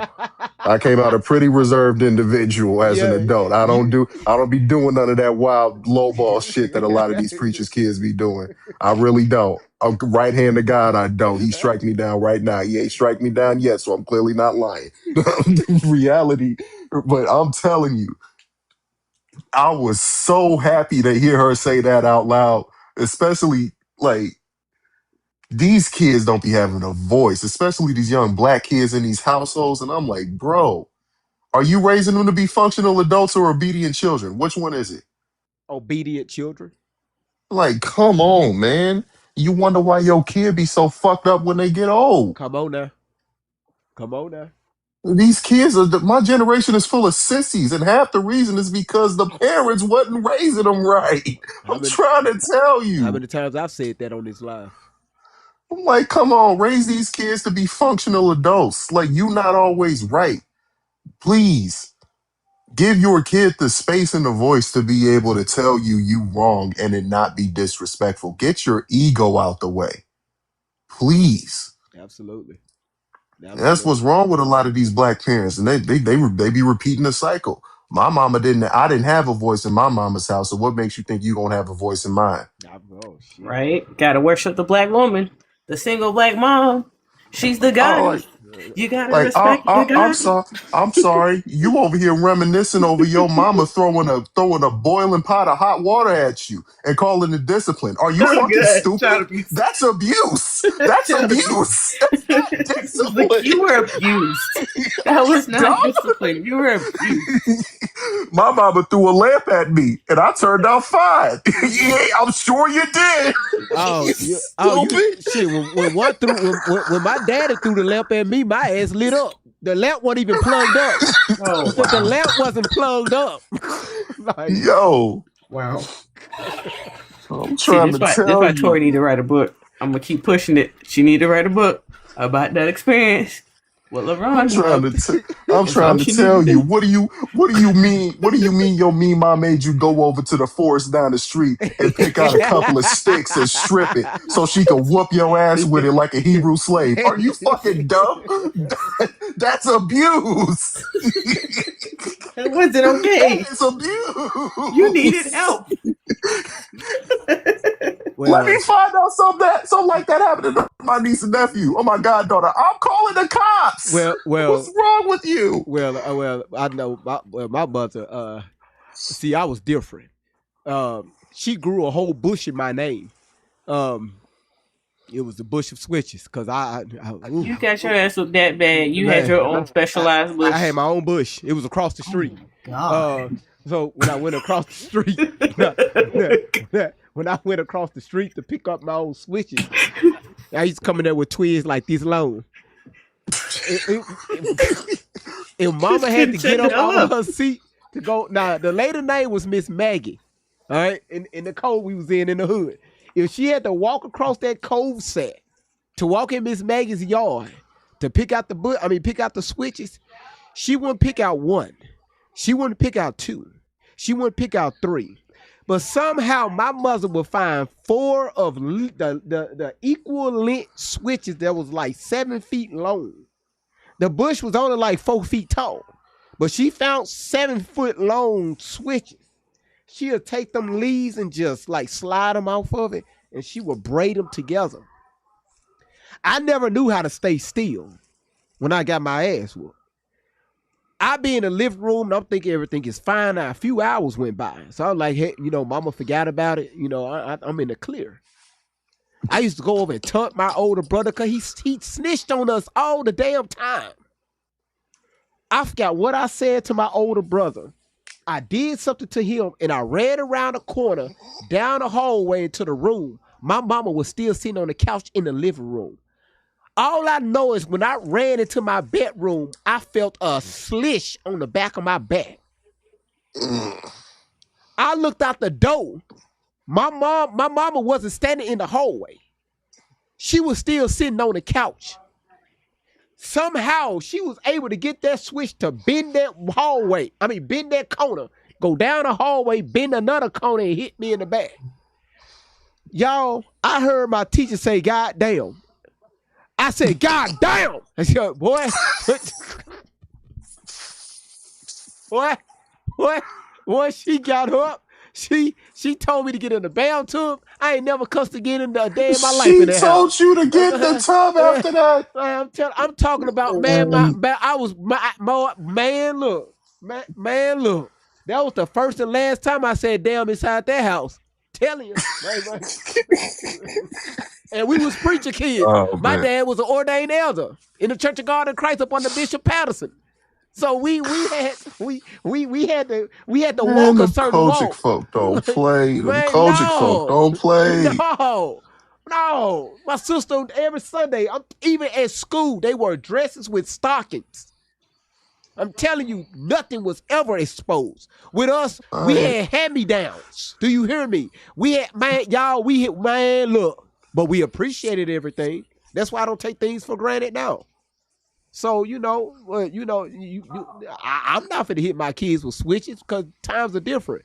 But again, our household, it was always order. It wasn't abuse. It wasn't this or that. My mother could give us a certain look. And we knew exactly what that look mean. You better strain your ass up, or something's going to happen when you get home. My mama didn't whoop a lot, but I was always on the list. I was always on the list. With Queen Momo, you on the toilet laughing. You still on the toilet laughing. You talking about me? Please stop. Your ass on the toilet still laughing. Chill out. Flush the toilet. It'll be all right. Flush the toilet. That's crazy. Hey, nah, man, I could count. I don't think my whoopings passed the double digits in my whole childhood. I was really not a bad kid. I had some badass moments, but I really wasn't a badass kid. I got you. For real. But I got you. I love my mama so much, and I'm thankful that as an adult she was able to sit down with me and we could have a genuine adult conversation about where she went wrong. And to hear her take accountability for it is so, man, it's a whole different feeling. And I'm thankful that God gave me that type of mother instead of the mothers that I see my cousins have. Wow. And it's like, bro. Wow. Man, I'm trying to tell you, my mama ain't perfect, but one thing about it, two things for sure, she's accountable. And that's why I'm big on accountability as a grown man. It's like, yo, y'all can't be out here tweaking like this, man. Y'all got to do better. Absolutely. Your kids are messed up. Yeah. Your whole family messed up. Yeah. And you over here on TikTok talking about we got to break these generational curses, but I'm seeing how you act on the internet, and I can only imagine how much worse it is at home. Come on now. I could only imagine it. You over here acting like you just turned 18 and you in your mid to late 30s. Oh, you got kids? All right, now you ain't gotta call me out like that. I'm not talking to you, Shells. I'm not talking to you. I promise you. I promise you, I'm not talking. I know I joke and cut up quite a bit, but I'm working on the generational curses, trying my best. Excuse me. As long as you doing your part. That's it. It ain't my business. It ain't my business. That's it. It's when you publicize the dysfunction and pretend that it's okay. It's the best. It's okay. Yeah. It's acceptable. I'm sorry. Maybe I just got too many cousins my age that unalived from this bullshit. Yeah. I can't make excuses for it. I really can't. No. I can't. No. I grew up on the east side of Detroit. I can't make excuses for this bullshit. Trust me, I'm a Detroiter at heart. I'm about to move back in like a couple of weeks. But it ain't the hood though. I'm going to Mount Clemens. I'm be in the suburbs with them white folk. Hey, I got a lot of my family is actually from Flint. Yep. So I think I've been up there once to see them. And a lot of times we have family reunions. They have to bring their because most of them are light skinned. They bring their light skinned ass down here. And we was at the family reunion last year. Half of us didn't recognize one another. Like who your dad is? Who are you? Y'all, it had to be like 300 people there. Like, who are you? Who your daddy is? Who are you? Everybody, no, we ask for IDs. Right, we ragging on light skinned people all day today. What's up? We got security. We got security at the door. Hold on. Steph Curry, you here? We can. Oh my god. Man, listen, I'm trying to tell you. And see, Flint be pissing me off so bad. Like the people there. I'm convinced. You remember Eric Mays? Rest Yeah, in peace. yeah. No, I'm trying or to in tell you, the like, pouring of water. that Pouring of right. water. That He was funny as shit. But please, can we be serious for like 2 seconds? boy, Eric Mays was serious about Flint, was he not? He wasn't playing about Flint. Eric and that what's that old white chick? They used to get into it all the time. That's boy, yo, But I'm gonna yo. finish saying this. Well, go ahead. Man, he used to mock that lady so much. Man, Eric Mays was a Oh character, shit, man. Well, man. let me tell you something. Eric Mays did not play about Flint. He walked in that room and he meant business every time. Yeah, Policy, everything. yeah, People in Flint, especially black people in Flint, are so unserious that they made him a meme instead of focusing on the legacy that he was actually trying to leave behind yeah, and what he yeah, was trying to change with Flint. yeah. Half of don't get me wrong, 75% of the reason why Flint's so fucked up right now is Rick Schneider. Make no mistake about it. Mm, That man should still be in jail. mm. But 25% of the problem that we're dealing with Flint is because people in the community don't give a fuck and they so unserious. Absolutely, And that's the absolutely. part that annoys me. It's like, bro, we are one of the most top, we should be the top industrial city in the United States. We haven't been in the top, we haven't even been in the conversation since the pandemic. What are we doing? Can we do something, please? Well, you know what? Vote. These people are Yeah, stupid. absolutely. And Sister Soul had to say, "GV, hey, bro, calm down." I like when people correct. I like when people correct me in the chat. Yes, Uh, Flint's water is still messed up. you know, It's been hey, messed up since I was a baby. I'm trying to tell you, bro. It's so well, annoying. we're going to say rest in peace, Mr. Eric Hayes. I think when Yeah, he passed on last year. a couple years ago. Um, and yeah, he was a different kind. But he stood 10 toes down. Everything that he said, and he was all about trying to, make changes in the community, and he was holding people accountable. He called them out. Hmm. That was just who he was. So, but listen, y'all, I'm gonna get out of here.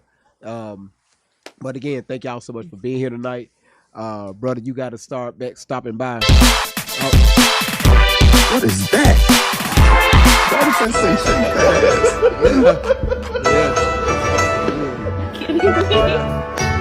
Look at those hips. Go, babies, go. Yeah. Look at those hips. Yeah, you throw a dog, we're gonna have dogs shaking their asses up here. So thank you, Delines, for the big booty Koji. All right. Delines, just go back and watch the live, just watch the replay. It's a lot of great information in the replay. So again, he needs to come back more often. You say you go live? Yeah, I do. But I'm gonna wait a couple of weeks until after I settle back when I move back home, just so I can focus. But yeah, I do go live often Okay. for the most part. Yeah, we definitely gonna come by and check you out, man. Show you some support, man. We really appreciate I you, man. appreciate you. Thank you, sir. No problem, man. Thank you for gracing us with your time. Thank you so much. And thank you for gracing my phone with your live. I appreciate you. No problem, man. No I problem. had to make a pit stop while I was doom scrolling. I'm like, man, let me tap in and say what's up. It's been a minute. I thank you so much, man. I really appreciate you. Always, man. Always, man. You be safe. All right, you too now. Thank you so much. Yep. Oh man, I love talking with young men that they got their head on straight. And man, I'm talking about it's just good to hear people that's looking at everything, looking at the whole spectrum of things instead of being one sided. So you said, oh, Laura, real quick, you want to come up here and discuss that real quick, if you don't mind, before we close out. Yes, he's very much he got a gray head on his shoulder. And actually, it's not 1,200. I think it's like 1,150, something like that. Okay. Hey guys, how are y'all doing? So, anyways, okay. So I guess we have almost. You said 1,100. So we'll say 1,150 Uh-huh. to be safe. Okay. So we have till the 24th, I believe. So we need to get this done, guys. So we just have a few more days, like not even a week. So again, you can go to Great Vibes 10, his Cash App or Venmo. We took down the GoFundMe because it was just taking too many, it was charging too much. So again, Great Vibes on 10 on Cash App and Venmo. Really, really appreciate every single penny counts. I mean, really, we appreciate everything. And let's see what else. Oh, please don't forget to check out the gift gallery. Also, if you need to watch the replay, you missed it. It's been a great live. You can go on Rumble. I mean, you can go on YouTube, Great Vibes on 10 on YouTube. And also, you can check us out on Rumble and YouTube. And let's see, what else? Anything else, guys? I think that's about it. Well, yes, this right here, listen, y'all, I'm gonna be honest. This right here has been one of my best lives. Absolutely. This was a very, very eye-opening live. I loved it. And we all behaved. We did. Yeah. We did. We actually were all getting along, and people were, even me, I made me, I opened my eyes to some things. Peanut's real smart with this kind of stuff, eye-opening, and then some things you said and different perspectives. I think this was a great live. I really, really do. It was awesome. Yeah, so I know your babies need their dad. They want you, so we hear them. They're just like, Daddy! Yeah, what he gonna come in here and pull this? Because the little one, he got a big belly button. He just gonna walk in and just pull his shirt up. Daddy, look, like I see it. He don't ask you. He's telling you what he needs. Remember, he don't ask. He says, juice. So he got he have asthma.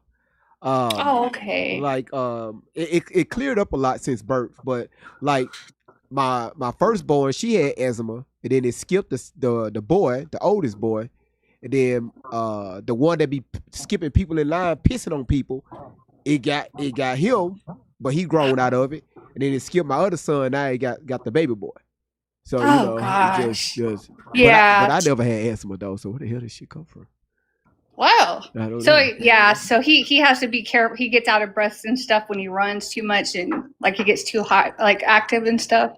No, none of that. It just just gotta be careful with the skin. Like like several times a day, I gotta make sure I put this special cream on his skin so it can keep it from flaking up and drying out. And asthma. I thought you said asthma. Oh okay, no, asthma. Boy, my country ass. No. I know what you're talking about. Okay, yeah. Get to put that cream on it and stuff like that. Yeah. Yeah. Look, Karen gonna say, I'm sorry, your child pisses on people. No, listen. So, what had happened was, remember I told y'all this story a few months ago where the teacher called me and I had to talk with my son. He was in line. They was in line to go to the bathroom. My son had to pee so bad he skipped the line. The boy was already pissing at the stall. He moved the boy out the way while he was peeing. So I'm talking about pee going everywhere. The boy turned around, looked at the teacher, he got her in the eye. Sure. And my son just over there peeing like hey, if I gotta go, I gotta go. We dealt with that. Y'all remember when I told this story? Hey, I'm sorry. Oh, well, he knows when he wants something. That's right. He said, I have to pee. He had to pee. The other boy, he drew his name all on the school mirror. Just Hi, Hey, I was actually just coming on to tell you he was saying eczema and not asthma, but you caught on. But GV, look, I had a situation with my son, and we're talking not even a he was probably 9 to I think 4th grade, and he had to go to the bathroom, and the teacher wouldn't let him go. So child of mine decided to stand up, stripped totally naked in the Yeah. classroom, Yeah. and ran out the classroom with his little bat and balls dangling around. Yeah. Me and my husband both had to show up at the school for a meeting because my child is booty ass naked in the middle of the classroom. What is wrong with this boy? He had to I'm just pee. like, and so the principal was just kind of laughing to the side, and he was like, "I guess next time you'll let him go." And I'm Let him just sitting go. there like, "It is not funny. It is not funny." Yes, it is. Would you rather him do it in his pants? Yes, At least yes, no, yes. because he know he got to finish the school. It's 10 o'clock in the morning. You think I'm finna wait till 3 o'clock to sit in these piss ass? No, I'm finna drop all this. The flow can get it. The child sitting next to him can get anybody can get it right now. Let me tell you something. This exact same child. So I got called 3 times in one morning, and I said, you know what? Let me fix this. This child has asthma, right? So I stopped by the house and grabbed his nebulizer, and we went and plugged it up at the school. And I said, okay, you finna get this ass whooping. Come here. And I'm just like, when I pop you, you breathe because you ain't finna die on me. You got asthma. So I was like, now I'm gonna pop you again. I'm gonna need you to put this on. Breathe, boy, breathe. But you can get this ass whooping. I'm like, I'm not finna keep coming to this school. And they was like, Miss Johnson, you cannot. I was like, you want to bet? Yeah. So yeah, we got him together, all the way together. So no, we So don't you want mean to to do that. tell me while you was beating him in class, he wasn't pissing? Like every time you hit him, he pee? Like Close to it. Close to it. I was the pee-pee girl. I used to pee-pee in my pants when I was 4 years old. You know, So- they would call your Oh, mom and be like, she peed in her pants. It be feeling bad when you feel it rolling down the side of your leg. Yeah, it's Yeah. warm. Yeah. Yep. Yeah. Yeah. Yeah, I was a little pee-pee girl. You was a little pee-pee girl. Oh my Yep. God. Did your mama put extra clothes in your bag just in Oh yeah, case? she did. She did. But still, I don't know why. Maybe it was warm. Maybe I didn't. I don't know why I did it. I just always did it. So Hey, y'all whatever mean to feels tell good, me feels so y'all good. y'all mean to tell me I was the only one that was wearing pull-ups till the 3rd grade? Now, you still wearing pull-ups. That's why you got them Yeah, you jiggle still wipes have in there. them. You What are just you don't want to talking tell about? nobody. Cause y'all be having me in this chair for hours. Where y'all expect me to go?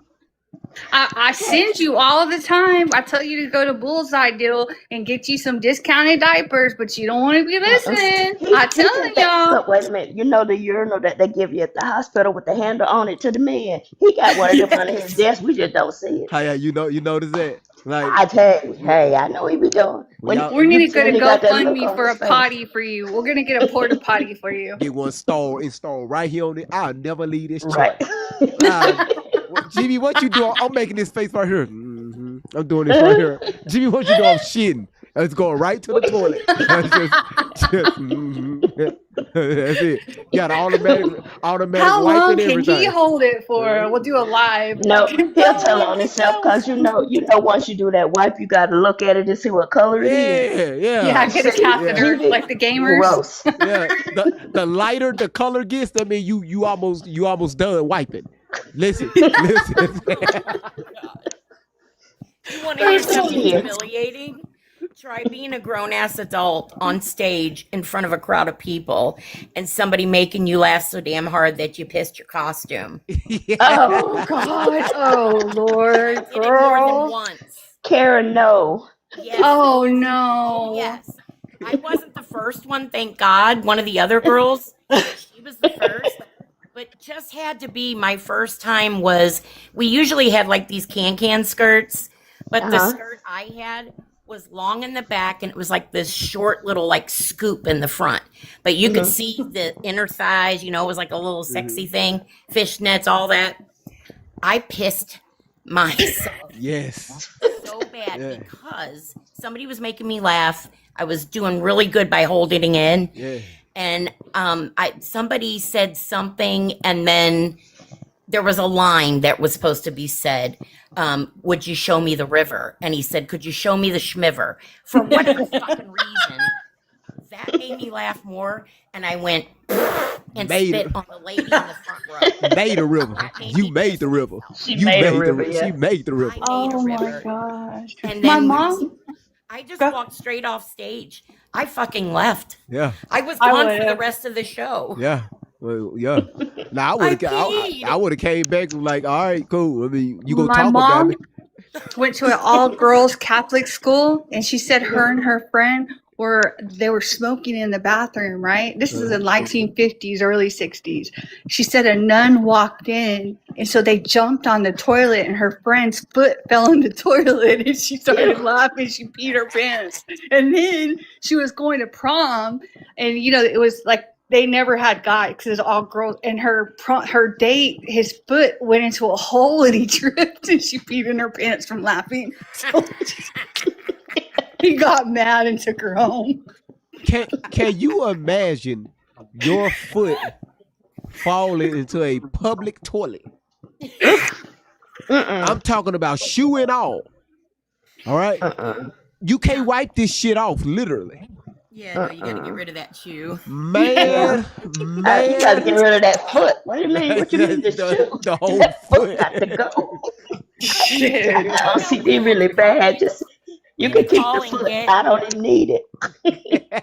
It happens a lot. I think there's a lot of women it happens to. They just don't want to admit it. No, they don't want to admit a lot. it. That's why they got the pins at the store. Y'all think it's for old people, now it's for y'all. You cough, you fart, anything you do, it comes. Yeah. The older you I've get, had the more. that problem my whole life. Ever since I was a little girl, people would make me laugh on purpose too because they thought it was fucking funny. That's why I'm telling you, I was the pee-pee girl. I know. Little 4-year-old Laura. I got you. Same. She's a stinky pee-pee girl. Listen, terrible. Don't get me started, Peanut. Y'all look at Peanut comment. Don't get me started because I do like Kai Cenat did. He had a whole porta potty on one of his broadcasts, on one of his live streams. No. Him and Drewski had a whole porta potty. This where him, Drewski, and Kevin Hart. Y'all remember when they was doing doing them podcasts together at Cena's house? They had a whole porta potty inside the room. I'm talking about a full-size porta potty. I remember Britney Spears and Christina Aguilera both said they kept like one of those Lowe's buckets, one of those big buckets on the side of the stage, so they would just run off, do their business, and run right back on stage. I believe it.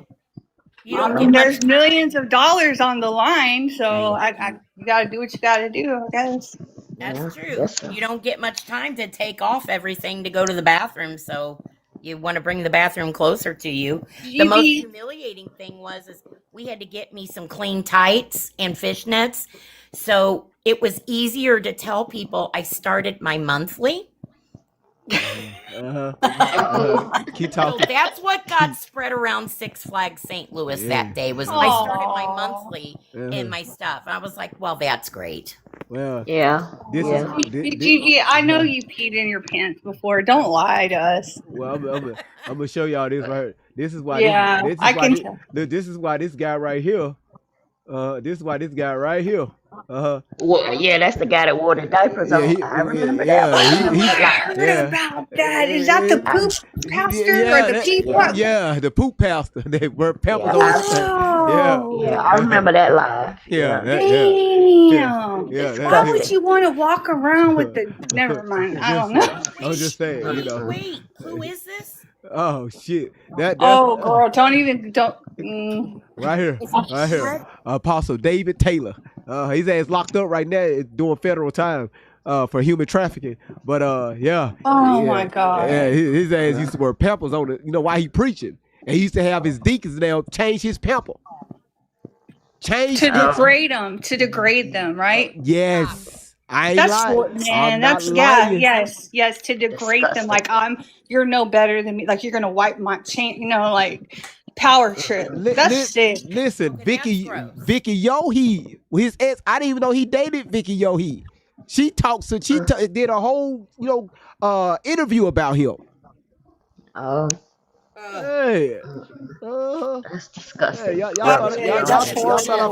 thought I forgot about that, huh? We could do a live on that one day. I'm trying to me and Milko's when Milko set me up with someone that was one of his deacons. Okay. That's gonna come on here and tell us all about it. Okay, firsthand. Wow. Yeah. So we're not just saying stuff. That would be great. Firsthand. Firsthand. Yes. That's why I stopped talking about him, because I got want to you. get facts, right? I need facts here. Right. So that's Right. that's gonna be good. Okay. Yeah, You're so damn funny. yeah, and actually he put me in a group chat with the guy 2 months ago. So No. yeah. Now that's gonna be a good lie. Yeah. That's gonna be good. Hell yeah. Listen to you. Yeah, I'll tell you, I'm messy. Like you look like you salivating waiting on that This one. is me, absolutely true. I just want to hear about the doo doo. That's all. I just want to hear about the Don't look. Hold on. We Hold need on. to get you a sign. I just Before want y'all everyone let to do. before y'all let Miss Candy start talking, please do not get her tickled, because the other day we could not get her to hush. I believe she's still laughing. What did I don't know what did I say? I don't know what you said, but it hit her tickle. Look, it hit that tickle bone, and we could not reel her back in. I remember. That's when you put Tim. What I do? I can't remember. He's what I already do. laughing. The motor has started. That's when you put them glasses. Oh yeah. When they said that there was Yes. the altars. Poor There was Peanut was altars. trying to tell her story. And I was killing myself.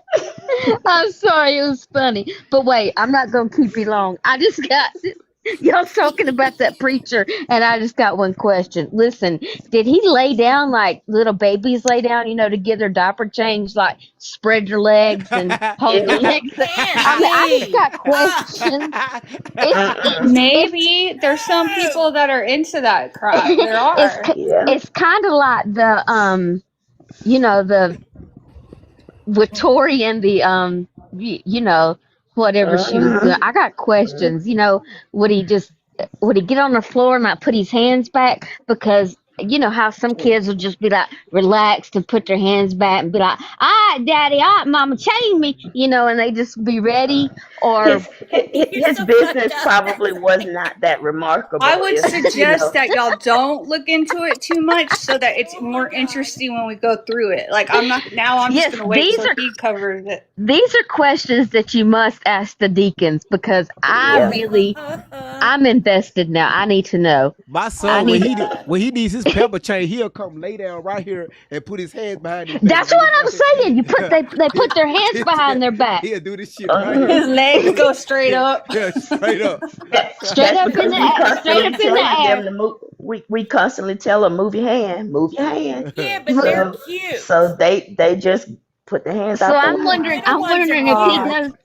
I wonder if he does the same thing. If he just lays down and puts his hands behind his head and be like, "All right, I'm ready. I'm ready." I bet now. he does right now, but it ain't that way. He's turning the other way. Oh, damn. Oh.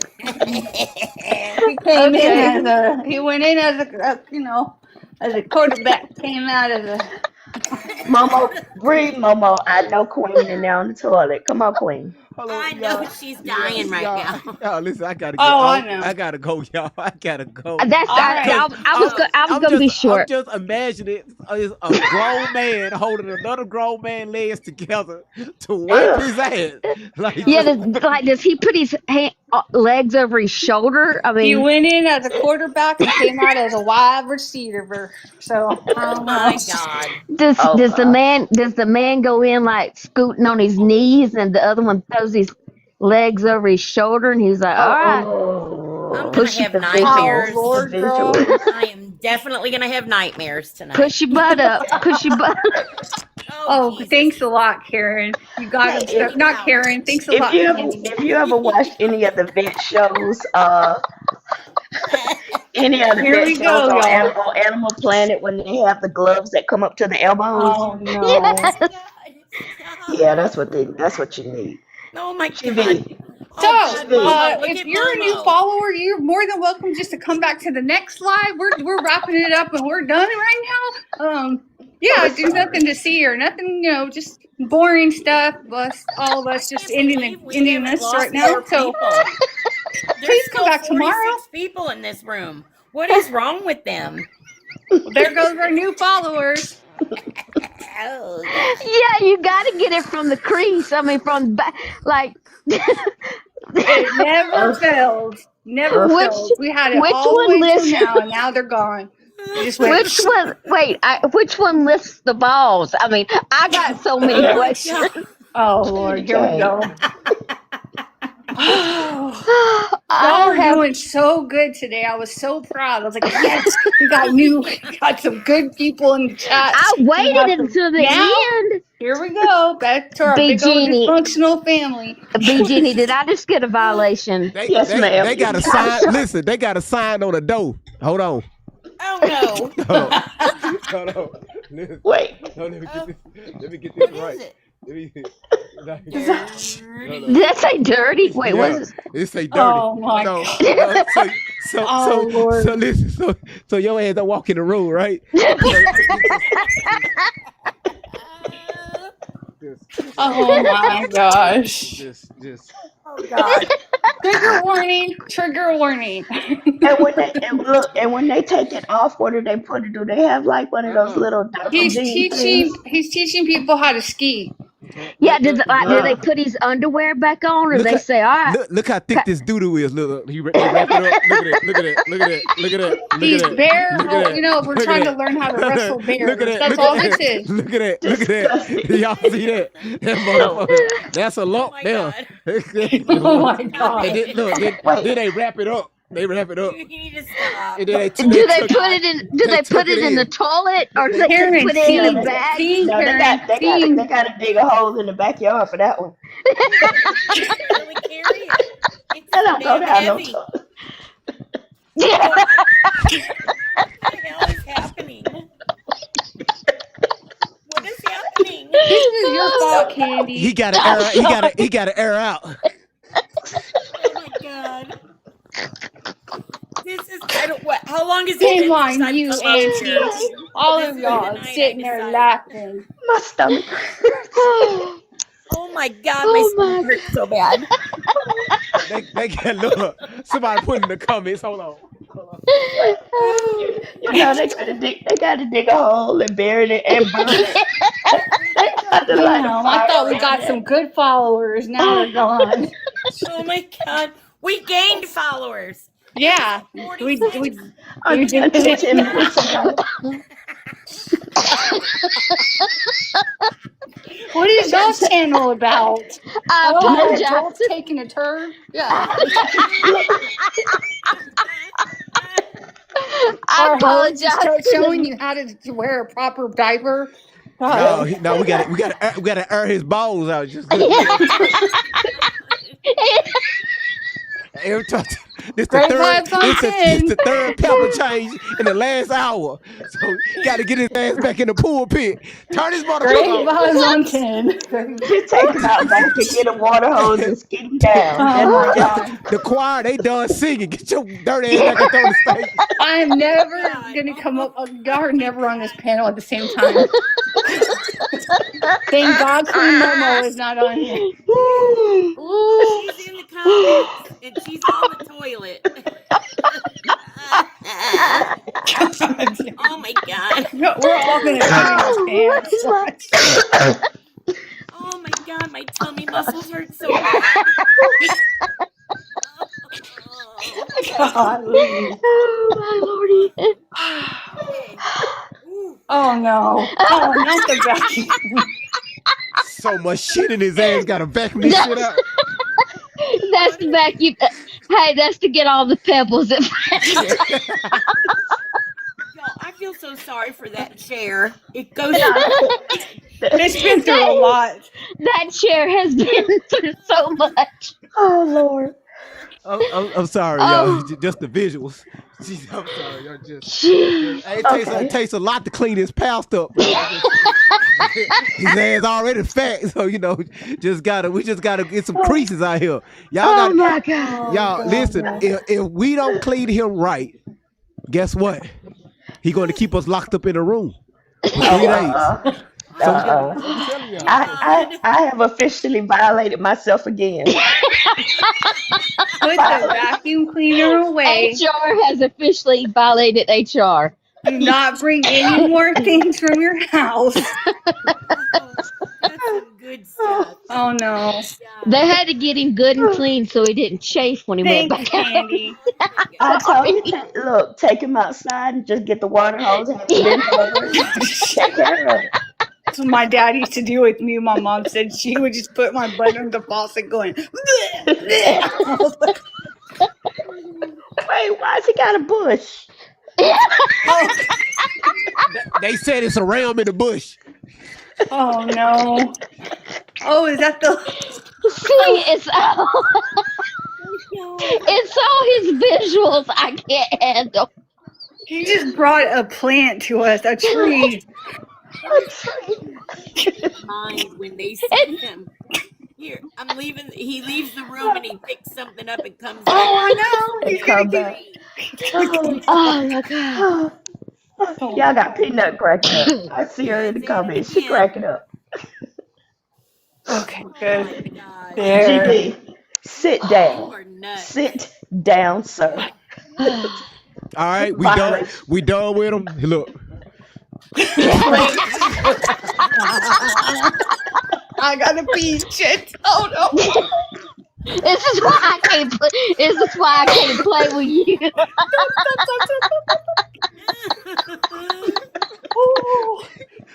Oh Jesus. Oh God. Okay. I'm doing the chicken dance. Oh. It's all your visuals. I can't handle. Oh my God. Stomach My feels Lord. like it did 50 Okay. Oh my God, today. Oh my God, stop. That was Leslie has awesome. some ideas. My poor husband was asleep. Now I had to leave out of the room and go into a whole nother room. Right, our husband. Shut up. We all got you. My Y'all talking heaven. about doo-doo for? Oh my Lord.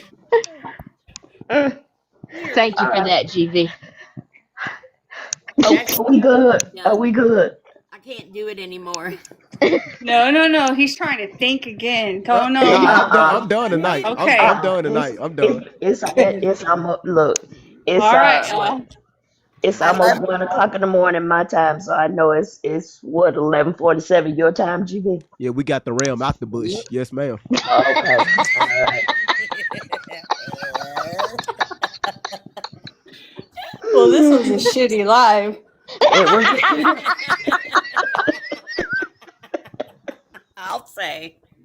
I can agree with that. I love you all. Love you too, guys. Y'all have a good night. It was awesome. Thank y'all. Sorry I called to disturb us. Listen, thank y'all. Thank Good y'all night, so y'all. much. Good night, y'all. That's right. That's right, Peanut. No pun intended. I know, guys. Listen, I don't get no write ups, right? I was being good. I didn't say nothing crazy. I didn't even say nothing. I was just. I'm gonna. You do not have a violation. Thank you. GV, you do not. Thank you. I took them all. I have them all. I took them all. Nobody on the panel got a violation. Not you. Only HR got a violation today. Thank you. She violated herself. All right, Sure did. good night, cool mama. But again, y'all, let's see. Let's give a shout outs to somebody had hit the cash up. I think it was but listen, y'all, every $5 counts, every dollar counts. Kimberly, thank you for donating towards the CA. And let me check the Venmo to see if anybody sent anything over there. Cause I think people are sending more CAs than Venmo. And just to let y'all know where we at with the CA,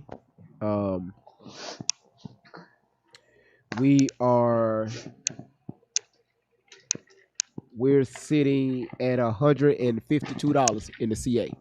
So we're making progress. All right. And that's what I did. The $5 here, the $10 here that y'all was sending, I moved it from the Venmo over to the PayPal, and then I was able to kind of like crunch them numbers down because the CA by itself is like $113. I don't want to show y'all people full names, but that's the CA and the PayPal.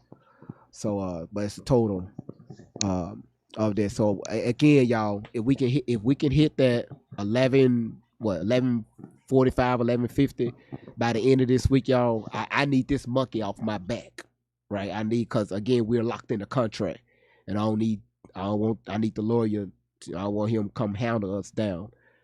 So I know we can do it. Y'all did it the first time, and that way I can get that off my mind and just let him handle everything. Again, we're sending a message, but I got something for that in the works, and I'm not going to say anything until I'm not going to say anything until after the court date. So the stuff that y'all sending, I got something for that.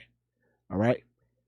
So again, thank y'all so much for being here. Thank y'all so much for helping out towards my legal funds.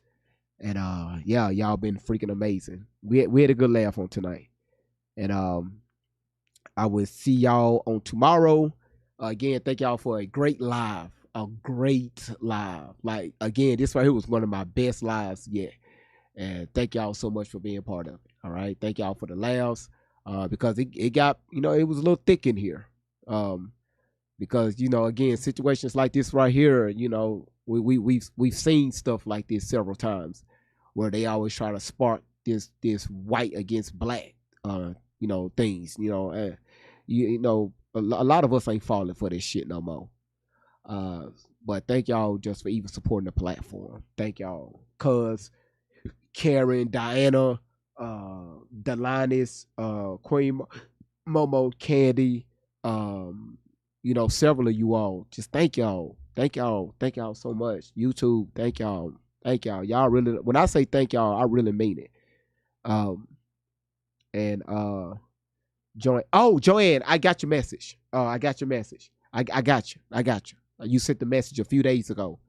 And again, y'all, I'm bad with that. When I read the messages, y'all, it's like in my head I'm replying, but I forget to put it down because I've been doing several things. Joanne did send me a message a few days ago. Joanne, we good. Trust me, we good. So you say you reply in your head too. Listen, Joanne, I know. if I don't know a lot, I know that. All right. So but just thank y'all. You said GB don't burp your name. I didn't burp the name. Moderators, thank y'all so much. Thank y'all so much. Thank y'all so much. Thank y'all so much. Thank y'all so much. Moderators. This is why I have the moderators that I have. Because my moderators, they think outside the box. Yes, we're talking a lot about the black community, then the black against the whites. But one thing I like about this community, this family, people don't get so butthurt when you say black or white or the black people doing this or the white folks doing this or the, it just like, y'all, it just is, it's just, if it's there, we're going to talk about it. You just can't get just, oh, I can't believe GB said it that way. If you don't like it, you don't have to be here. And again, Kanai, she wasn't lying. Y'all, when I tell y'all I had a very short temper with people, and it wasn't like I'm going off on you. It's just like if you say some ignorant shit, I'm finna reply your ignorant shit back to you and make you look even more ignorant with some ignorant ass shit. But I've learned with social media to where, okay, you know what, GV, just don't let these people run your blood pressure up anymore. And boy, yeah, I was cutthroat. Shit, I was ooh. And I really wish I could have. Oh boy, if I had them videos on, if I had my YouTube channel running up there, shit. Well, I'll be all types of names. Boy, hey, I'll be all types of names. Well, thank y'all for being here. What the hell is that? What the fuck was that? My ass can't DJ. Amy, thank you for the DJ boot. The hell? I don't. Amy, thank you for the DJ booth. I ain't never seen her boot the damn. Thank you. That was.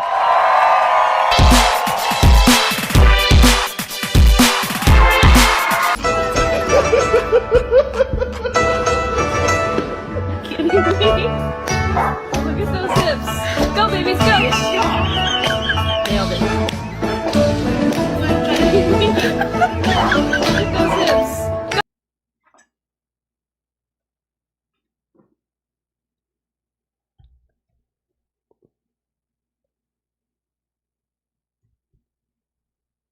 What is up?